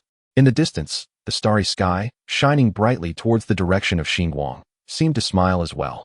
Luo Feng poured himself the final cup of tea, watching the story flowers sway gently under the moonlight. The blossoms opened and fell, fruits ripened, and the seeds of stories had already scattered across every corner. All he had to do was brew the first cup of tea each morning, waiting for new stories to emerge like seeds breaking through the soil. Tomorrow would bring another new day. The door of the tea house would open right on time. Chapter 59, New Shoots Break Ground. Teacups passed the light on the clear morning of Jiangnan City. The first rays of sunlight fell upon the new sprouts of the story flower.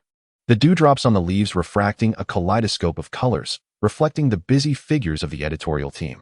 They were carefully placing copies of daily life at the tea table into boxes crafted from the shells of multiverse fruits, preparing to send them through the link to every Xing tea house. Grandpa Luo, this is a teacup lamp for the children. A young girl held a teacup, no larger than the size of her palm, embedded with Xinguang crystals. When illuminated, the cup's walls would reveal tales from the Star Tea House. Crafted by the uncles of the Light Tribe, who wished for each child's bedside to be adorned with a lamp exuding the fragrance of tea. Luo Feng accepted the teacup lamp and lit it, instantly projecting the image of Tian's first attempt at brewing tea. The little one, flustered, knocked over the teapot, tears brimming in his eyes as he apologized, while Luo Feng chuckled, offering a new cup. It's all right, just brew it again. How delightful. The girl leaned in to observe. Is this the story of teacher Taidan? I shall share it with the little friends of Xinguang. Taidan, the children of Xingshu all have their teacup lamps. They refuse to turn them off at night, saying they want the stories to accompany their dreams, only to wake up the next day with dark circles under their eyes from brewing tea. Huh? Xiaoyan, the teacup lamps of the Duqi continent are infused with calming mysterious fire. Keeping them lit at night brings tranquility. My old pals say they are more effective than Wudao pills, urging me to make more. Naruto, the teacup lamps of Konoha can project friends from across the universe. In my lamp, Luffy is raising skewers of grilled meat, urging me to join him for tea. It's so invigorating. In the morning, a group of children, backpacks in tow, streamed into the tea house to participate in a junior tea master training. Earth's children learned to wash tea, Xingshu's children practiced dividing tea, and Xinguang's children experimented with adjusting water temperature through light, their movements clumsy yet earnest. Remember, the essence of brewing tea lies not in technique, but in intention. Luo Feng demonstrated, explaining that when serving tea to a friend, one should wish for their enjoyment, and the tea will carry sweetness. A boy from Xinguang, somewhat perplexed yet sincere, looked at his teacup and said, I hope the children of Earth will like my tea. As he spoke, a sweet luminescence truly emerged from the tea he brewed.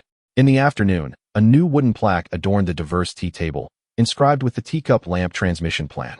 Each child, upon reaching adulthood, would gift their teacup lamp to the next child, accompanied by a note detailing their own story with the Star Tea House.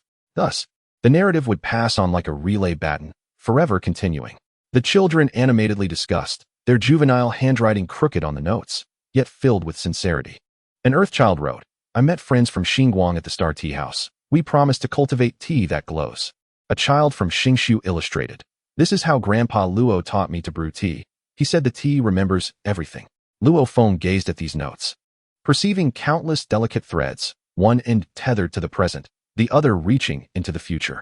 As dusk fell, the next generation of seeds from the inheritance tree arrived at the tea house. The seeds were translucent, encasing tiny tea leaves, and as they swayed, one could hear laughter from different universes. The children carefully received them, planting them in their prepared pots, as if burying a precious promise. Once it sprouts, I will take it to Xinguang, the girl exclaimed, cradling her pot with eyes sparkling with anticipation, eager for her friends in Xinguang to see how well Earth's seeds could flourish. As night deepened, the tea house remained aglow, the light from the teacup lamps flickering in the corners, resembling stars fallen into the teacups. Luo Feng sat beside the diverse tea table, perusing the notes penned by the children, a smile gracing his lips. He understood that he might not witness these seeds grow into towering trees, nor see these children traverse the universe with their teacup lamps. But what of it? The lamp in the teacups still shone brightly, the seeds had already broken soil, and the relay baton of stories had passed into the hands of the next generation. Just like tomorrow morning, there would always be new guests pushing open the tea house door, fresh teacups being filled, and new stories beginning softly amidst the aroma of tea. He closed his notebook and messaged Tai Dan. The children brewed the tea quite well. Next time, let them show you their skills. A prompt reply followed, featuring an emoji of a teacup, accompanied by the text, waiting eagerly. I brought the new tea from Xingshu for them to taste the flavors of their predecessors. The lamps remained lit, the tea still warm, and new stories were on the verge of blossoming. Chapter 60. The light illuminates the path ahead. The aroma of tea lingers on an autumn night in Jiangnan City. The glow of the teacup lamps intertwined within the tea house, forming a gentle web. Luo Feng sat beside the diverse tea table, observing the next generation of seeds planted by the children, now having grown into saplings taller than a child. Their leaves bearing the warmth of earth while also exuding the vitality of Xinguang, as if they were destined to belong here. Mr. Luo, the Star Tea House's touring exhibition is about to commence. An envoy from the Cosmic Youth Alliance presented a poster showcasing photographs of all Star Tea Houses, from the original site in Jiangnan City to the Resonance Square in Xinguang, set against the backdrop of a dazzling multiverse starry sky. We wish for every being across the universe to know that no matter where you go, there is a Star Tea House awaiting you. In the corner of the poster, a small teacup lamp was illustrated. Under its light were inscribed words, "The lamp is lit. The tea is warm, waiting for you." Luo Feng traced the letters on the poster, suddenly recalling many years ago when he too had spoken similar words beneath the law tree of Xingshu. He might not have anticipated then that a simple promise would transform into a commitment spanning light years. Li Daoud, the touring exhibition is not a display of pride but an invitation, inviting every hesitant soul to push open the door of the Star Tea House. Enjoy a cup of tea and make a friend. Tai Dan. In the Xingshu exhibition area, I've created a holographic projection of a teacher brewing tea. Many children gathered around, expressing their desire to learn tea brewing and become the next Luo Feng. Xiao Yan. In the Duki Continent's exhibition area, I engraved daily life at the tea table on a mysterious firestone tablet. Fear not the ravages of time. It will allow future generations to always read it. Naruto. The Konoha exhibition area is the liveliest. Children performed interstellar tea brewing using shadow clone jutsu, daily packed with visitors. Even the elders came to enjoy the spectacle. In the morning, a special visitor arrived at the tea house, a traveler from the unknown edges of the universe. He claimed to have followed the light of the teacup lamps, traversing through cosmic dust until he found this place. I could smell the tea aroma even aboard my spaceship. The traveler, cradling hot tea, reflected the glow of the teacup lamp in his eyes, never having imagined that at the universe's end, such a warm place could exist. Luo Feng smiled as he refilled his cup. No matter how vast the universe, there is always a place for a cup of tea. The traveler earnestly inscribed in the visitor book of the Star Tea House, "This is not the end, but a new beginning of my journey." In the afternoon, the children from the editorial team utilized the fruits of the inheritance tree to create a story projector. By placing the fruit upon the teacup lamp, they could witness the smiling faces of children from all universes within the Star Tea House. Children from Xingshu dividing tea using spatial principles, children from Konoha boiling water through ninjutsu, and children from Xinguang adjusting tea flavors with light, the scenes vivid as if unfolding before their eyes. This is the best promotional video. Luo Feng observed the imagery. It was not grandiloquent prose, but the genuine smiles that most convincingly conveyed the warmth of diversity, proving that it is not mere legend.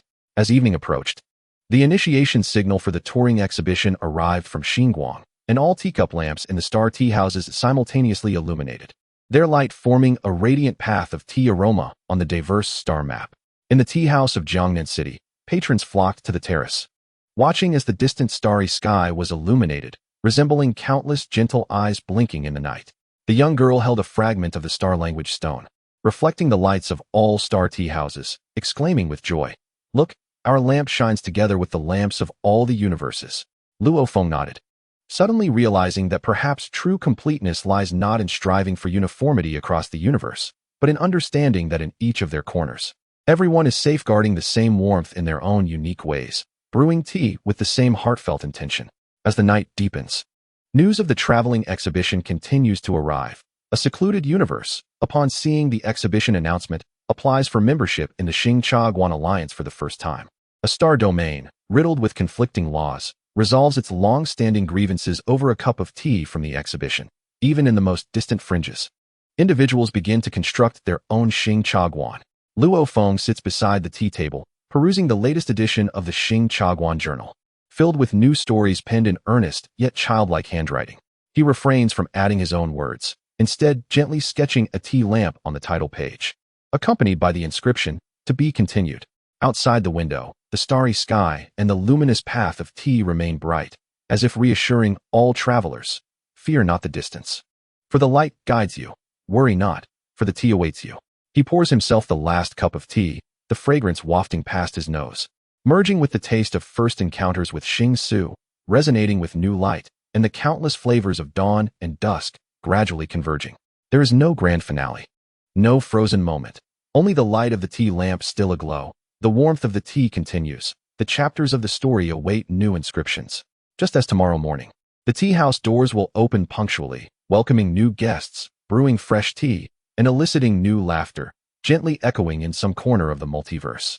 Luo Feng raises his tea cup, addressing the starry sky and the future, softly uttering, "Take your time, do not rush.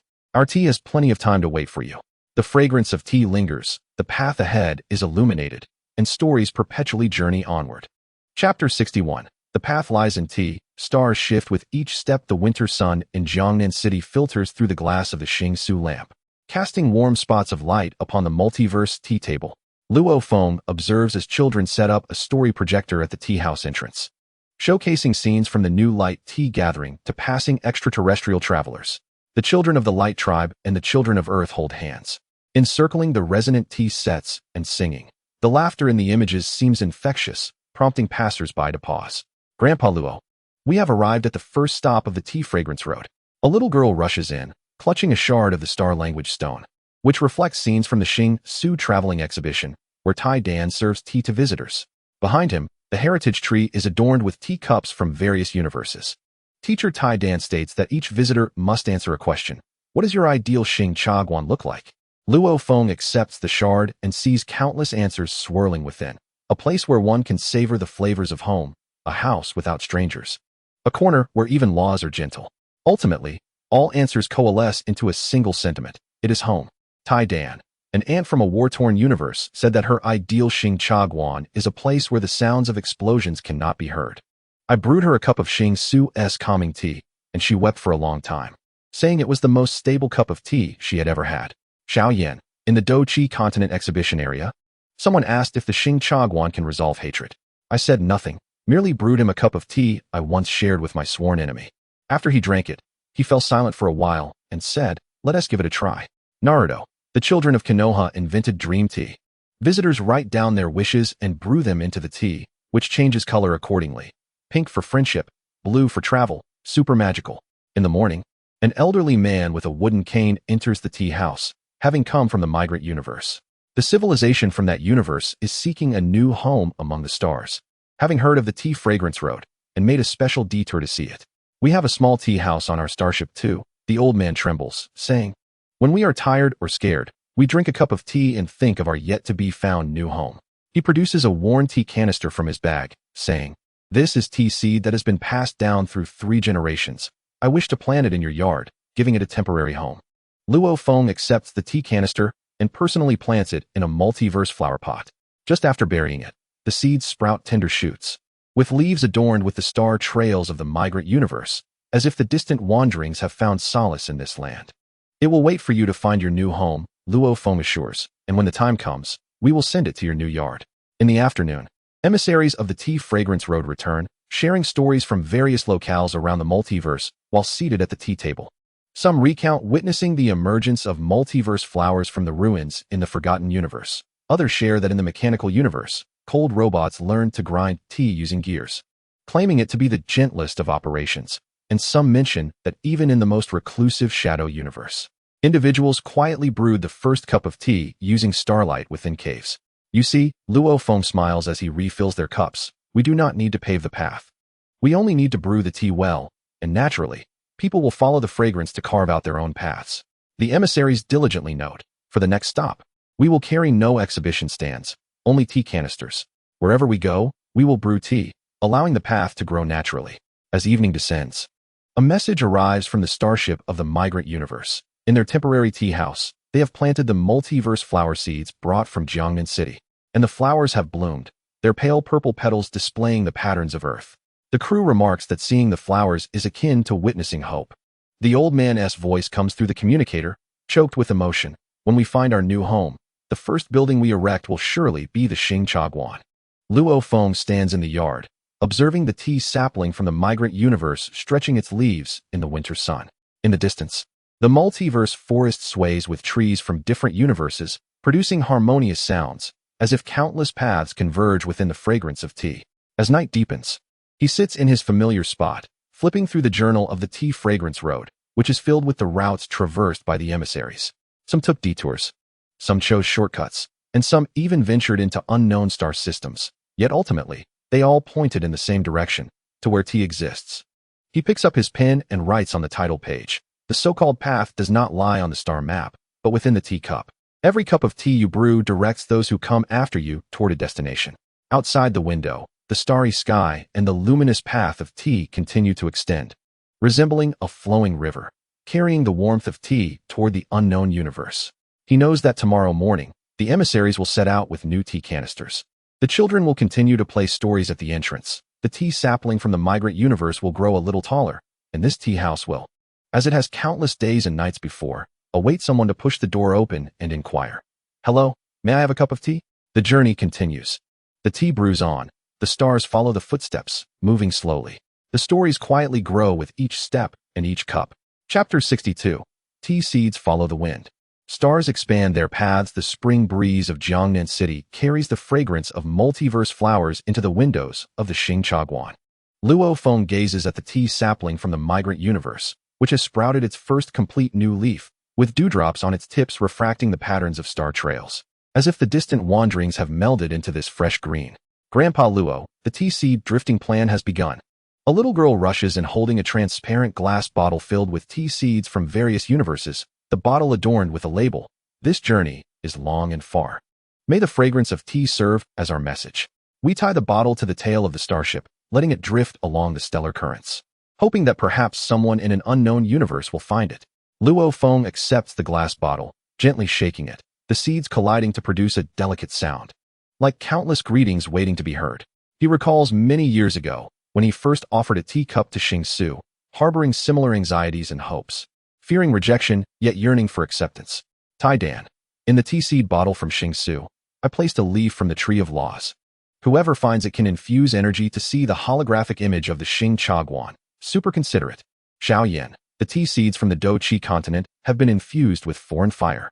Even in the coldest universe, they will sprout, ensuring that they can enjoy warm tea. Naruto.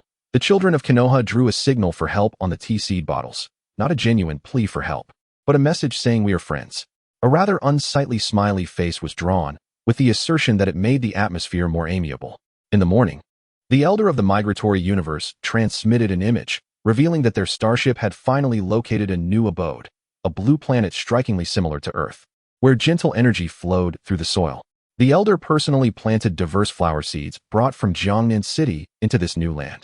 As the scene shifted, a modest tea house had been erected beside the starship, its entrance adorned with a wooden sign, awkwardly inscribed with the words, Xing Tea House, Temporary. The first cup of tea was dedicated to all who had supported them. The elder raised the teacup and bowed deeply to the camera, followed by the crew members, while the backdrop of the new homeland saw the wind lifting the edges of their garments, as if in solemn acknowledgement of their gesture. Luo Feng smiled and raised his cup in return. Upon tasting the tea, he discovered the crisp essence of the migratory universe tea seedlings. Some connections had already transcended light years. In the afternoon, an unexpected visitor arrived at the tea house, a creature entirely cloaked in rock, cradling a fragment of a tea seed bottle, with remnants of the starry tea seeds still clinging to it. I hail from the dark matter nebula, its voice, reminiscent of stones grinding together, yet imbued with a cautious gentleness, conveyed. I found this and followed the scent of tea to this place. Luo Feng prepared a cup of new light tea for it, observing as it awkwardly grasped the teacup, its rocky skin surprisingly emanating a soft glow. In our world, there is only silence, it murmured. This is the first time I have known such a flavor exists in the universe. A young member of the editorial team immediately took out a notebook to document. Dark Matter Nebula chapter, commence. As evening approached, the first feedback from the tea seed drifting initiative arrived. An energy wave from the gaseous universe surged through the link into the tea house, carrying the joy of the tea seeds sprouting, along with a vague stream of consciousness. Thank you. The elder of the Light Clan interpreted. They possess no physical form and communicate through energy. This is their way of expressing gratitude. Luo Feng ventured into the courtyard, gazing at the diverse forest swaying in the breeze, suddenly feeling that these tea seeds, these migrating civilizations, and these serendipitous encounters resembled the dandelions of nature, requiring no meticulous planning, merely embarking with hope, and the wind would naturally carry them to their destined places. As night deepened, he settled beside the diverse tea table, perusing the newly arrived Xing Tu Tua Huangji, which chronicled the tales of various wild star tea houses, energy entities from the gaseous universe brewed tea using core temperature, rock beings from the dark matter nebula steeped tea with stardust, and even a civilization from an antimatter galaxy had invented mirrored tea sets that could brew tea flavors from both the positive and negative universes. Look, Su Xian smiled, pointing to a particular page. They have managed to brew tea quite elegantly without our guidance. Luo Feng nodded, taking up a pen to inscribe on the title page. The finest pioneering is not in construction, but in sowing. The tea seeds you plant will eventually flourish in unknown soils, growing into their own distinct forms. Outside the window, the starry sky twinkled with the glowing points of the tea seed drifting bottles, akin to countless stars poised to sprout, journeying slowly through the cosmos. He understood that perhaps one day, these bottles would be forgotten, worn down by time. Yet as long as a single tea seed germinated, a new star tea house would quietly illuminate in some nameless universe. Just as at this moment, in the tea house of Jiangnan City, the tea seedlings of the migratory universe had grown another inch taller, the light of the tea lamp gently swaying in the night, awaiting a traveler drawn by the aroma of tea to push open that eternally welcoming door to warmth. The wind continued to blow, the seeds continued to drift, and new star paths were gradually unfurling, propelled by the fragrance of tea.